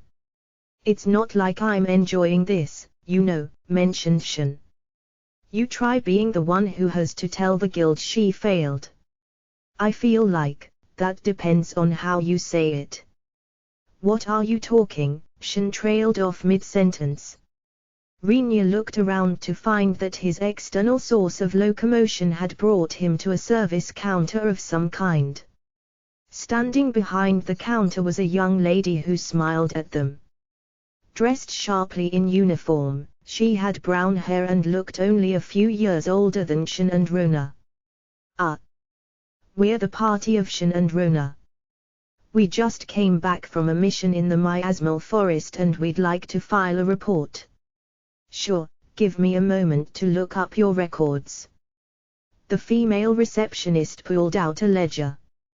As she began flipping through it, Rinya took the time to look around the inside of the guild. It resembled his second guess more. The gloom of a dank tavern was nowhere to be found. Instead, sunlight poured in from large windows, keeping its neatly organized interiors brightly lit. It had the comfortable air of a gathering place for friends. Bookshelves held rows of written texts, and mission slips were pinned to bulletin boards. A counter provided light snacks for visitors who might be waiting for companions to arrive, and a number of dining tables were available for their needs. There was little else worthy of mention. His concern about heroes and harems seemed to have been misplaced.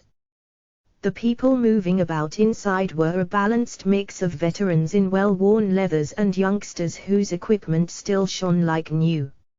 Even the gender distribution proved to be fairly equal, but women ultimately had a slight edge owing to their prevalence among the guild staff.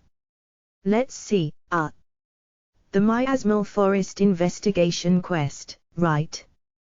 The records show 8 people accepted the quest. Is that correct?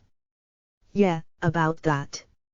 That'll probably need a report, too, but Shen minced her words in a way that suggested she would rather not speak about the matter. Seeing her reluctance, the receptionist paused and thought for a moment before saying, I assume you ran into some trouble. I'll have a room prepared for you in the back, then. You can talk there. Okay.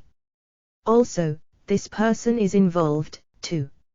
I'd like for him to come with us, but before that, can you register him with the guild? With his collar still in her hand, she brandished Rinya before the girl.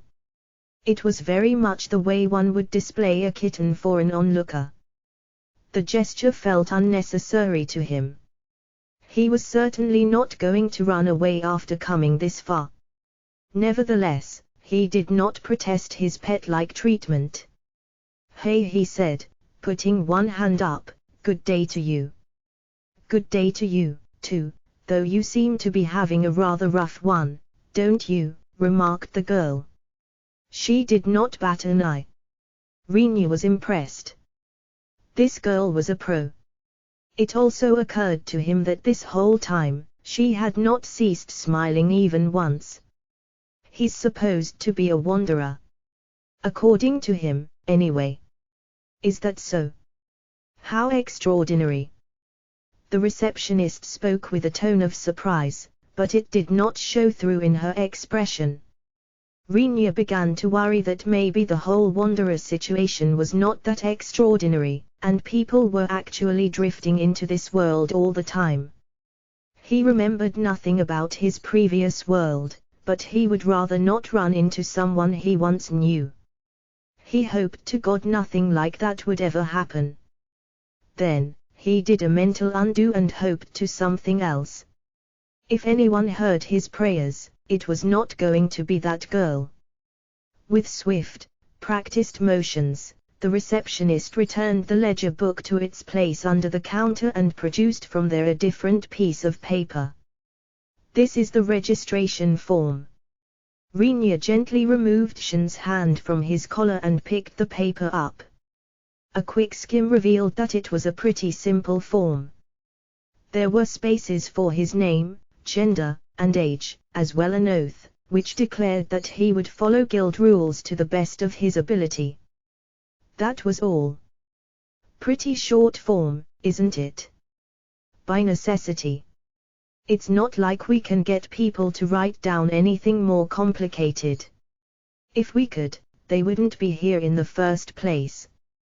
We are talking about adventurers here, said the girl with a grin. Rinya considered her statement.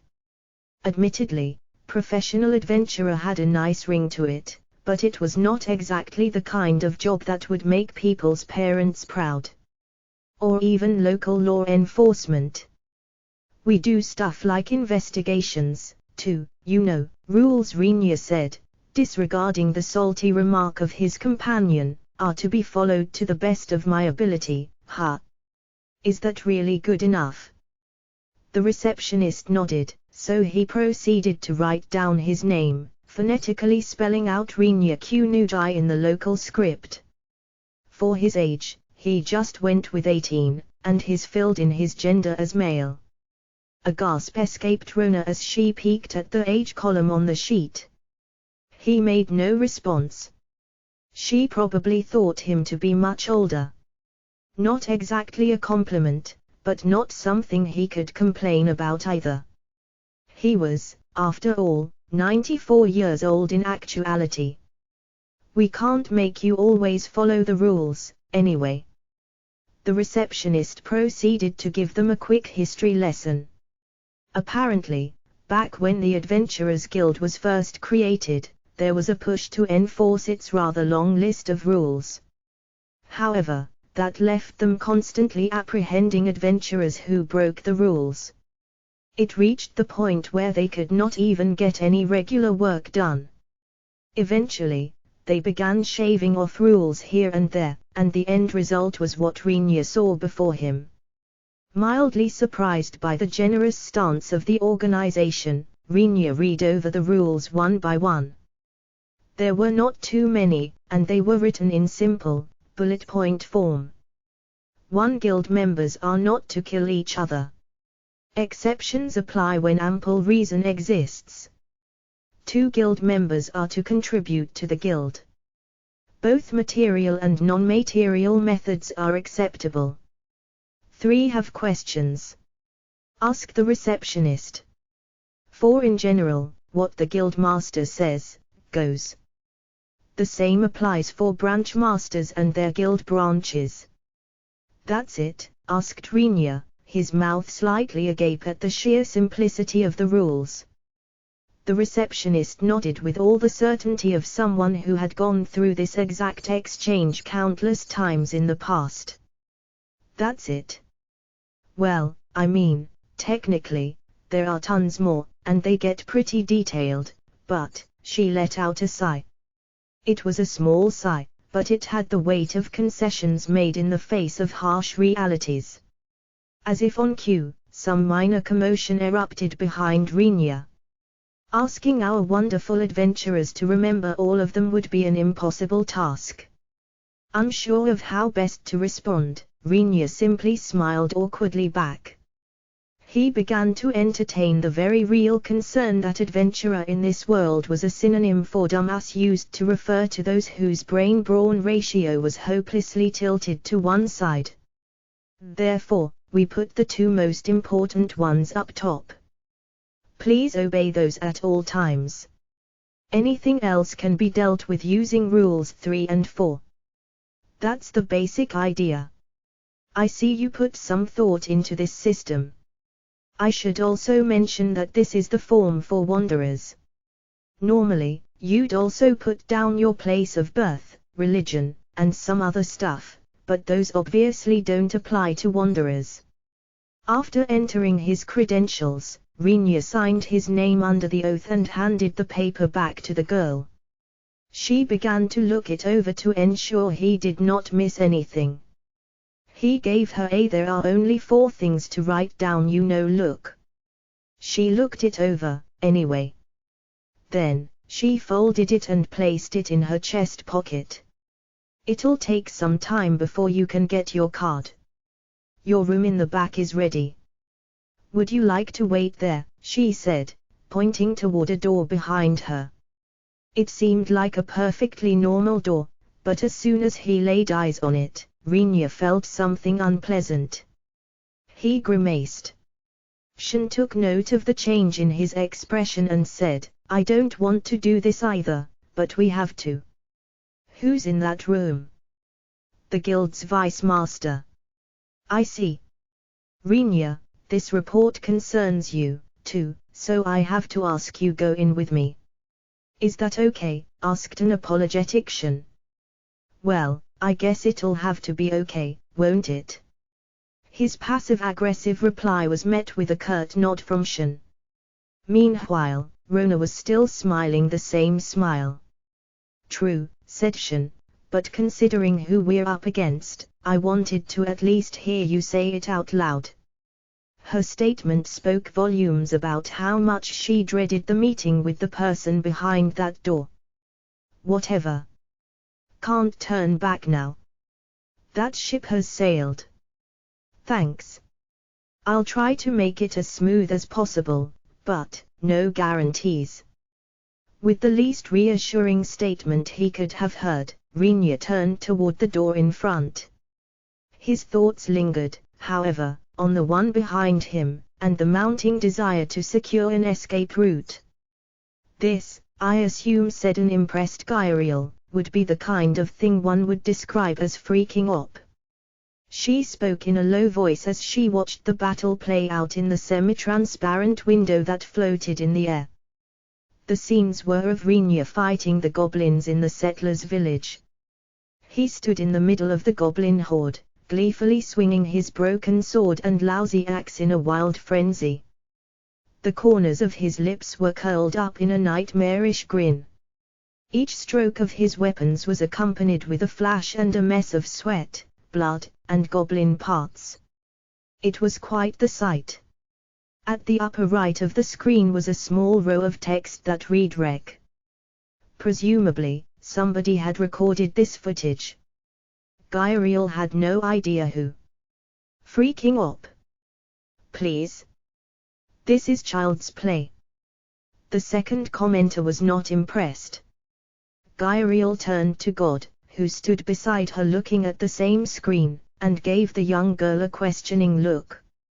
Child's play. Throughout this battle, Rinya defeated 1 goblin leader and 87 goblins. Any mid-ranked fellow in this world can manage that without breaking a sweat. Assuming the girl's calculations were correct, that meant Rinya had personally dispatched 80% of the goblins that came out of the miasmal forest and attacked the settlers' village. Of course, there was not much point in assuming. The girl in question was not going to lie. Whatever she said was probably true. Still, for one single human, it seemed like an impressive achievement. If anything, the residents of that world were the ones with the problem, considering any mid-ranked person could perform the same feat without breaking a sweat. Of course, had it been Gairiel in that scenario, she could have instantly vaporized every single goblin even if their numbers had 3 more zeros at the end. That, however, would be comparing apples and oranges. He didn't even use magecraft, not to mention any of the skills I gave him. His weapons were junk, too. First of all, based on Rinya's fighting ability in his previous world, he should have annihilated them easily. This was too slow. And too rough. The memory wipe must have also erased some of his battle experience. Probably should have pulled back a little on that. As the girl voiced her grievances, Gairiel made an effort to remain silent and not mention that both the weapons and the memories were the girl's fault to begin with. For her part, according to the data she had on Rinya, Gairiel was pretty sure that the super region skill alone should have allowed him to brute force his way through 100 goblins. Super region was a skill that allowed users to recover stamina and heal their wounds dozens of times faster than normal people. While it was a passive skill, meaning it was always effective to a certain degree, in order for it to unleash its full potential, the user actually had to consciously activate it. The concept of using a skill was foreign to Rinya, so in his case, the skill was merely on a slow simmer. On the topic of weapons, Gairiel. I do believe I tasked you with solving that problem. The girl glared at her, and Gairiel immediately felt herself break out in a cold sweat. She made no indication of it, though, and only bowed her head. I apologize. I have yet to find a good opportunity. She could not imagine what would even constitute a good opportunity, but she kept that to herself. HMPH fine. But don't take too long, okay? We're gonna be in some serious doo-doo if he dies. I'd rather not have that happen because his weapon was crap. Yes, I'll do what I can. With that said, though, Gairiel tried to change the topic as the events displayed in the semi-transparent window switched from the battle to the entrance of a city somewhere. She was certainly not dragging her feet, and she did not need to be constantly reminded to do her job. Things look like they're going pretty smoothly. There aren't a whole lot of wanderers in this world, but they're not that rare either. They're like, mediocre. And that's where the problem lies, sighed the girl as they watched Rinya's trouble with the guards at the city entrance and the subsequent resolution by his female companions. It was true that people's reactions to him, a person who was literally not of their world, were more, "Oh, cool, you don't see that every day," than "Oh my god, I can't even believe what I'm seeing right now." Mild surprise, rather than outright stupefaction. The problem, you say? Yeah, the problem. For example, the girl said as she pointed a finger at the window and paused the scene, take a look at this. In this scene, a wanderer is trying to get into the city. To do this, he needs present some sort of ID. However, once they know he's a wanderer, they let him in without one. They even waive the entrance fee that people are supposed to pay for not having ID. The girl proceeded to elaborate on the process. Normally, people without identification were taken to guardhouse for questioning. Once they were cleared, they were given a temporary license and charged a fee. For wanderers, if someone was willing to be their guarantor, that person would pay the fee instead. What seems to be the problem there? Consider how this practice came to be. They've developed a system for dealing with wanderers. That's only possible if they've dealt with them enough to know that most of the time, a wanderer who doesn't know how to get into the city also won't have any money. The girl proceeded to ask Gairiel if she knew what that meant. Gairiel did not, so she tilted her head and shrugged. This led to the girl looking at her like a teacher who had to deal with a particularly slow student. The girl sighed before continuing. Wanderers who are clueless enough to stir up trouble just by trying to enter a city generally haven't been in that world for very long. Putting aside people like Rinya who were called up and sent there on purpose, how likely do you think it is that wanderers would have local currency on them? Probably, highly unlikely. Wanderers were mostly otherworldly people who accidentally fell through an interdimensional rift and tumbled their way into the world. It went without saying that anything they were carrying would be from their original world. There was no chance they would have local currency. What's the point in trying to make penniless people pay? Why not just give those poor people a break? We're talking about a world where people have interacted enough with wanderers for notions like those to become widespread. That's the problem. Which means? Question marks continued to pop up in Gairiel's mind. From her point of view, having a system in place for dealing with wanderers was, if anything, more convenient. There would be less trouble and confusion. It seemed like a good deal when they were trying to send a wanderer into the world. Seriously. Do I have to spell this out for you? I guess I can't blame you, since you have no administrator experience. The point is, it tells you how often wanderers are falling into this world. Which means rifts are opening up all the time. Which is evidence of how unstable this world has become. The girl waved her arm and the window disappeared. She then scratched furiously at her head before continuing ominously, do you remember seeing any Wanderers for Dummies guides in Rinya's original world? No, right? That shows there aren't any stability problems with the world. True. As for this world, the administrators should have noticed this phenomenon already. They've noticed, but they're still not doing anything about it. Or maybe they don't even consider it a serious problem.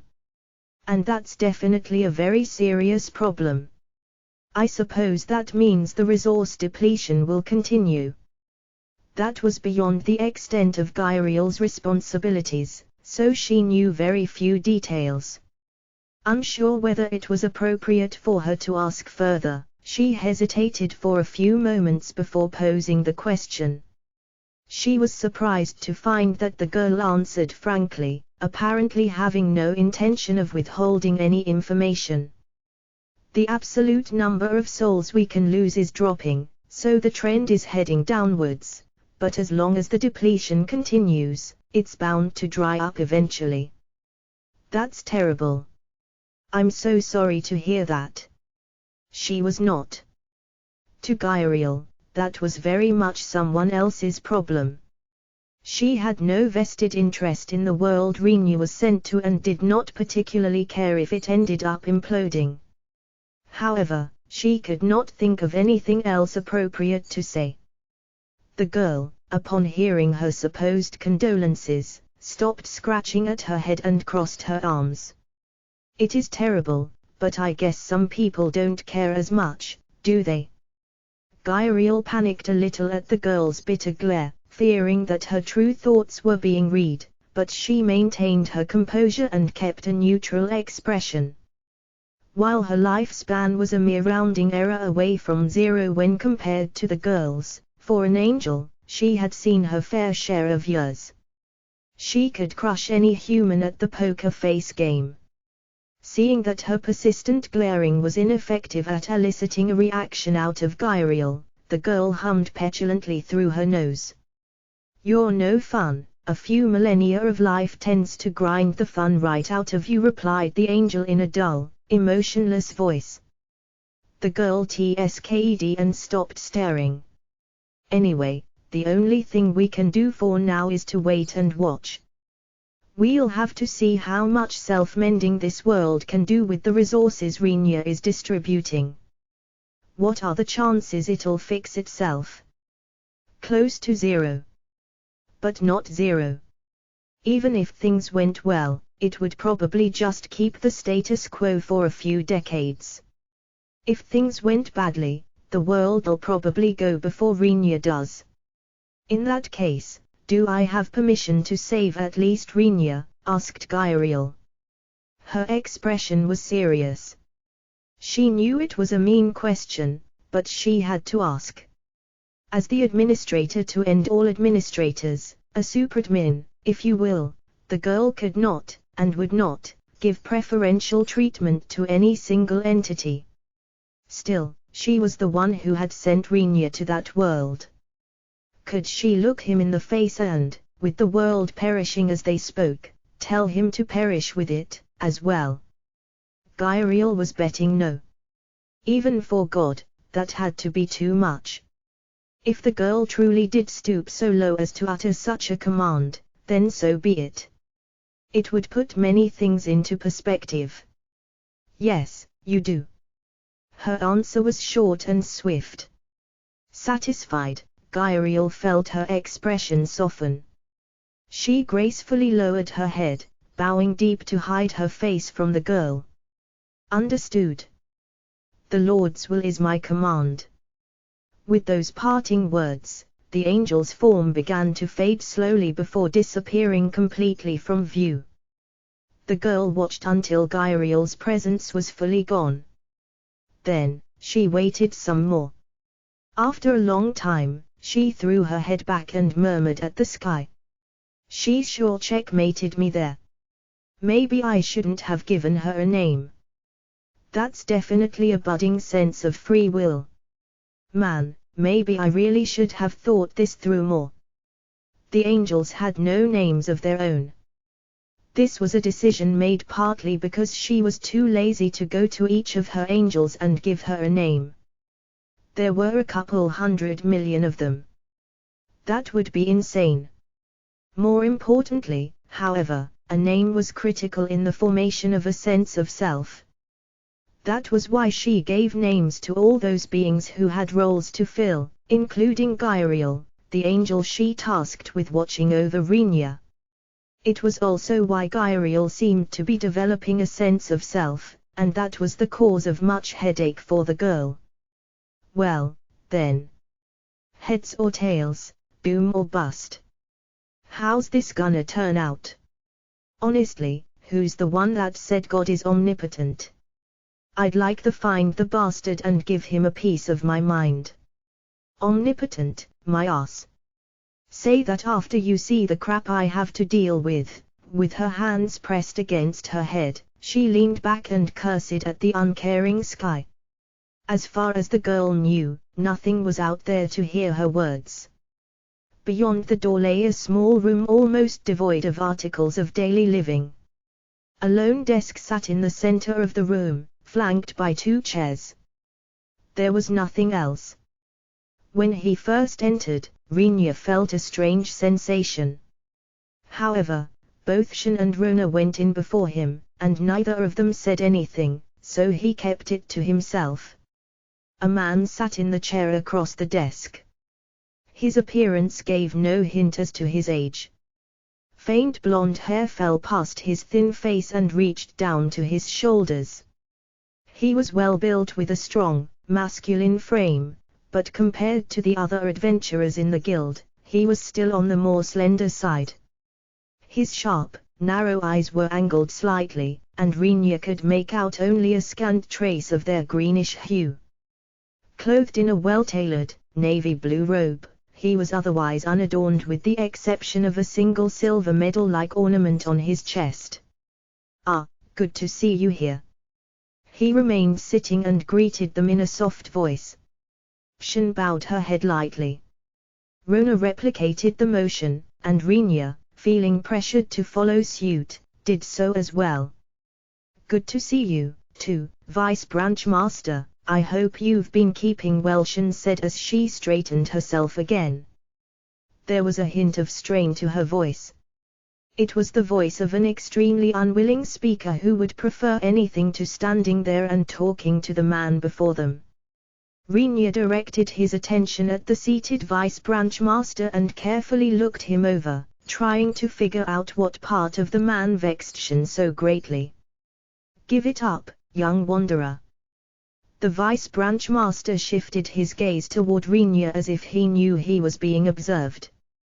His narrow eyes, their slits so thin that Rinya could just barely tell they were open, reminded him of some sort of snake or lizard. Their reptilian appearance sent a chill down Rinya's spine. "You won't figure out why those girls hate my guts so much just by looking at me. I maintain a perfect appearance, after all. I'd love to know where that baseless confidence of yours comes from."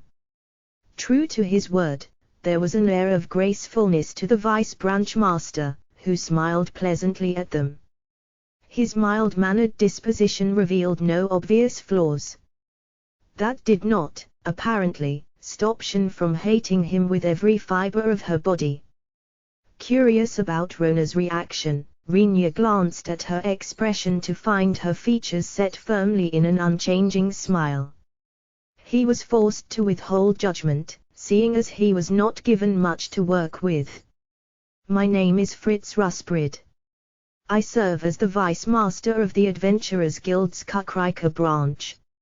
Shin, Rona, and I have already been acquainted with one another, so how about we have you tell us your name first, young wanderer?" "I'm Rinya. More importantly, how much longer do we have to keep standing here like this?" All 3 of them had stopped walking as soon as they entered the room. No one took a step toward the desk. Rinya stood his ground because he was following the girl's lead, but they seemed to have no intention of approaching the Vice Branch Master. Once they heard Rinya's question, both of them shot reproving glances at him. "I humbly disapprove," said Shin in a forced tone. "We're not nearly arrogant enough to be sharing a table with the Vice Branch Master." "Let's not play word games," retorted Fritz. "Just be honest. Why don't you simply say you're allergic to being near me?" Shin, for her part, did not deny the Vice Branch Master's claim, instead choosing to remain silent. In other words, she agreed with his statement. "You're not going to refute me." There was nothing to refute. Fritz broke out in a throaty, cackling laugh. Shin continued to glare at him, her expression a mask of enmity. It seemed a fairly disrespectful attitude for her to take toward Fritz, considering he was technically her superior, but the robed man showed no indication of displeasure. Rather, he seemed to be quite enjoying the exchange. For a moment, Rinya entertained the thought that maybe Fritz had some masochistic tendencies. Then, he immediately put it out of his mind on the suspicion that any further exploration of the topic would begin to show on his face. Well, I think that's enough of our usual banter for now. Let's hear the report. I do believe the quest concerned an investigation of the miasmal forest, and that it was taken up by a party of 8. Excluding our young wanderer over there, I seem to count only 2 of you. Care to explain? Upon hearing that this was considered usual banter, Rinya considered the implications and found them depressing. Shin and Rona, meanwhile, did not seem disturbed. Maybe they were used to it. In the middle of our investigation of the forest, we were attacked by the other 6 people. Rinya came to our rescue during the incident and has been with us ever since. Understandable to a certain extent. Personalities aside, the 2 of you are rather attractive. Having the advantage in numbers and realizing you were isolated in a forest, I can see how they would have such impulses. The poor souls, really. Had they known what lay below the skin, they surely would have reconsidered. Rinya mentally grimaced at Fritz's barbed comment. Shin managed to restrain herself to merely maintaining her staring contest with the vice branch master. Behind her, however, Rona's aura changed. Her smile looked the same as before, but it now held daggers. Seeing that Rona was ostensibly unarmed, Rinya began to wonder what kind of offensive abilities were available to Gracecraft practitioners. Despite their short time together, he knew she was not the type to simply snap, but everyone had their limits. He prayed he would not learn the limits of Rona's patience today. And what of the other 6 people? Rinya beat them into the ground, so we just left them there in the forest. Oh. He did now, did he? 6 adventurers who hailed from the mercenary kingdom, all by himself. Fritz looked at Rinya as if seeing him for the first time, his eyes showing a hint of curiosity. The vice branch master's gaze stuck to Rinya like some sort of thick, gluey fluid. It was not comfortable, and Rinya found himself sympathizing with the girl's plight.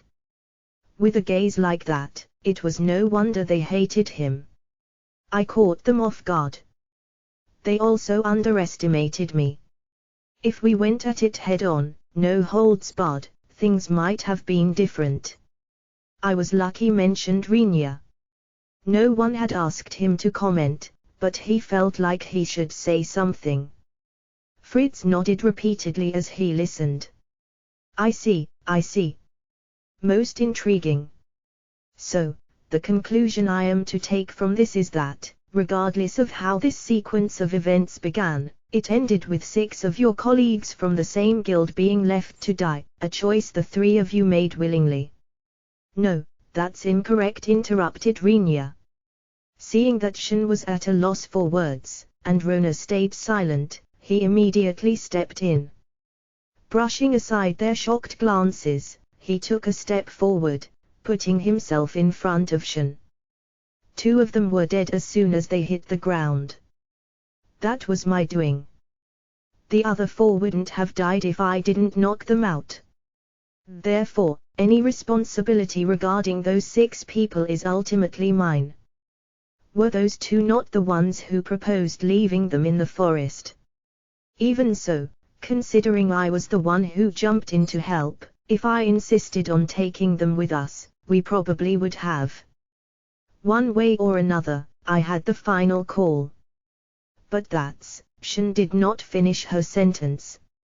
Rinya glanced over his shoulder to find that it was Rona who stopped her by placing her hand on Shin's shoulder.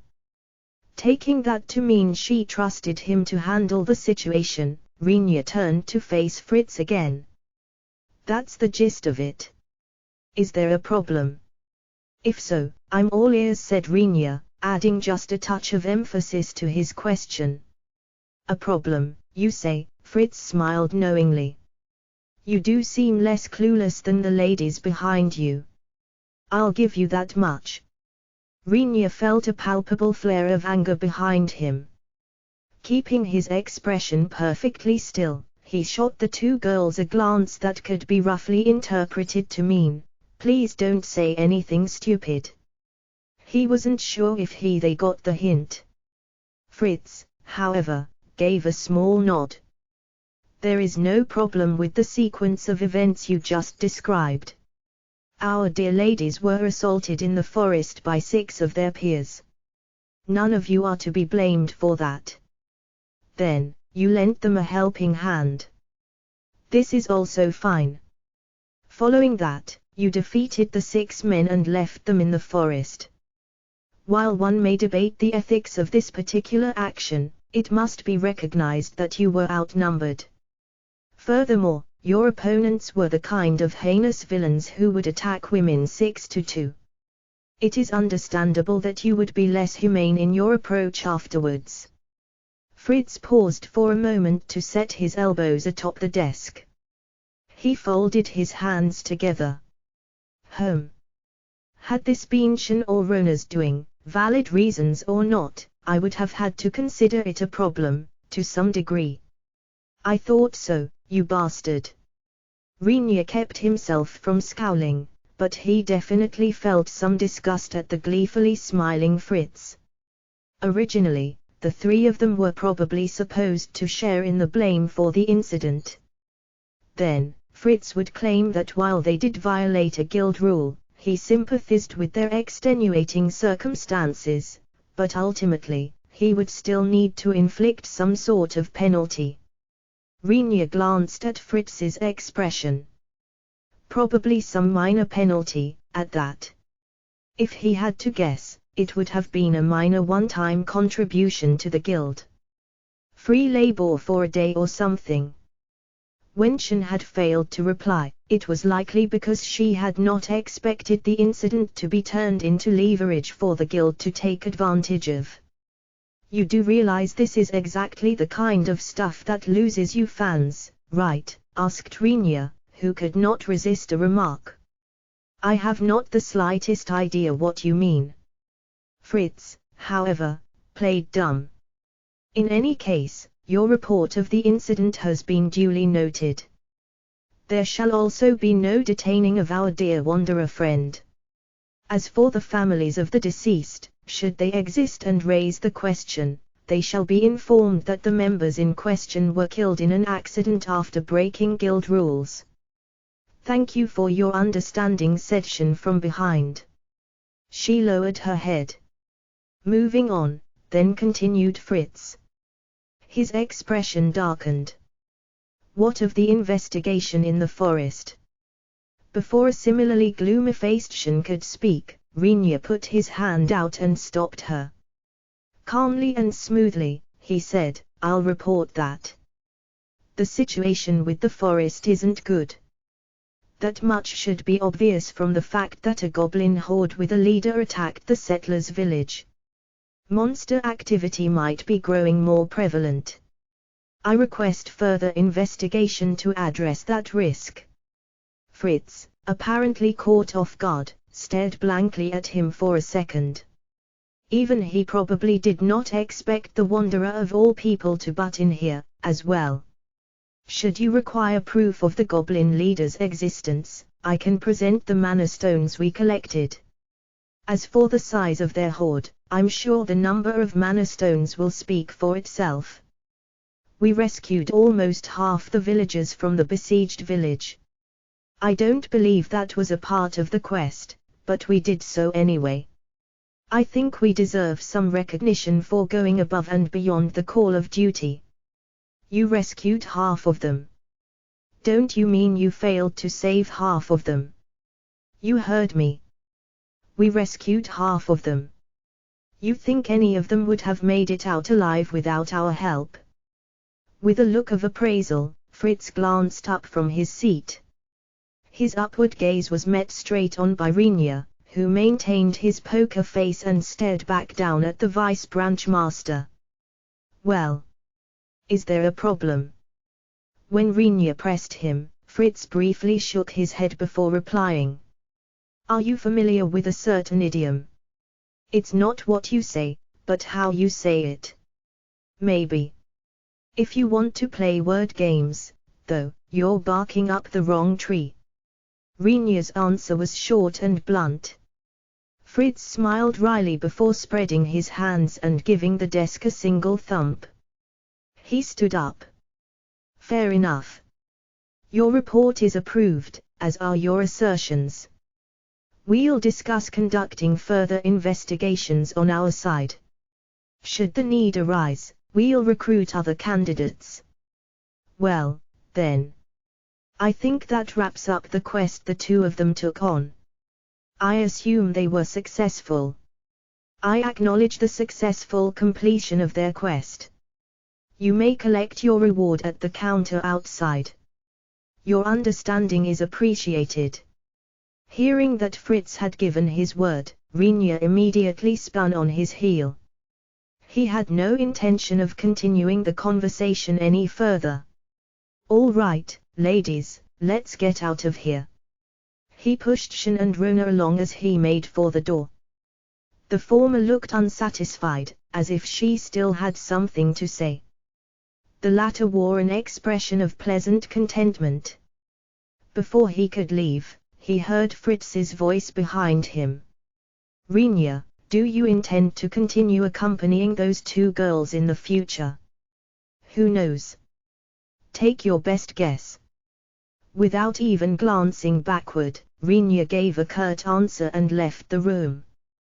Fritz followed Rinya with his gaze, watching the back of his figure disappear beyond the doorway. He remained standing until the door finally swung shut. Then, like a deflating balloon, he let out a deep sigh and crumpled into his seat.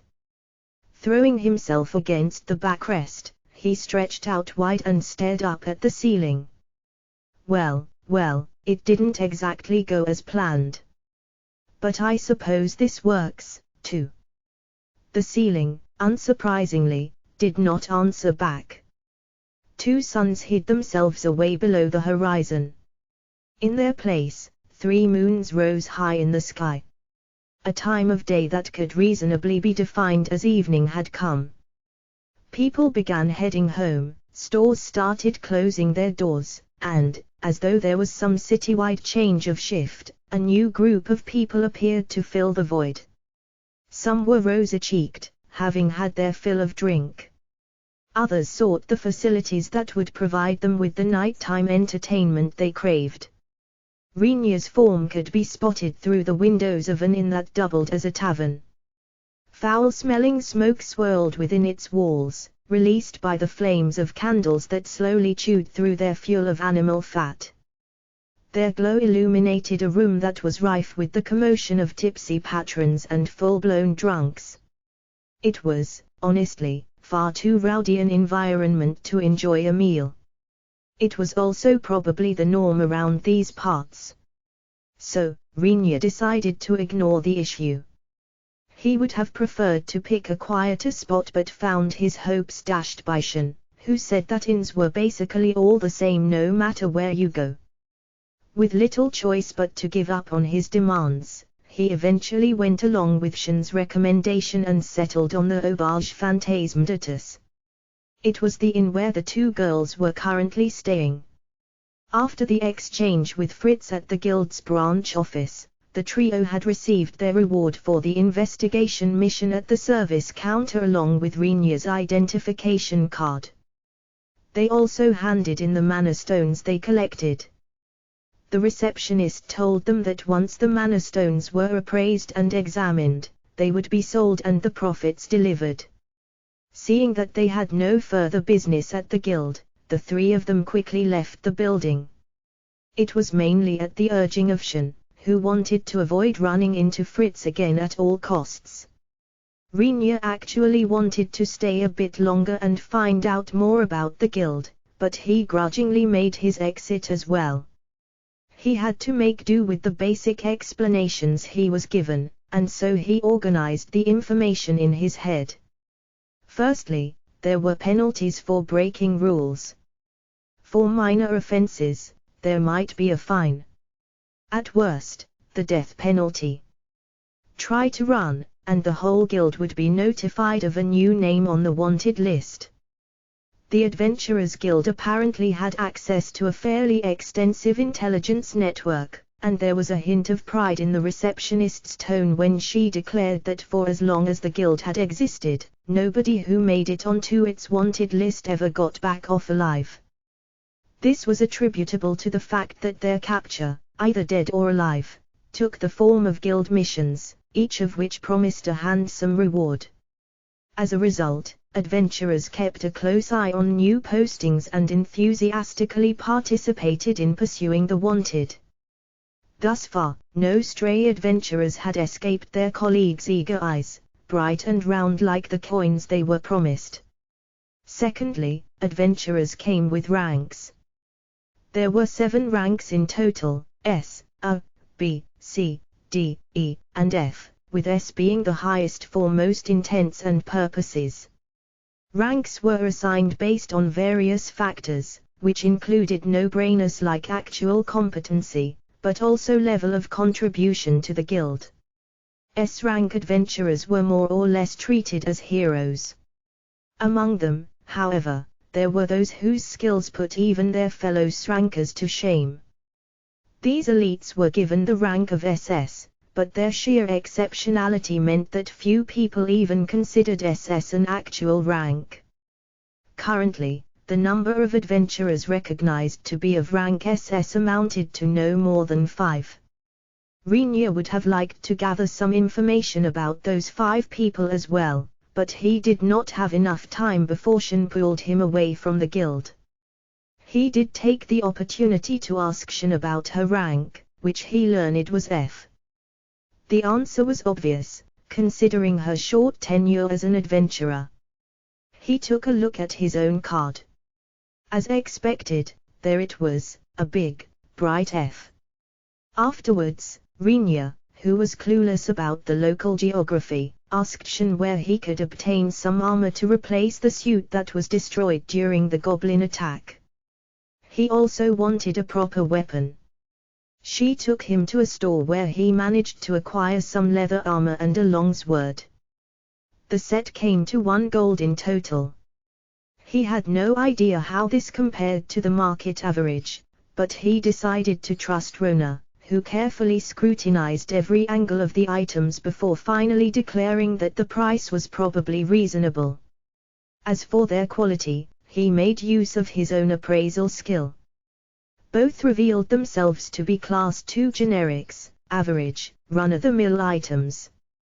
Shen had spent the whole time incessantly recommending metal armor to him. The things were expensive, heavy, hard to move in, and made him sound like a walking cupboard. There were literally 0 merits, so he politely refused her suggestion.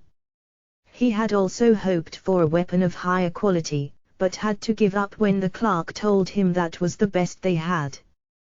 The longsword he settled on was, unsurprisingly, better suited to crushing than cutting.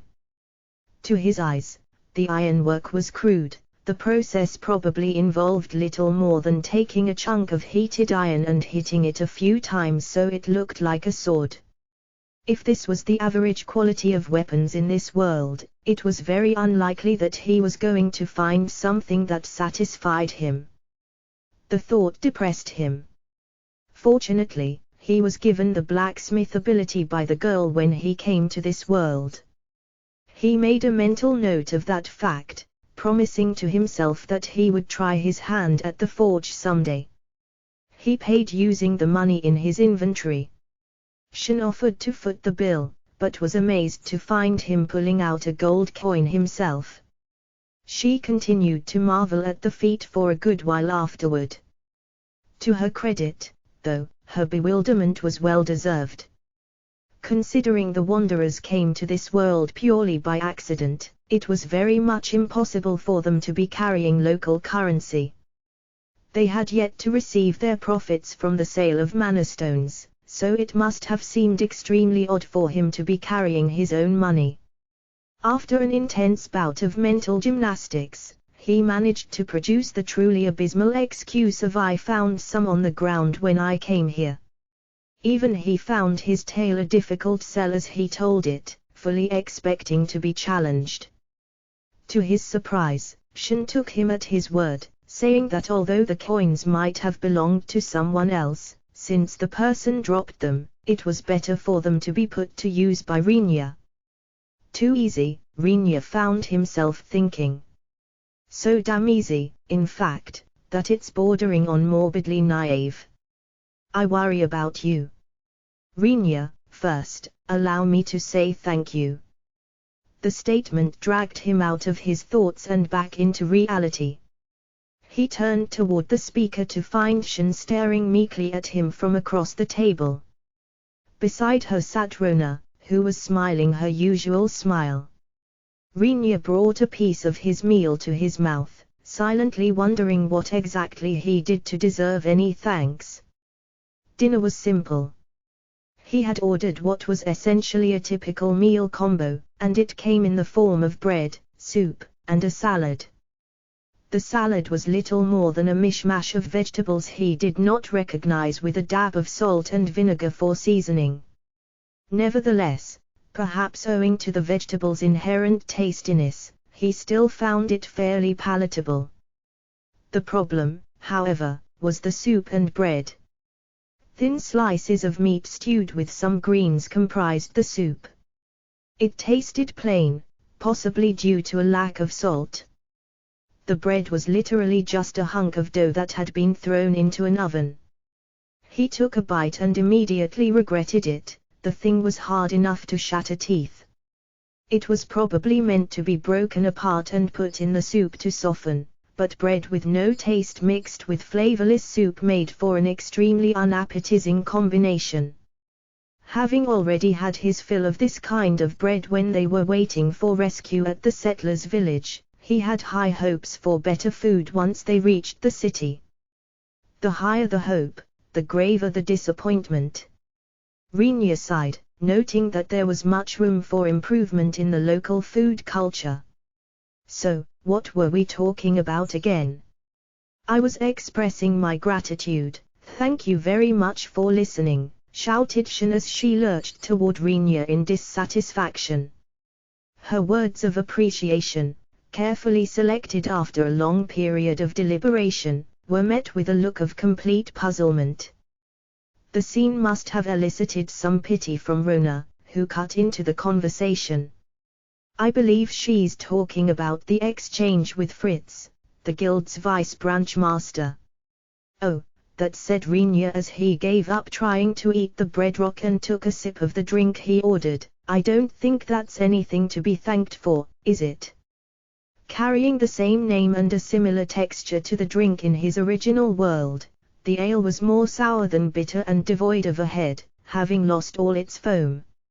Honestly speaking, this tasted bad, too. The fact that it was served warm made it even worse. He began having doubts as to whether the girl's claims about this world's delicious foods were true. If not, there went a good half of his reasons for living. However, it was also true that the better something tasted, the more expensive it was. This held true regardless of the world and times. Therefore, Rinya held on to hope of the possibility that even in this world, there were savory wonders waiting for him, as long as he was willing to splurge. Should that final glimmer of hope fail him, he would have to have a good talk with the girl after he died. Ah! Rinya. I said don't worry about it. That whole mission was over the minute the goblins showed up. Investigation and elimination, right? You can say you failed all you want, but it's not like anyone can say no if you claim you succeeded, either. Of course, if the mission had involved gathering details about how many goblin camps there were in the forest and how large they would have definitely failed. He did not mention that, though. This was pure conjecture, but he suspected that the guild did not even need any of that information, especially considering they sent an apprentice duo and the sleazy six. No investigating was going to be done by that kind of crew. The guild probably figured that as long as a couple of adventurers were frolicking in the forest, they would run into some goblins sooner or later, and an 8-person party could probably handle weak monsters like those. Some crude goblin population control, if you will. Basically, as long as they killed some goblins and reported back, things would be fine. Had they reported that they were unable to conduct a proper investigation and therefore failed the mission, the guild would have just taken them at their word. What followed would be simple: no money from us, then. Oh, and have this penalty, too. In other words, pure profit for the guild. For Renia, there was a takeaway from this whole incident: honesty was a virtue, but at times, it could also be a serious flaw. Still, if it was me talking, things probably would have gone differently. Instead, we all got off scot-free, and with the reward to boot. I think that deserves thanks. Honesty was a virtue. It was indeed a virtue to be honest. But when it was preceded by the adjective too damn, it ceased being a virtue, leaving only the flaw part behind. Shin was, unfortunately, the very embodiment of this phenomenon. In fact, insisting that he did not need to be thanked was unlikely to result in anything but further stalemate. It was, however, simply a matter of phrasing. As long as Renia changed his approach, the solution would be simple. All right. He nodded. Your expression of gratitude has been duly accepted, he said, making sure to emphasize expression. Shin looked like she wanted to push the issue, but she ultimately swallowed her words. Knowing her personality, it was easy to guess that she probably wanted to give him part of the mission reward. Are you sure about this? Said Rona, taking Shin's side. The reward came out to 12 gold in total. Shin said she wanted to give you 4. Renia shook his head. He had no clue when the two of them had discussed that, but he told them he had no intention of taking any money. The reward did not belong to him. It was not even his mission to begin with. He was not going to change his mind, no matter how much they insisted on sharing. On that note, is it just me, or does that seem like a lot of money for a reward? Is this, like, par for the course? You're right. This is 8 people's worth. Rona explained that the reward was 1 gold and 50 silver per head. It took them 2 days to get there, 2 days to investigate, and 2 days to get back. Spread over 6 days, the daily rate was 25 silver. That was worth about $250 of old world money, which seemed more or less reasonable. It seemed unnecessary to dole out rewards for dead people, but according to Rona, rewards for missions were predetermined upon commencement, so if the head count dropped, the extra portion was normally divided evenly among those present. Fine. Let's say we're done with the topic of rewards, then, and move on. Renia, this next topic, you see, is the most important one for me. Shin settled into her seat and let out a deep breath, as though she were mentally switching gears. With the air of someone about to divulge something of profound importance, she kept her eyes on Renia as she spoke. Sensing that he was about to hear something troublesome again, he looked off to the side and avoided meeting her gaze. Silently, he awaited her next words.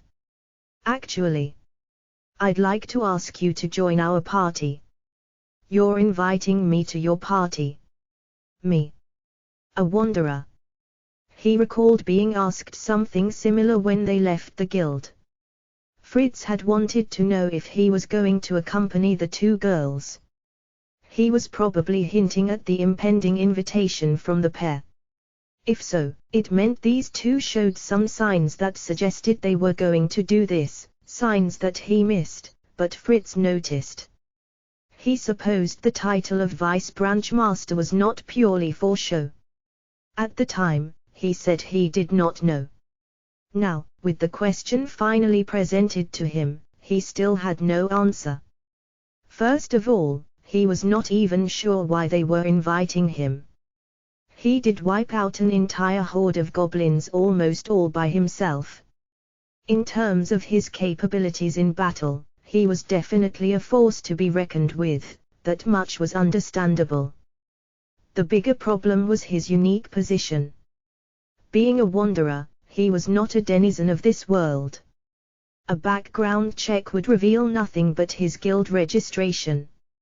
Everything about him was shrouded in mystery. He was sketchy with a capital S. If a person's fishiness could be represented by a gauge, his would have wrapped around to the other side of the screen. On top of that, his common sense was functionally non-existent in this world. He had no idea what kind of trouble he would get himself into. Wanderers were endless chains of problems just waiting to happen. Why would anyone want to be around a person like that? If anything, people would normally want to stay as far away as possible. Even though we haven't known each other for very long, you can probably tell that I'm not the sharpest tool in the shed. I don't know much about the ways of the world. Rinya's ears perked up. Ever since meeting the girls, he had been harboring some questions. To date, they remained unanswered. What Shen just said seemed to touch on that topic, so he gave her his full attention. That's why I can't handle situations like the one with the Vice Branch Master very well. Compared to me, you seem, well, very experienced with things like that. Rinya mentally shrugged. He was, after all, 94 years old, albeit song memories. If he turned out to be denser than the girls, that would be a failure of epic proportions. He wondered what Shen would say if he told her that. You're really strong, too. I'd feel a lot safer if we had you as a companion. Otherwise, it'd just be the two of us, and I'm starting to think a party of two girls isn't the best for adventuring. Being a man of reasonable restraint, Rinya did not point out that she should have realized that a long time ago. Unless they were insanely strong, most people would team up with a bunch of trustworthy allies and seek safety in numbers. There was no way they were going to survive as adventurers otherwise. All things considered, the two of them were lucky to have made it even this far in their short adventuring life. They should be thanking the god of somewhere, but definitely not here, considering this world was literally on the brink of demise thanks to said god's mismanagement. There was that girl, too, but she also seemed like the wrong candidate. In the end, he decided that there must be some faraway god of fortune who would not mind an extra thanks or two. The goblin attack showed that you're trustworthy, too. Usually, people would just run away from a situation like that. Instead, you stayed and helped us. I feel like that was just sort of going with the flow. Maybe it was. But I trust my heart. What do you say? Will you join us as a friend and tell us what you know? Of course, we'll also explain as much as we can about this world, and we can help you out, too. I think it's a pretty good idea, personally. Rinya played around with thoughts of how much he could reasonably tell her, but to them, he showed only a faint smile. Taking it to be right, Shen's expression clouded. Rona, meanwhile, did a peculiar thing where she dropped the temperature of her smile. That was the only way to describe it. She kept smiling, but he could feel the chill in her gaze. It was honestly quite impressive. Figuring that she must be on to him, he covered his mouth with his right hand and chewed on his answer. Okay, let me first say that I'm happy to have been invited. I've got nowhere to go, so I'm glad to have made some friends. As for my answer, though, I'd like some time to think on it. One night, to be exact. I see. You're right. It's not something you can figure out immediately, and it's the kind of decision that'll affect a lot of things down the road. I understand. There's no need to rush. We'll wait for your answer. Hopefully, it'll be the one that makes us happy, too, said a noticeably more cheerful Shen. After expecting him to turn them down, hearing that he would think about it caused her expression to visibly brighten. As for Rona, the frigidness in her gaze had waned, and her made-to-order smile, inscrutable as ever, had returned. With a gulp, Rinya downed the nasty ale that rolled around in his mouth, but he could do little about the uncertainties that continued to roll around in his mind. He had no way to tell, but it was probably some time past 12. Night was different here. Once the city was asleep under the quiet veil of darkness, motion itself seemed to cease throughout the world. Nothing made a sound. Silence entered his ears like a constant buzz, alleviated only by the periodic whispers of his own breath. When he was in the settlers' village, he could hear the howls of creatures, dogs, or maybe wolves, from the forest. But in the city, even those were gone. Once the facilities in amusement districts shuttered their doors, residents returned to their homes. At this time of night, the sole proprietors of wakefulness were the grumbling city guards who were bound to their posts. With his mind occupied by such thoughts, Rinya sat up in bed. The room was dark. Each room had candles for lighting, but they were put out when people went to sleep. The sole source of illumination in the room was the window, which shimmered in the light of a brightly glowing moon. He approached it and looked up at the sky through its mildly transparent opening. Night had teased him with only the lightest of slumber. Perhaps he was not as tired as he thought. Or maybe the bed was ill-fitting.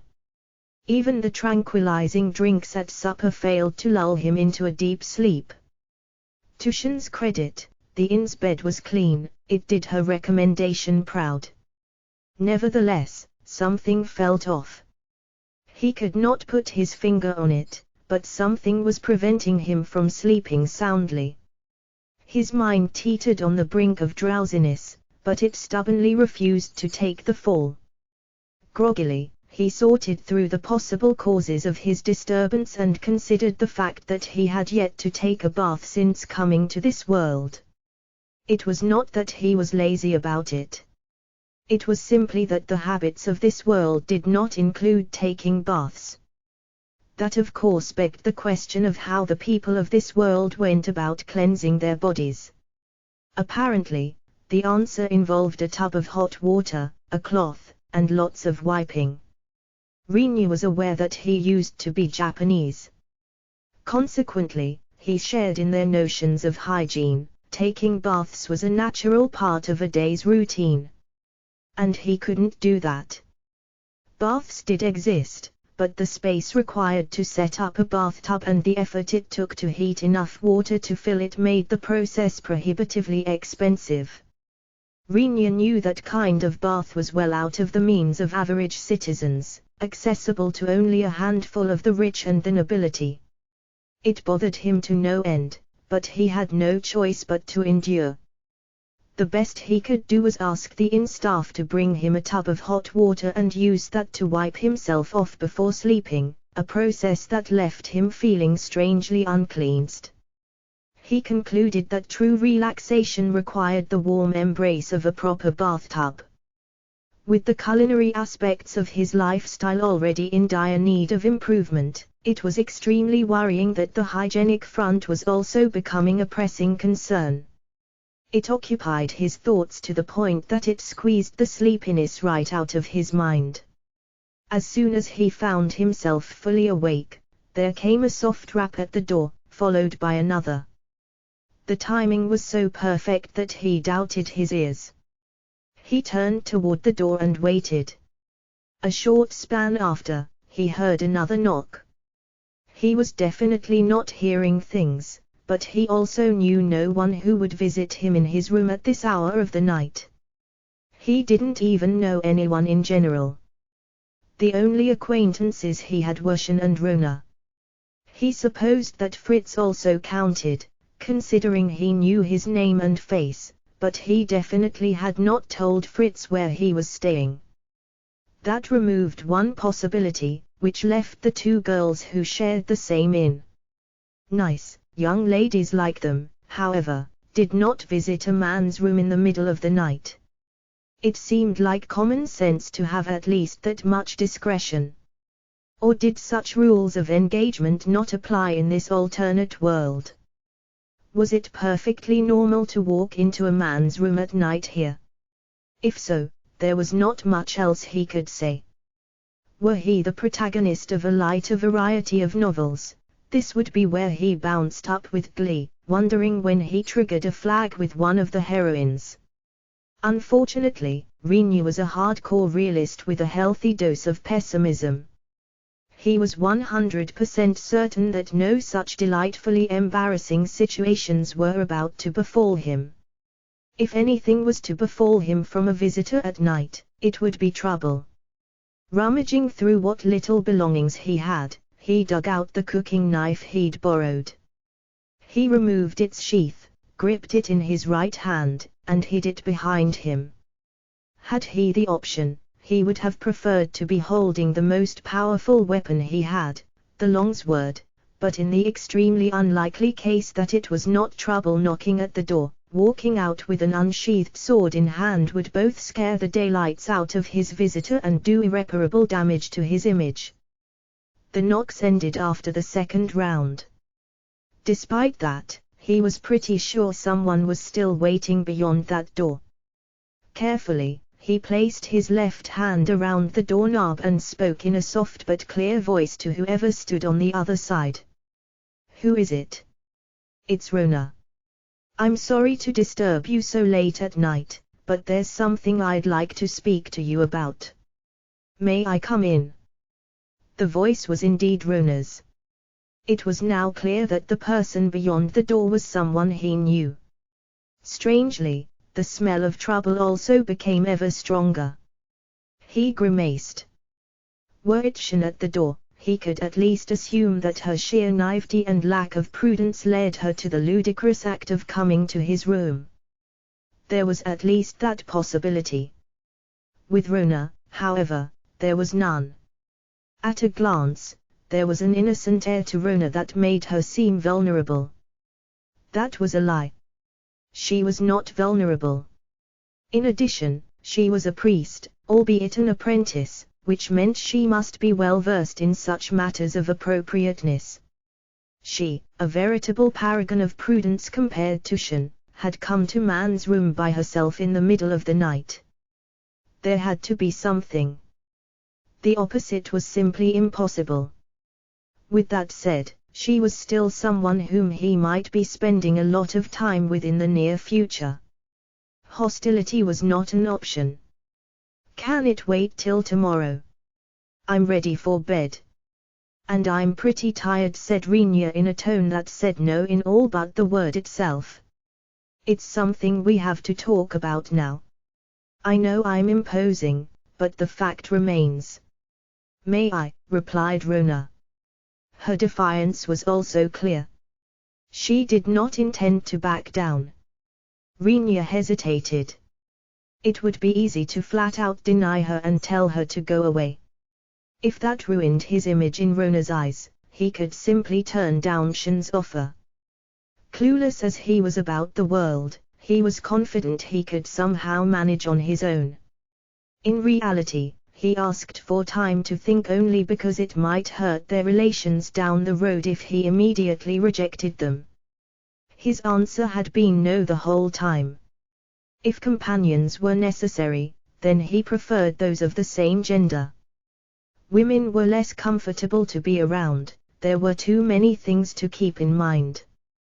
That was why he intended on declining Shin's invitation tomorrow morning and heading to the guild to look for a party he could slip into.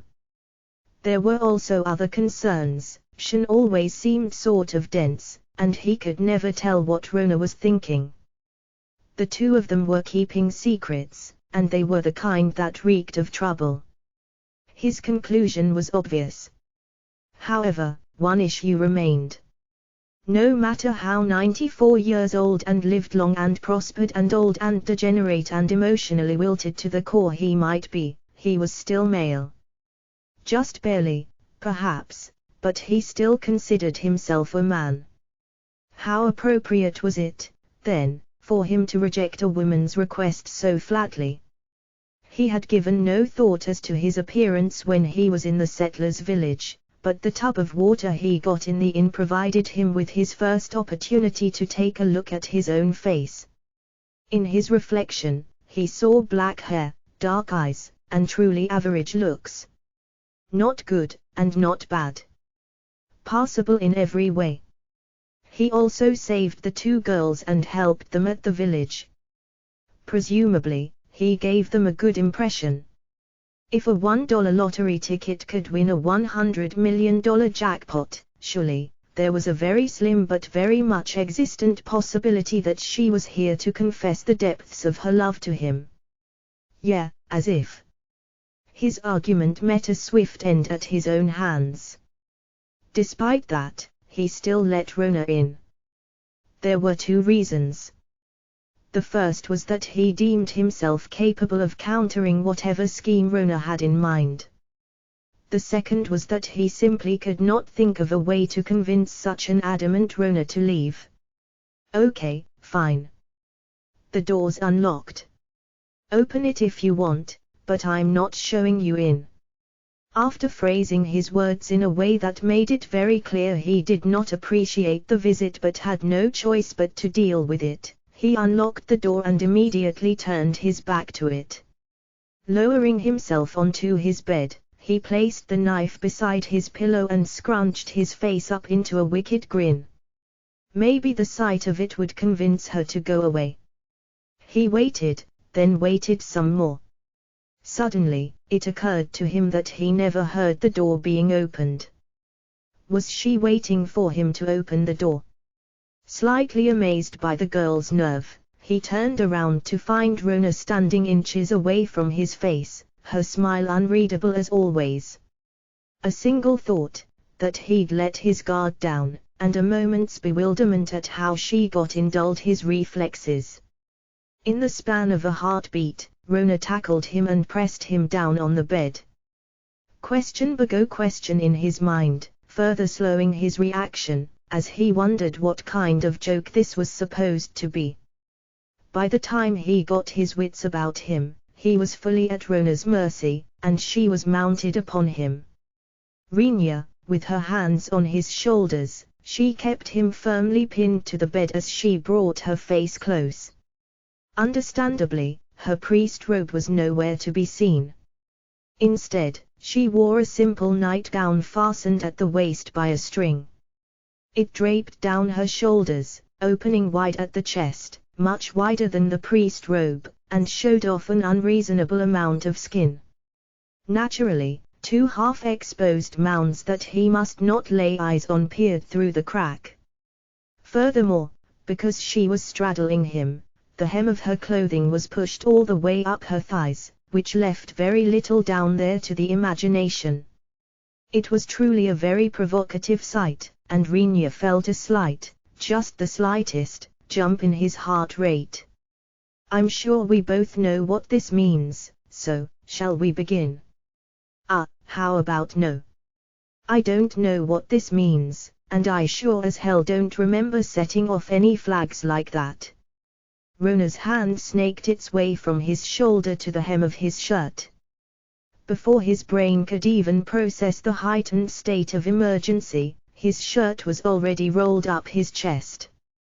She shifted her hips slightly off his stomach and pressed herself against his exposed skin in an embrace. Her lips whispered into his ear. Is this clear enough? Or do you have to hear it from my lips? Song clothes, much of their skin came into mutual and intimate contact. The heat, the weight, and the softness all congealed into a wave of sensation that threatened to relieve him of his wits. Somewhere deep in his mind, the last vestiges of his good judgment was shouting desperately, trying to warn him that this was absolutely a trap. Their opponent, however, had an equally convincing argument: who cares if this is a trap? Why not just run with it? After all, what was that saying again? Something something life, something something lemons. Whatever it was, he was staring at one heck of a lemon, and there was plenty of delicious lemonade to be had. He could definitely hear the tantalizing whispers of his other half. What surprised him, other than his logical faculties seeming to have no control over his own body, of course, was Rona's strength and how well she was handling the tussle. While he was caught off guard and thrown onto his back, he was certainly not incapable of resisting. He tried multiple times to struggle out from under her, but she kept her arms and body latched firmly around his. Again and again, he failed to escape. In a test of pure strength, there was no way Rinya would lose, but Rona had the positional advantage in this case. Until he figured out why she was doing this, he also did not want to resort to more drastic measures such as shoving her off by force or physically hitting her to make her flinch. "Would you please stop struggling, Rinya? Just leave it to me. You won't regret it." "No, no, stop. Damn it, woman, keep your pants on. Like, literally. Just calm down." Then again, maybe I'm the one who needs to calm down. Whatever. In any case, get off me already. I did nothing to deserve this.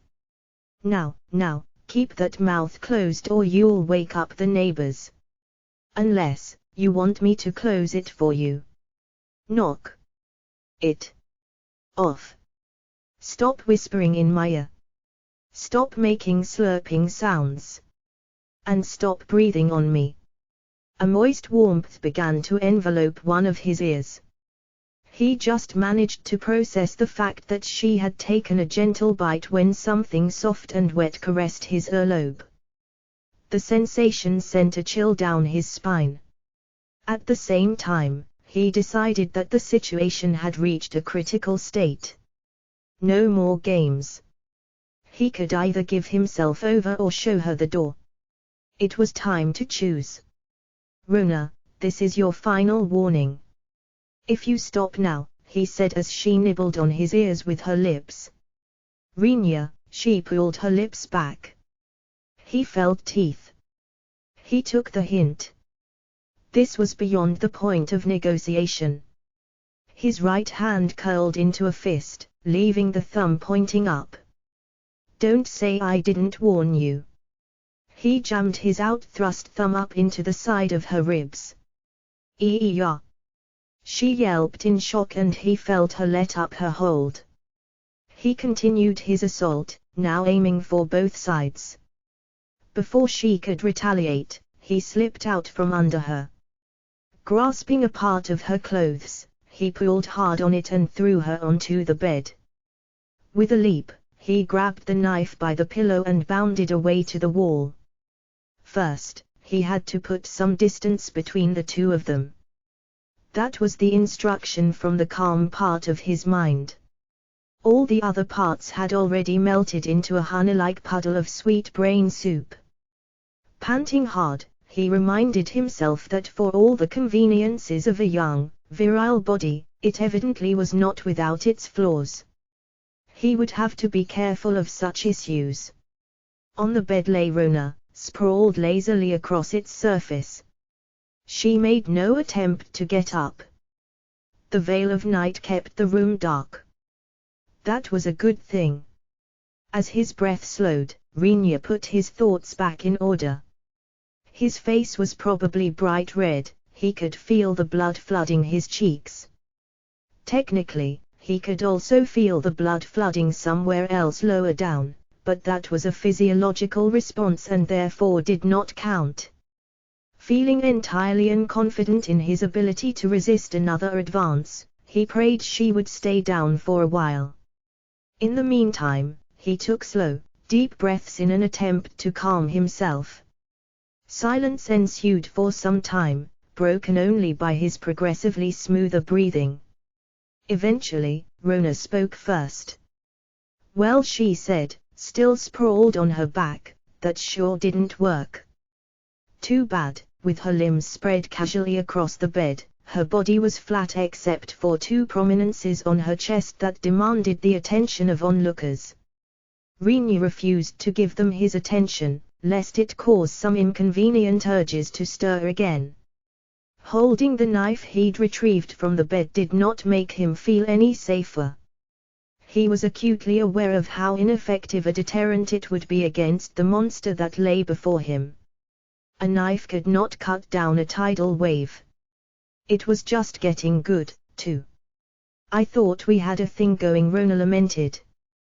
"The only thing that was going anywhere was my good sense, you idiot." "I was this close to losing it," snapped Rinyu. Rona laughed. He gave her a glare that asked her what was so funny. She made no attempt to get up, turning only her head to face him. "A shame you didn't. Care to do some explaining? I wanted you to accept Shin's invitation. That was all." "That was all? You expect me to believe that a priest of all people would resort to whoring herself out just to make me say yes to that?" "I expect you to believe that I have my reasons for doing so," she answered back with a bit of an edge to her voice. However, she soon sighed and said, "But, unfortunately, I failed." "Rinyu, you were planning to turn her down, weren't you?"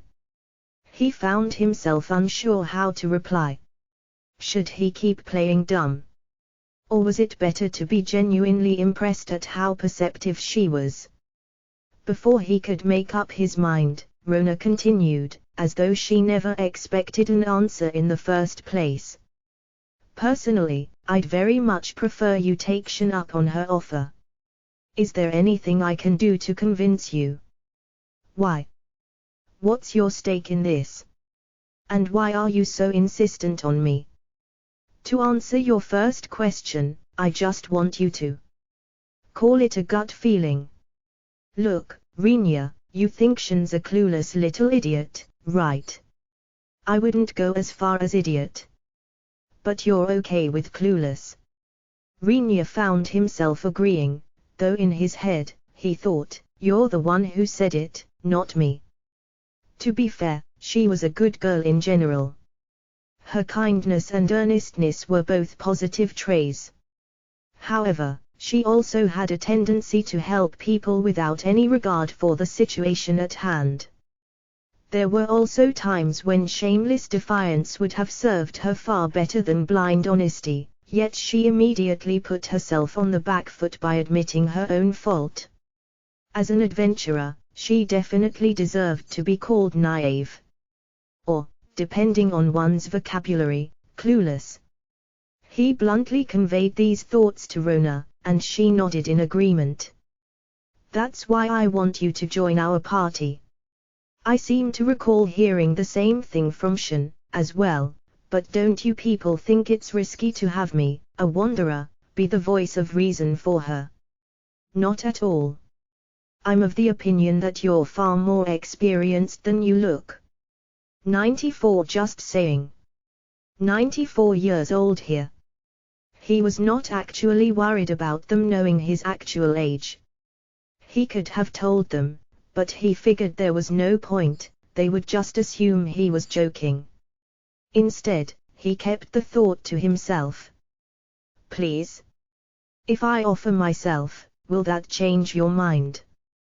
Damn it, woman, stop playing the prostitute card every time.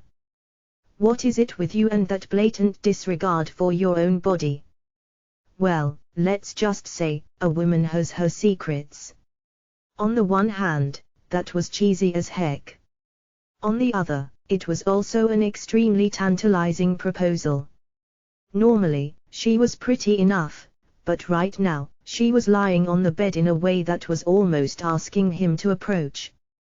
Even as they spoke, it took effort to keep himself under control. Given the chance to have their way with a girl of her caliber, most men would probably say okay without a second thought. Rinya, however, was not most men. He firmly stood his ground. Actually, that's not why I was going to decline the invitation. There's another reason.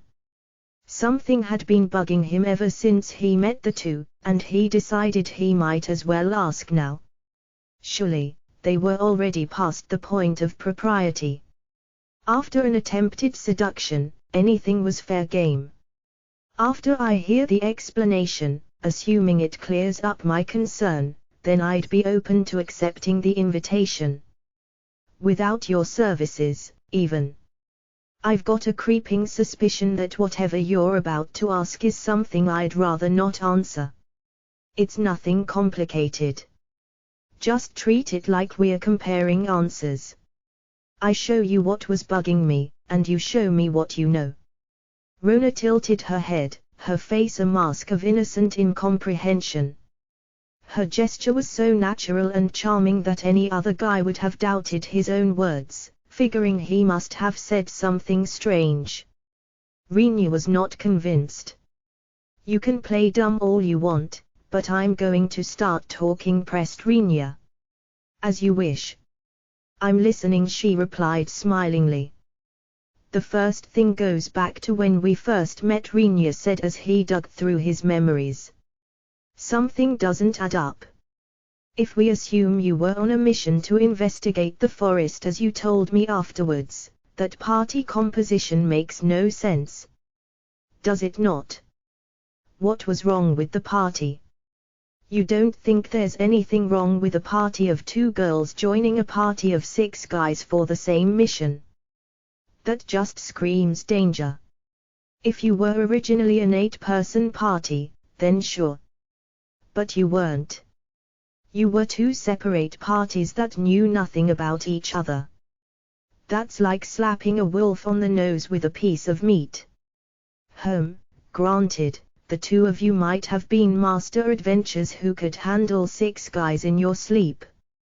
In that case, it would be understandable. But then you declared that you were both apprentices. Rona continued to watch Rinya from the bed.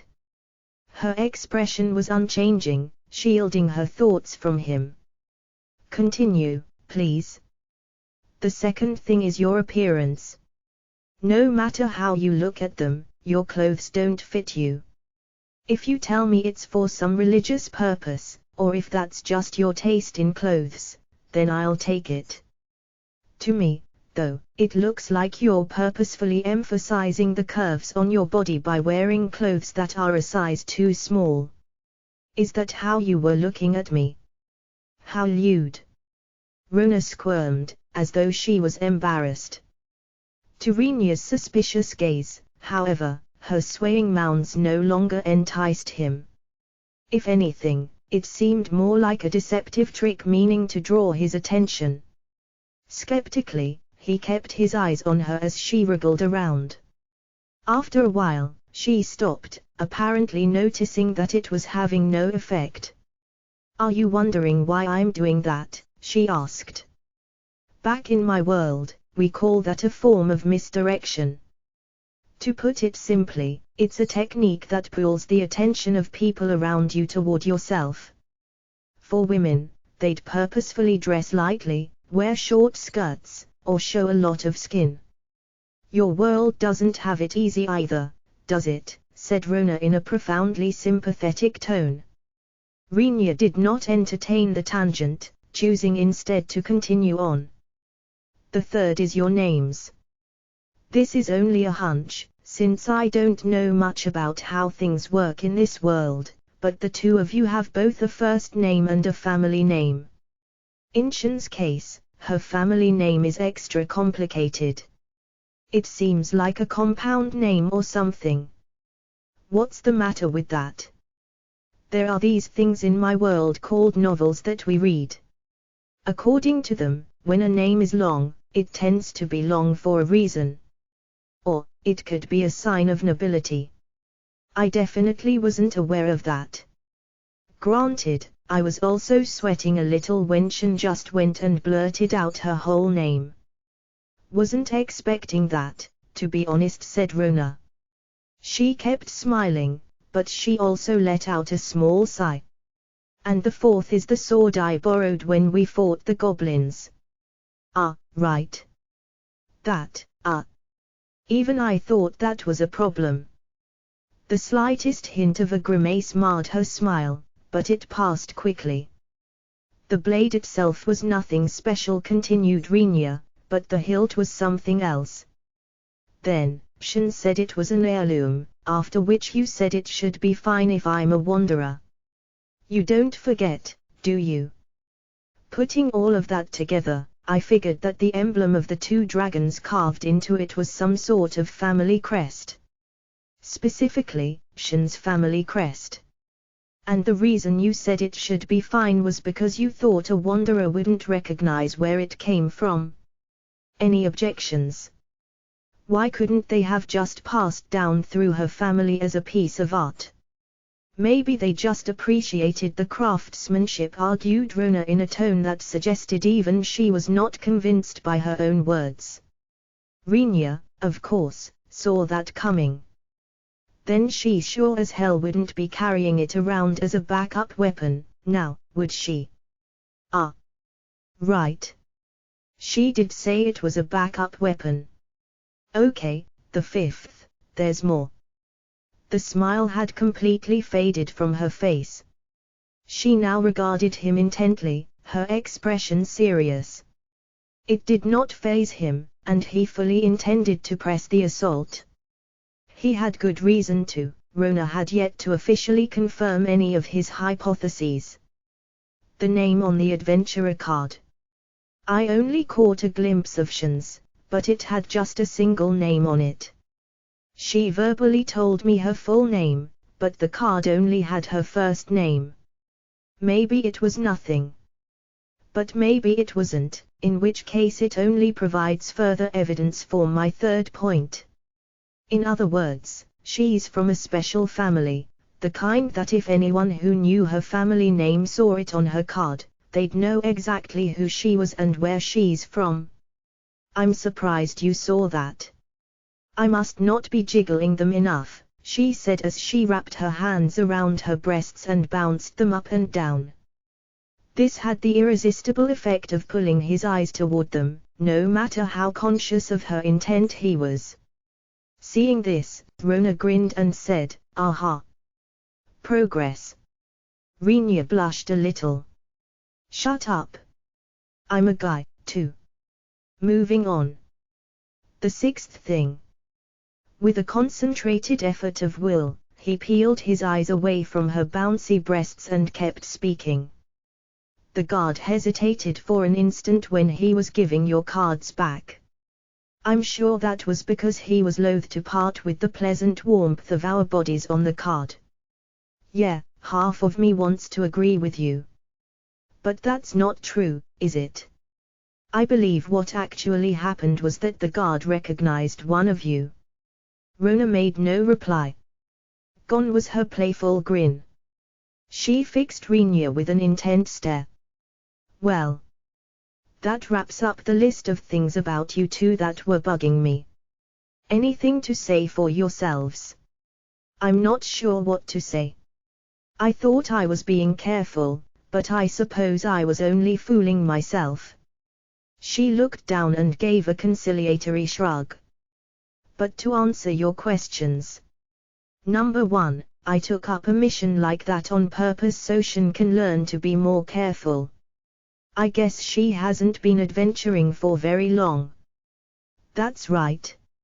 She's been at it for about a month. I swear, that girl has no sense of danger. I figured it might do her some good for her to be in real danger for once. While he understood the intention, her particular method of doing what amounted to shock therapy seemed far too risky. Rinya's appearance was pure coincidence. She could not have accounted for his help when she was cooking up this plan.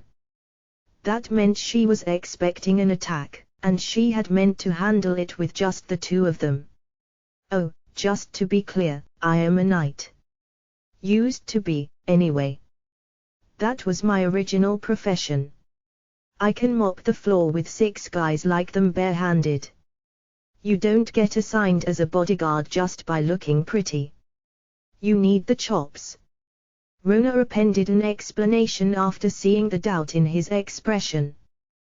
The revelation surprised him, but it also helped explain how she'd managed to pin him down just moments before. He nodded in understanding. Basically, he was dealing with a case of falsified professional identity. To his chagrin, he also realized that meant she was vastly underperforming during the goblin attack. The fact that I'm a knight is top secret, so unless we're in seriously dire straits, I'll always be doing the priest thing. Geez, thanks. Then, the reason you can't use magecraft is, if I could use magecraft on top of being a knight and a priest, I might as well go save the world. Presumably, what she meant was that she would be far too overpowered. Also, while it was not her real profession, she technically was still a priest. As for the second question, you're absolutely correct. This is actually pretty uncomfortable, you know, but, well, it comes with the job, she confessed as she gently stroked her own chest. Whether she meant it was physically constricting or psychologically embarrassing was unclear. Maybe both. Question 3. You're correct in assuming that Shin is of noble blood. I cannot, however, reveal her full identity to you at this time. Rinya nodded and prompted her to keep going. So long as his position remained unclear, he could not expect her to divulge everything. Question 4. You're right about this, as well. That emblem is a symbol of Shin's lineage. Which means my 5th question is, yes. Registering her with her full name would cause all sorts of commotion. Then, the 6th question, if I'm to be picky, I'd point out that technically, the guard did not recognize one of us. He probably recognized both. Rona smiled at him and told him that she has answered all his questions. He leaned against the wall and placed his hand on his forehead before speaking. So, let me get this straight. Shin is a princess from some noble lineage whose identity needs to be all hush-hush. You, Rona, are a knight/apprentice priest assigned to be her bodyguard. I don't know how the two of you ended up in this position, but being new to this whole adventuring business, you figured some help would be useful. And that's where I come in. You saw that I seemed fairly competent and decided to nab me for your purposes. Yes, but mind you, those are my reasons for doing this. I doubt Shin gave it this much thought. She probably just sees you as a strong and reliable guy whom she can trust, and she wants you to be her ally and her friend. With an innocent grin, she offhandedly mentioned how glad she was that she let Rinya do the honors when they were trying to figure out a compromise to Shin's stubborn insistence to help the settlers' village. He glared at her. If gazes could kill, he would have had blood on his hands by now. In other words, you're the evil mastermind behind all this. And I'm quite proud of it. The smell of trouble around you is so thick you could cut it with a knife. Don't drag me into your problems. Oh. Don't be like that. If you're mean to me, I'm going to sit here for the whole night, and then go cry in front of a bunch of people about how you had your way with a poor, defenseless girl like me. Damn it, woman. In that case, I might as well just go ahead and take you for a spin, then. How about that, huh? About time. Come on, then. Show me what you've got. Give me some loving. Rona spread her arms wide on the bed and invited him to approach by curling her fingers at him. The hopelessness of his situation dawned on him and he looked up at the ceiling. The girl in front of him was all in on this bet from the start. She was ready to wager everything she had. Rinya, on the other hand, was not. Be it in negotiating, gambling, or fighting, the strongest contestant was he who had nothing to lose. In other words, this match was decided the minute Rona set her eyes on him. He was not going to win. At this point, the most he could do was damage control and try to wrestle the most favorable conditions out of her. With that in mind, he raised both hands in a sign of surrender. Okay, he said, eyes still fixed on the ceiling, you got me. I give no promises about how much I can do for you, though. He glanced at the bed. Rona beamed at him, her expression entirely satisfied. I need money. And not just any amount. I need lots of it. And I'll need it regularly. Wait, what? Ha! What do you mean? A night had passed and a morning had come since Rona had advanced on Rinya, showing such reckless disrespect for her own body, and had shattered Rinya's defenses and forced him to surrender. A night had passed since Rona had made her advances on Rinya. Rendered helpless before her complete and utter lack of regard for the sanctity of her own body, he'd quickly capitulated to her demands. The following morning, he had arrived early at the cafeteria for breakfast and was waiting for the two girls to show up. As soon as they sat down at his table, he threw out his demands without the slightest lead-in or context. The outburst left Shin gasping and stuttering in confusion. Beside her, Rona watched the proceedings with a perfectly placid expression. The panache she'd displayed when she barged into his room last night was nowhere to be seen. Rinya was well aware that such an abrupt entry into the topic would confuse Shin. Nevertheless, he went with it because a confused Shin would ask fewer questions. He was hoping to settle the matter before she started wondering how he had arrived at his conclusions. I spent some time by myself thinking about it. In the end, I decided that it would be overly optimistic to assume I'll be okay on my own. I'm going to need someone's help. Oh, okay. However, being a wanderer, I know next to nothing about this world. I'm not brimming with talent either, and I have no friends. Under these circumstances, it'll take an immense amount of effort to find the friends I'll need to make money. I guess so, replied Shin. In her days, a stuttered affirmation was the most she could manage. She was barely managing to keep up with the quick pace of the conversation. Therefore, the offer you made yesterday is extremely appealing, and in fact, I'm thinking of accepting your invitation. That leaves us with one last condition you have to accept, which is that my primary objective is making money. If you're okay with that, then we have ourselves a deal. What do you say? Ha. When prompted for an answer, Shin went into full panic mode. What exactly is the purpose of making all this money? Interrupted Rona. At a glance, it seemed like she was giving Shin some time to think, but her true aim was to subtly redirect the conversation toward what Rinya intended to use the money on. It was a convenient change of topic for him, but it was separately and equally convenient for her. You wily witch, he thought as he tried to convey his disgust through his glare. You foxy fraudster. Eventually, he had to turn back to Shin, who was waiting for his answer. I need a foothold. A home base of sorts.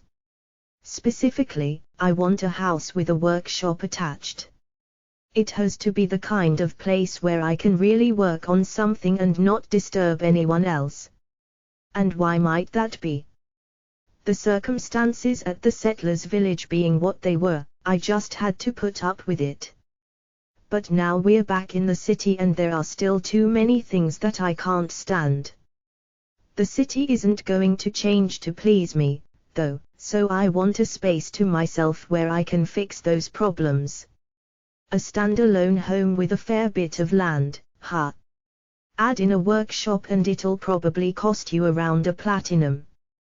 Rona seemed to be commenting on Rinya's demands, but she was also discreetly informing him and Shin of the market price without sounding unnatural. It went without saying that he had no idea of the cost, but Shin was probably also clueless about how much money would be required to fulfill his wish.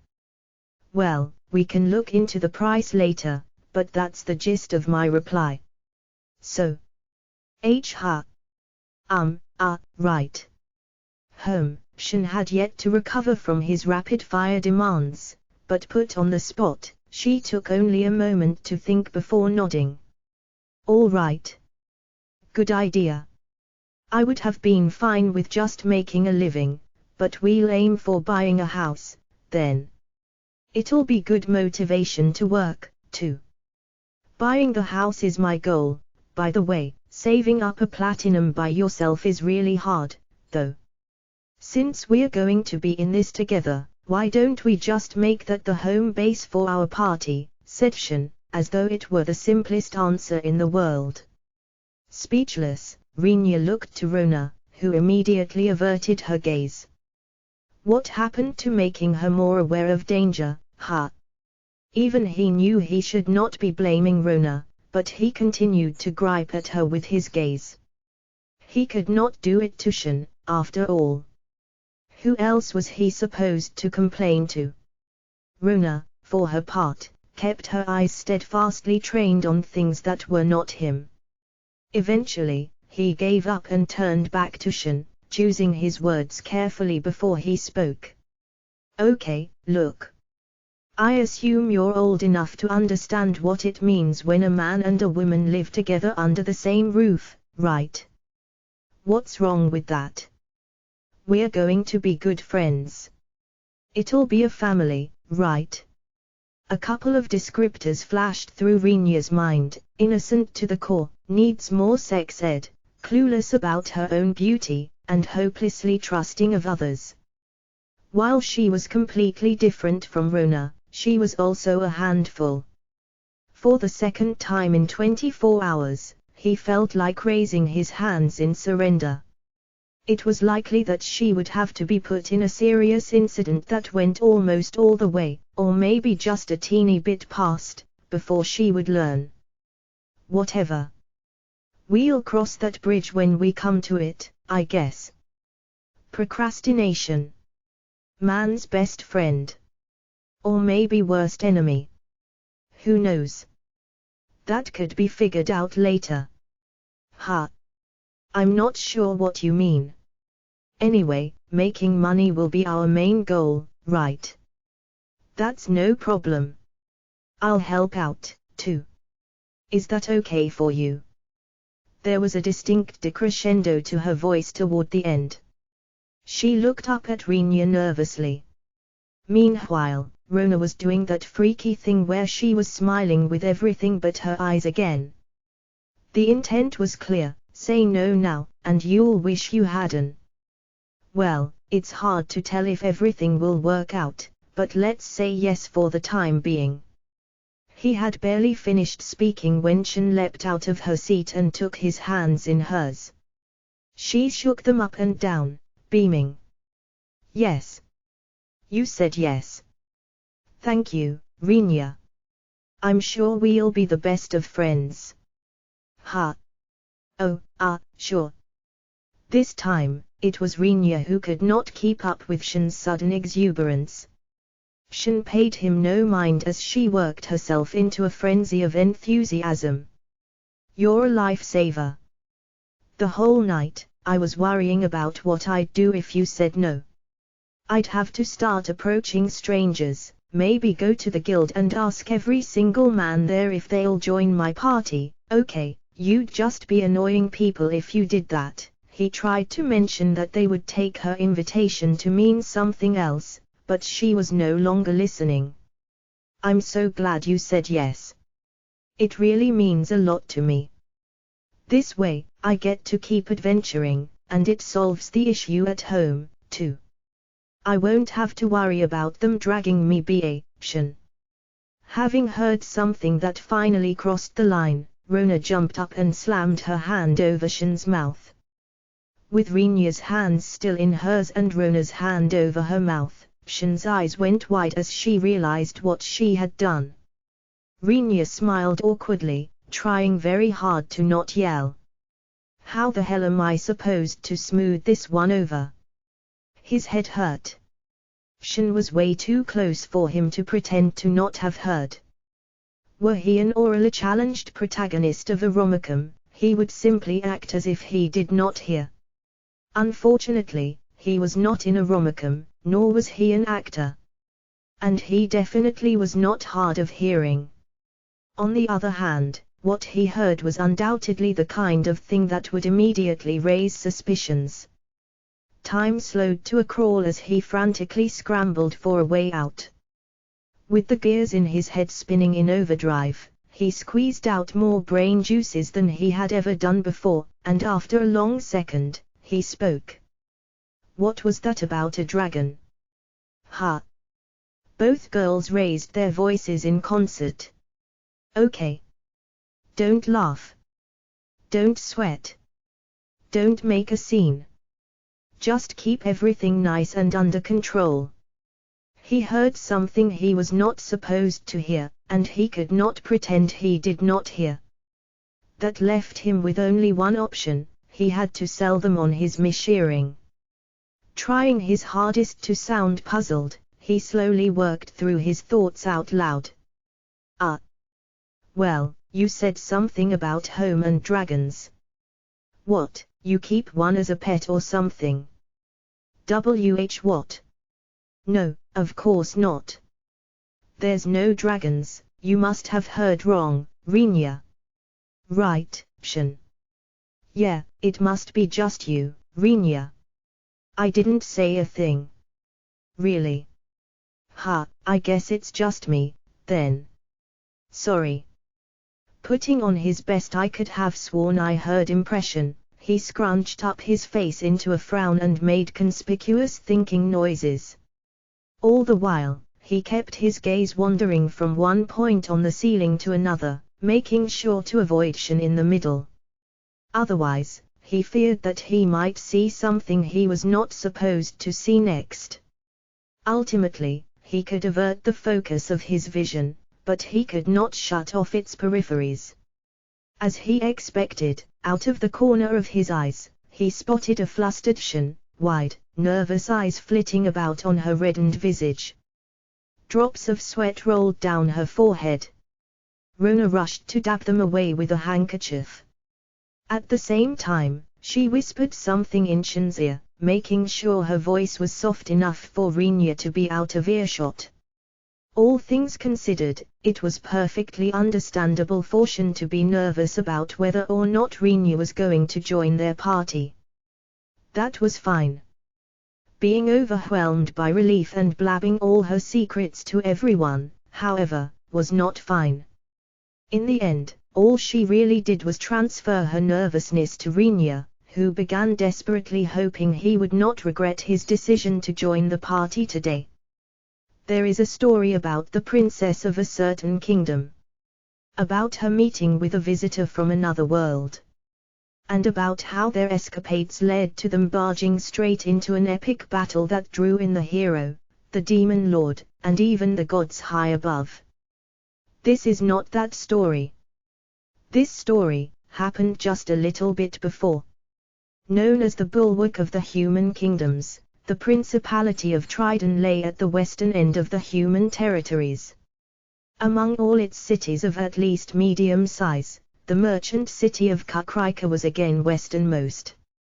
With a population of approximately 10,000, it stood as a city of reasonably large scale. Due to its unique position on the map, however, a considerable amount of traffic was constantly crossing its borders. At any given time, it was likely that the number of visitors in the city outnumbered the locals. To call the city lively, while technically accurate, would also be slightly euphemistic. After all, its bustling streets accordingly implied the presence of many shadier folks who gained entrance through less than proper means. While the perpetual presence of a large number of guards at the city's entrances, coupled with tough inspections, greatly limited the number of dangerous or suspicious people who entered or exited, no inspection was perfect. There were always oversights or loopholes, and the issue was a never-ending source of headaches for the local police force. Off to the side of the city, away from its central street, was Shin. She wore a white, robe-like shirt, tucked into a pair of puffy black trousers that was long and dress-like, similar to what one would call a hakama in Rinya's home world. She stood amidst an air of boredom. As the population of a city grew, more entertainment facilities would spring up to meet the extra demand. Such facilities tended to be open during evening hours and were often the likes of taverns, drinkeries, and other establishments of a decidedly more adult tilt. However, the cities in the Principality of Trident shared an odd quirk: they all contained many facilities that entertained women during the day. Whether this reflected the tastes of the ruling class or was due to other reasons, Shin did not know. In any case, the store that stood before her was one of those female-oriented locations. For a female-oriented location, however, the store's decorations were on the blander side with darker colors dominating its palette. Shin searched through the rather empty recesses of her mind and pieced together the few bits of wisdom she had. She came to the conclusion that the store's design was meant to enhance its sense of mystery and secrecy. Probably. Then, after taking another look and carefully scrutinizing its appearance, she shrugged. Personally, Shin thought the store's design was an utter failure. She was not the type of comment on other people's tastes. Being well aware of the diversity in people's preferences, she had no intention of claiming her own opinion to be the singular truth. Plenty of people probably liked how it looked.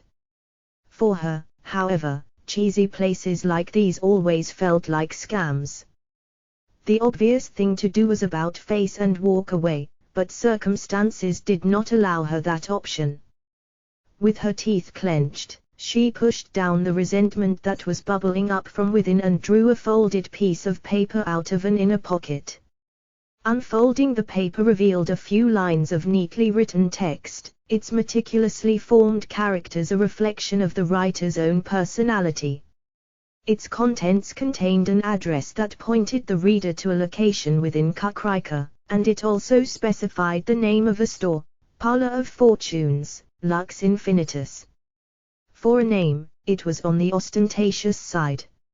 If the explanation she heard beforehand was to be believed, however, its function was far more mundane.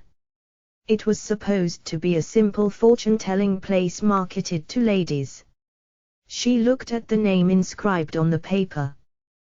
Then the sign on the store. Then the paper. Then the store again. Finally, she sighed. There was no denying it.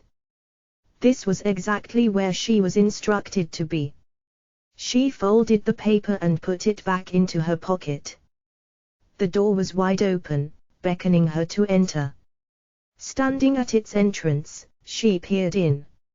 Unfortunately, the store seemed intent on remaining consistent in its somber design, and the bright daylight made it nearly impossible to make out any details in the darkness inside. Shin folded her arms and frowned. She was not familiar with this kind of thing, and the atmosphere in the store was not making it any easier to set foot inside by herself. On top of that, the person who made her come here was nowhere to be seen. After a period of contemplation, she struck her palm with her fist and, with the deliberate tone of someone who had made up her mind, said, "Okay, let's go home." How in the world did you manage to arrive at that conclusion? Said someone in an exasperated tone. The voice was familiar. Shin jumped, quite literally, and lurched forward a few steps before spinning around to the sight of a girl. Her golden hair fell over a blackish robe that covered her voluptuous figure. The girl stood confidently. Her arms were crossed as well, and this had the effect of emphasizing her already massive bosom. The pair of voluminous protrusions, already a good 2 sizes larger than Shin's, were just short of perfectly round, as they were being pressed against the robe by the arms underneath. Struggling against the confining fabric, they emphatically decried the injustice of their mistreatment. The plight of her breasts, juxtaposed against the maidenly image of the priest robe, the very symbol of chastity, was a feast for the eyes of almost violent proportions. Even Shin, a fellow girl, could not help but feel her gaze drifting towards them. For male observers, their faces instantly turned beet red as they looked away and desperately pressed their hands to their noses in an attempt to stave off the oncoming tide of bodily fluids. Passers-by, mesmerized by the sight, walked blindly into walls and store stalls, knocking over mountains of goods. Panicked onlookers quickly dashed into the shadows of buildings or alleyways. Hell itself broke loose all around her, but the girl in question paid it no mind. She stood staring at Shin, a hint of anger in her eyes. It made Shin uncomfortable.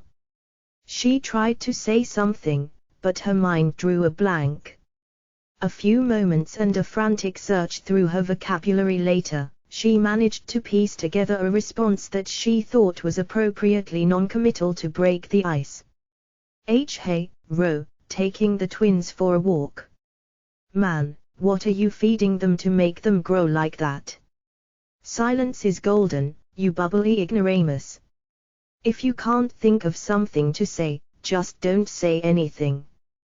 Rona, as she is called by others, sighed, and her expression progressed through a rapid sequence of changes that would have been a perfect representation of the 5 stages of grief had it ended with acceptance instead of profound resignation.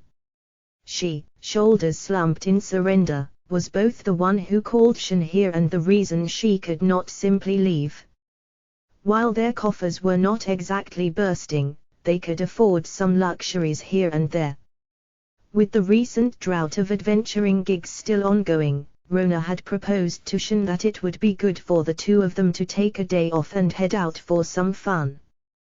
The thought of a girl's day out carried universal appeal to young ladies in their adolescent years, and Shin was no different. There was, however, a problem, and it was the kind of problem that she did not want to draw attention to. Her atypical upbringing coupled with her timid nature doomed her to be entirely clueless about such topics. Rona was fully aware of this, which was why, being the slightly more informed of the pair, she'd offered to pick their destination. As a result, there they stood. And this is the place you chose, grumbled Shin, dismay clear on her face. What, not good enough for you? Asked a slightly offended Rona. I'm no expert, so I can't say if it's good or not. Still, doesn't this place look a little too sketchy? Without the slightest unease, Shin began spewing borderline slander about the store while standing right in front of it. Her voice carried to the inside of the store, and Rona immediately sensed that reproachful gazes were being thrown their way. In response, she uncrossed her arms, raised her right hand, and smacked Shin across the head. There was a satisfying sound of impact, and the strike sent Shin lurching forward. You know, said Shin as she rubbed the place she was hit and straightened herself, I've been wondering something for a while. Is it just me or is that not the kind of strike you'd expect from a priest? It's just you. Now keep your mouth shut for a while, said Rona. Then, with her right hand, she pressed her index finger into the bridge of Shin's nose. What do you mean sketchy? They're operating in broad daylight. These are honest people running an honest business of fortune-telling. Fortune-telling's an honest business. If you disagree, then present your evidence, Shin. Rona withdrew her outstretched arm.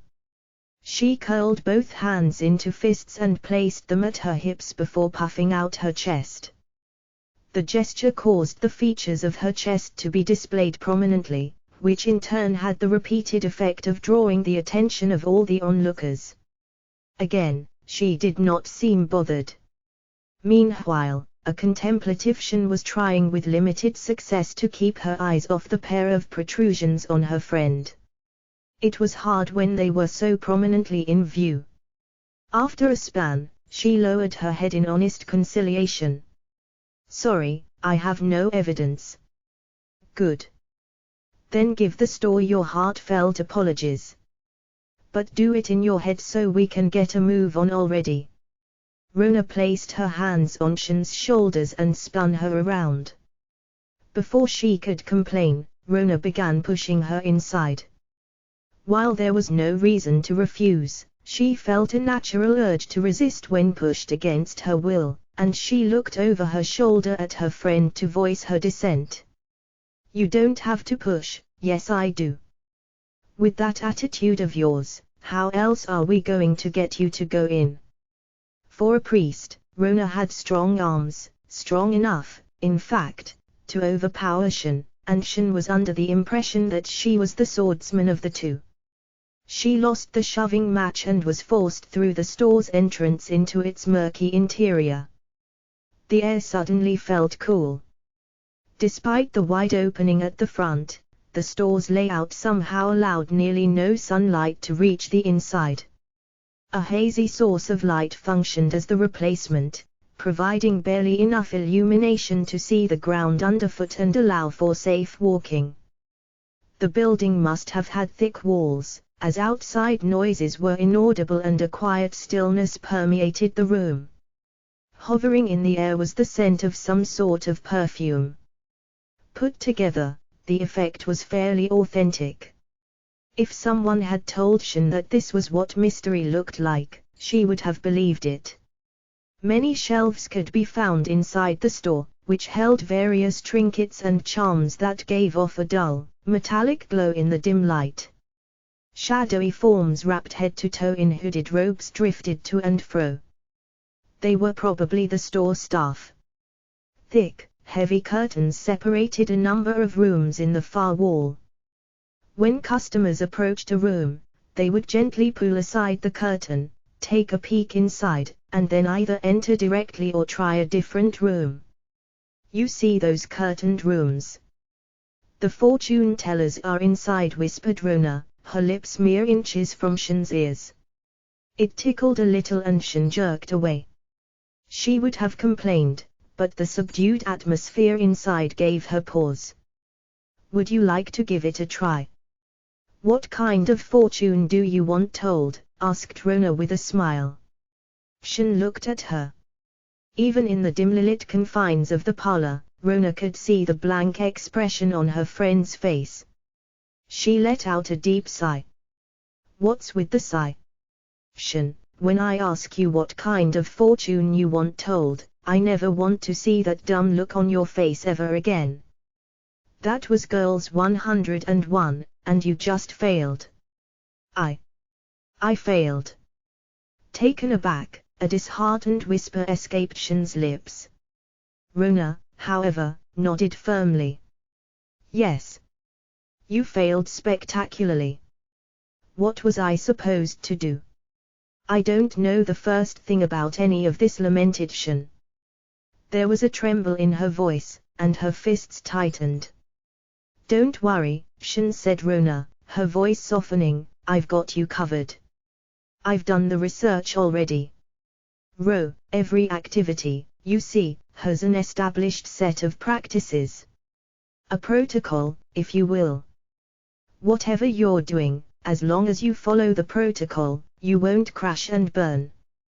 Too badly, anyway. Rona patted herself in the chest confidently, as though telling Shin to leave it to her.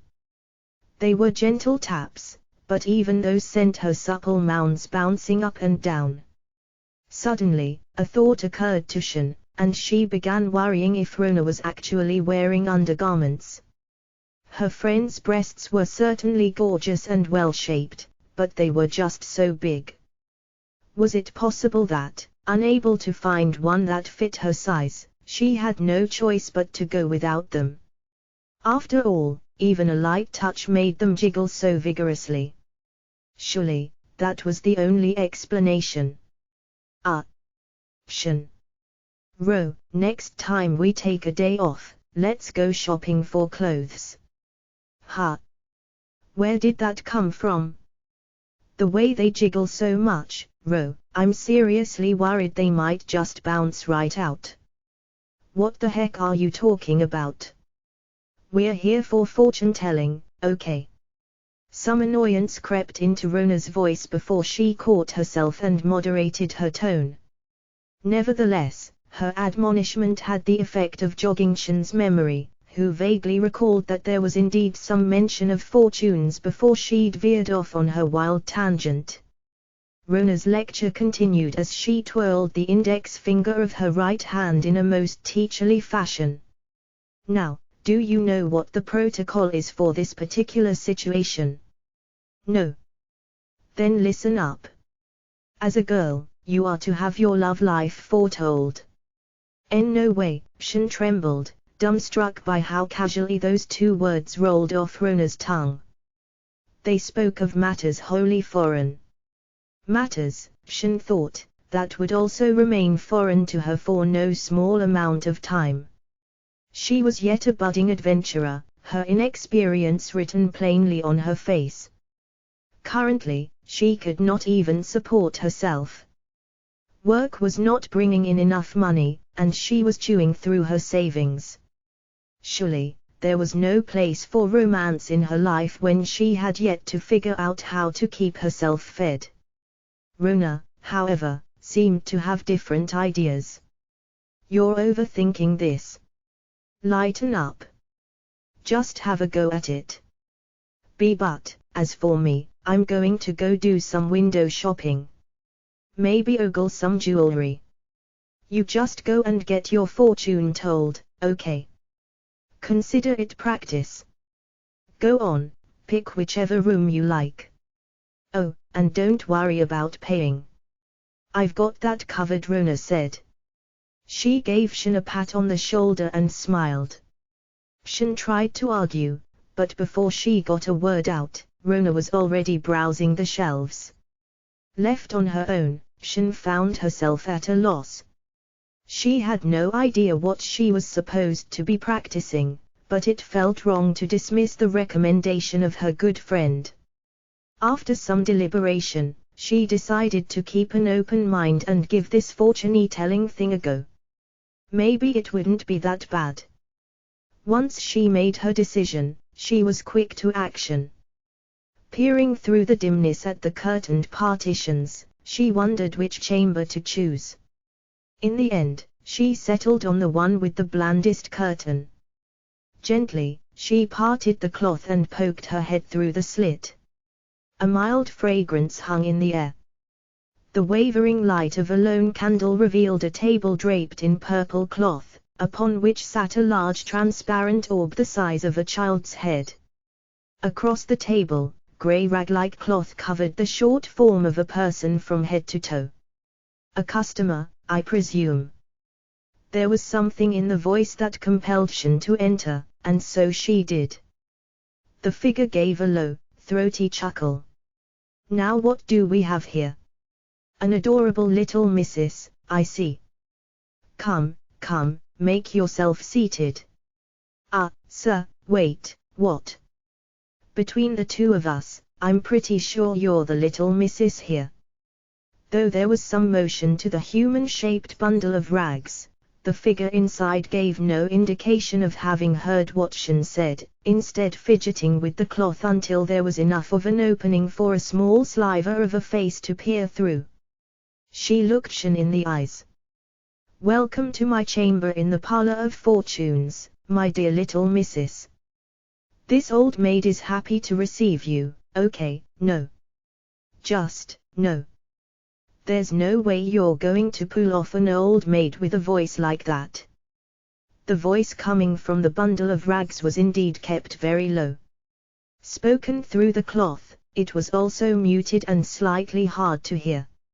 However, at the distance of a mere table apart, it was quite impossible to mistake the voice of a young girl for that of an old lady.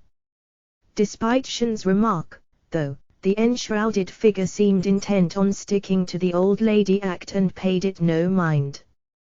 Gazing into the annals of knowledge eternal, I have seen with mine own eyes the great mysteries of the cosmos. What then, little missus, would you have this old maid tell for you today? Okay, I get it. That's part of this whole routine of yours. I guess it is what it is, but there sure are some heartless parents out there, huh? Making a little girl like you work, I mean.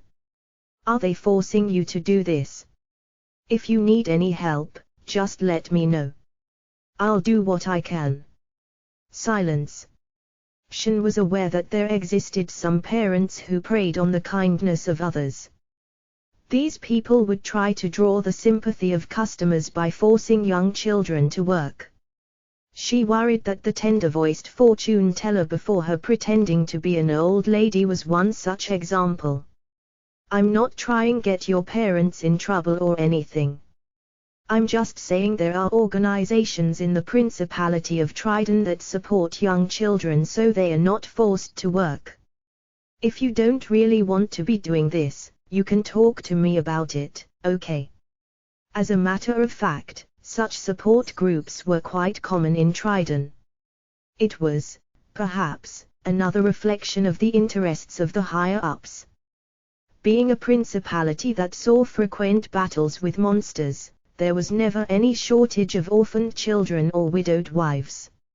In order to make sure the victims of such misfortune were not forced onto the streets, the Crown poured a generous amount of funding into support groups. As a result, the Principality of Trident saw the least amount of poverty amongst the human kingdoms. So, feel free to let me know if you're, shut up, you dumbass. Shin was cut short by the girl's frigid remark. Left speechless by the fact that a young girl just called her a dumbass, she watched with her mouth agape as the girl ripped off the veil of rags on her head. A stream of golden hair appeared, flowing smoothly past the rather striking features of her face and down her back. She looked to be about 5 or 6 years old, but her gaze was sharp as she glared at Shin. Do you even know how fortune-telling works? You gotta talk, lady. This job's all about the delivery. You think you can just grab a kid and force her to do this? Give it a rest with your moral high ground crap. Oh, what? Sorry, I guess. With chin in hand and elbow on table, the girl launched into a grumbling tirade. Realizing that she had apparently wronged the girl in some way, Shin apologized. Well, what's it gonna be, lady? Are you gonna get your fortune told or not? You are, sure. I'll do it. Shin nodded. After that exchange, it was hard to imagine a less mysterious atmosphere, but seeing as she was the cause of it all, Shin compliantly lowered herself into the chair at the table. So, what do you want to know? About my love life, I guess. Are you frigging serious? Dumb and horny. Man, you're a piece of work, lady, said the girl in a tone that suggested she had never heard a stupider question. A vein bulged in Shin's temple. Even she had her limits, but she forced down the anger, reminding herself that she was dealing with a little girl. Whatever. Hey, lady, put your hand on that crystal ball. Shin could almost taste the boredom in the girl's voice, but she complied and placed her hand on the crystal ball at the center of the table. The girl stared at it for a while. Nothing happened. Then, the girl simply looked back at her. Looks like you haven't met your soulmate yet. He's probably gonna show up soon, though. The forest's your lucky place, but it's also where you'll run into trouble. But, I mean, what are you gonna do? That's fate, right? If worse comes to worst, you're gonna get beaten up and violated before getting dragged away for your underground debut. It's all in the timing. With that said, though, it might not be smooth sailing for you down the road even if things do work out. That sounds pretty bad. Also, watch out for the busty blonde. Don't let her snatch your prize. And against the breastless blonde, win the spec war. As for the rest, don't lose on characterization. It's a little weird how that's so specific and yet so vague. As they say, doubt my words at your own peril. With a ha, the girl proudly thrust out her chest. Its smooth contour betrayed the smug look on her face. I thought that fortune tellers had, I don't know, a different manner of speech. More mysterious, maybe. Something about what she just witnessed felt a little too different from what she was expecting. Her opinion seemed to irritate the girl slightly, who struck back. Lady, I can throw all sorts of big, mysterious words at you, but are you gonna understand? Can I snap now? I feel like I should be allowed to snap now. Anyway, said Shin as she suppressed her anger and changed the topic, putting that aside, about the soulmate thing. Do you mean that's someone who I'll spend the rest of my life with? Oh. What, is that turning you on? Looks like someone's in heat. The comment caused a vein to throb angrily over Shin's furrowed brows, but the girl could not seem to care less. She propped up her chin on the table with her elbow and smirked. There was a jarring maturity to that smirk that belied her childlike appearance. Shin felt a chill at the contrast and pulled back a little. Should you cross paths with your true love, you will surely experience one fantastic adventure after another. Magical tales with fairies abound, epic myths woven by gods, and laws and legends sung by devils, all these comedies and tragedies, these stories that enrapture the heart of man, shall be yours to see. And you'll get front row seats, too, with that person at your side. Wow, that sure sounds like a breathtaking series of adventures. Breathtaking series of adventures, huh? Let me remind you that reading about it isn't the same as living it. If you want out, now's your chance. Speak up or forever hold your silence. Decision time, lady. What'll it be?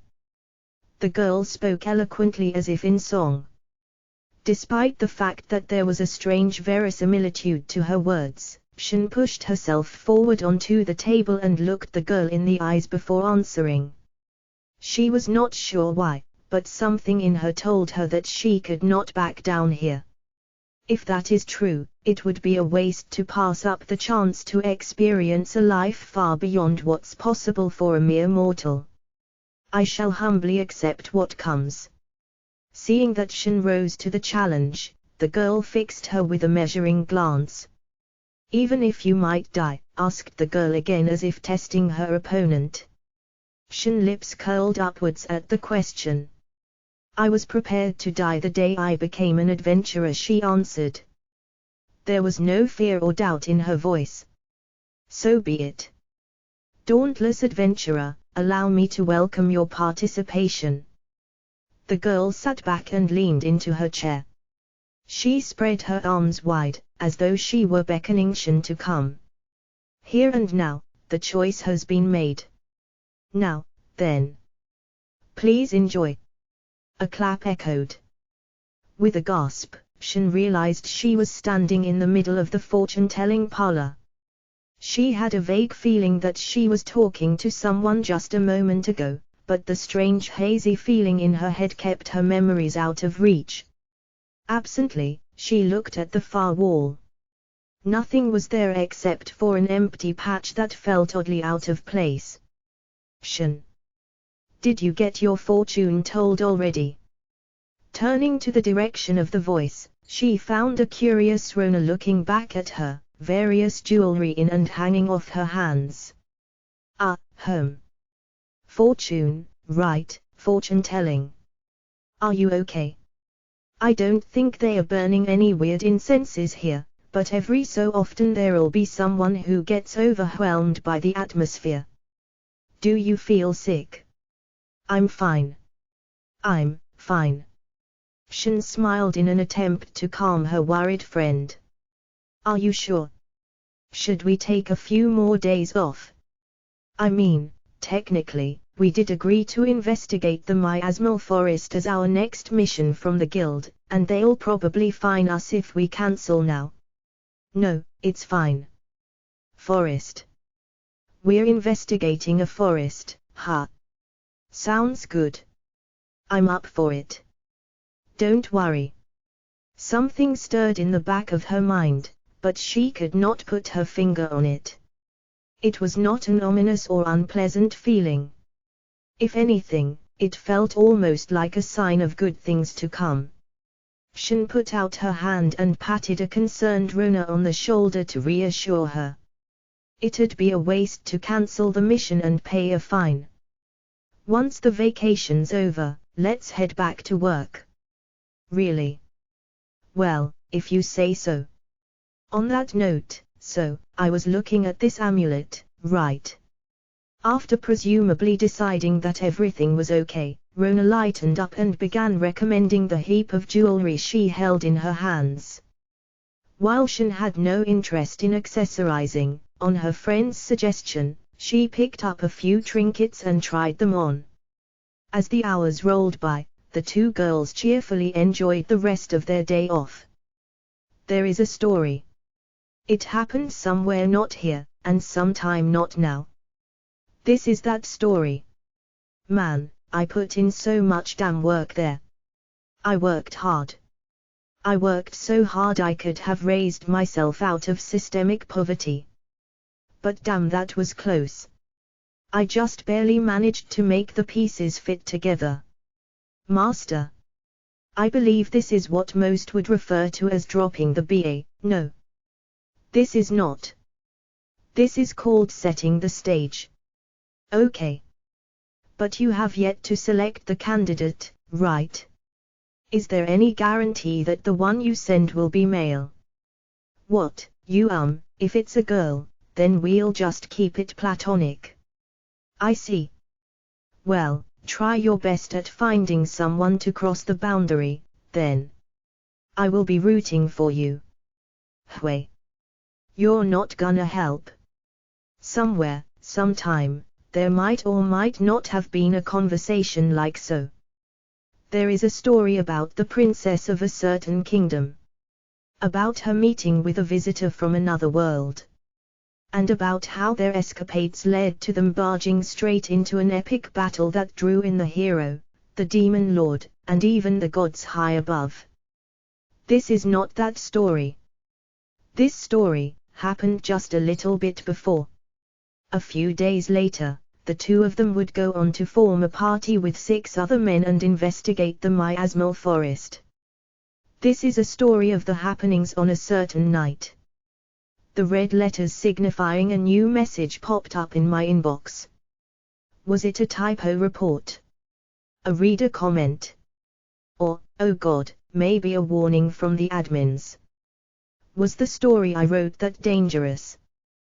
Terrified, I opened my message box, only to find an odd message from the admins.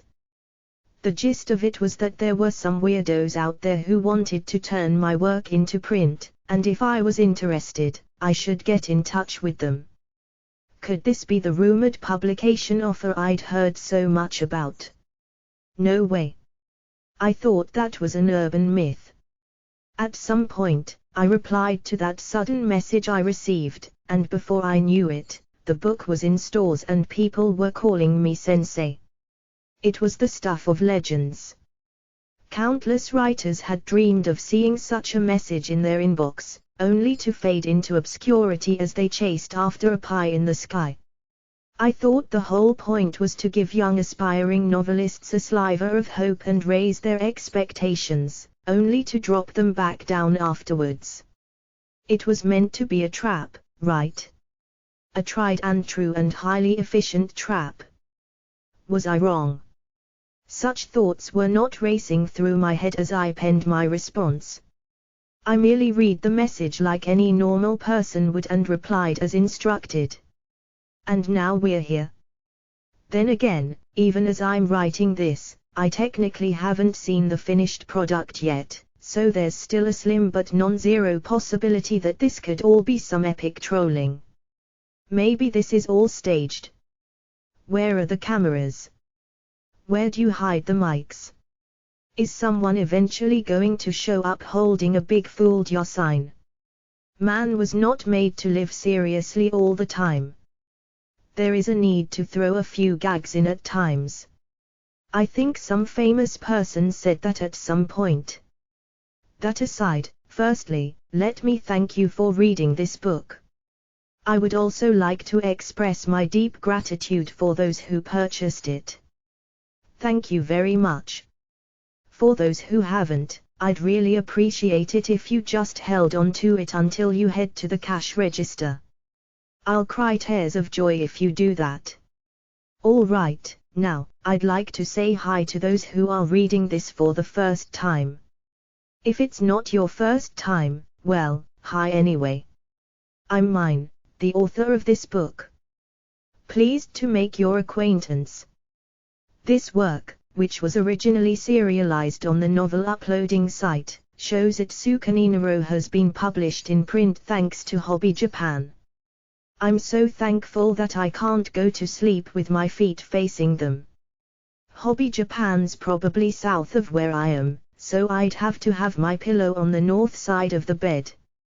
That's probably not going to happen, so I'm good to go. These days, not a whole lot of people seem to care, but pillows to the north is supposed to bring bad luck. Be careful, everyone.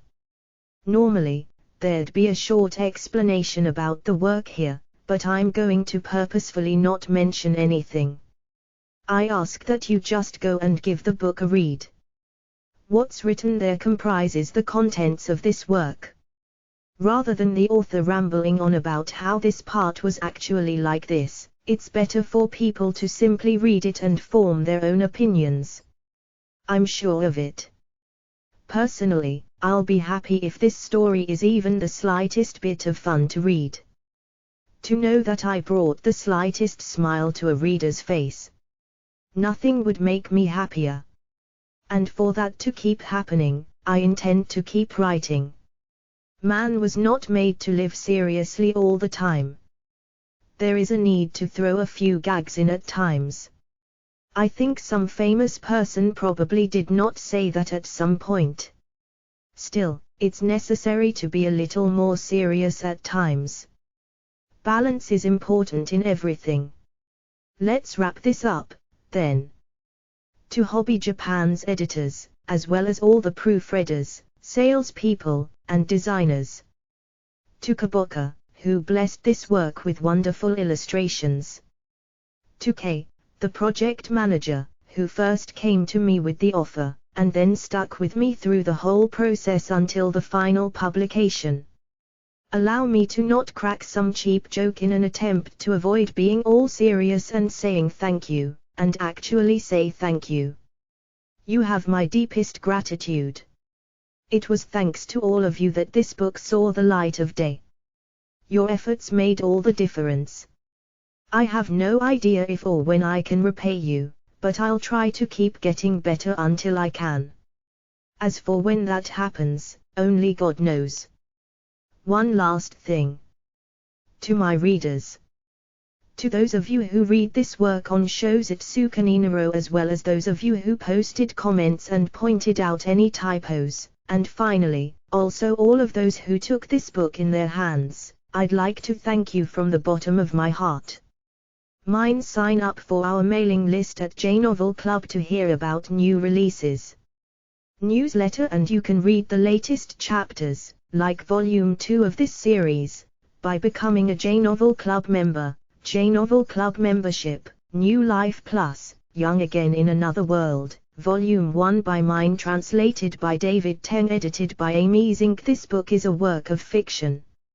Names, characters, places, and incidents are the product of the author's imagination or are used fictitiously. Any resemblance to actual events, locales, or persons, living or dead, is coincidental.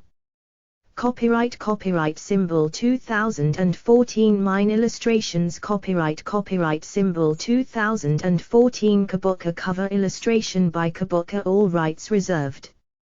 Original Japanese edition published in 2014 by Hobby Japan. This English edition is published by arrangement with Hobby Japan, Tokyo. English translation. Copyright symbol 2018 JNovel Club LLC. All rights reserved. In accordance with the U.S. Copyright Act of 1976, the scanning, uploading, and electronic sharing of any part of this book without the permission of the publisher is unlawful piracy and theft of the author's intellectual property. JNovel Club LLC. JNovel.club. The publisher is not responsible for websites, or their content, that are not owned by the publisher. Ebook Edition 1.0, February 2018.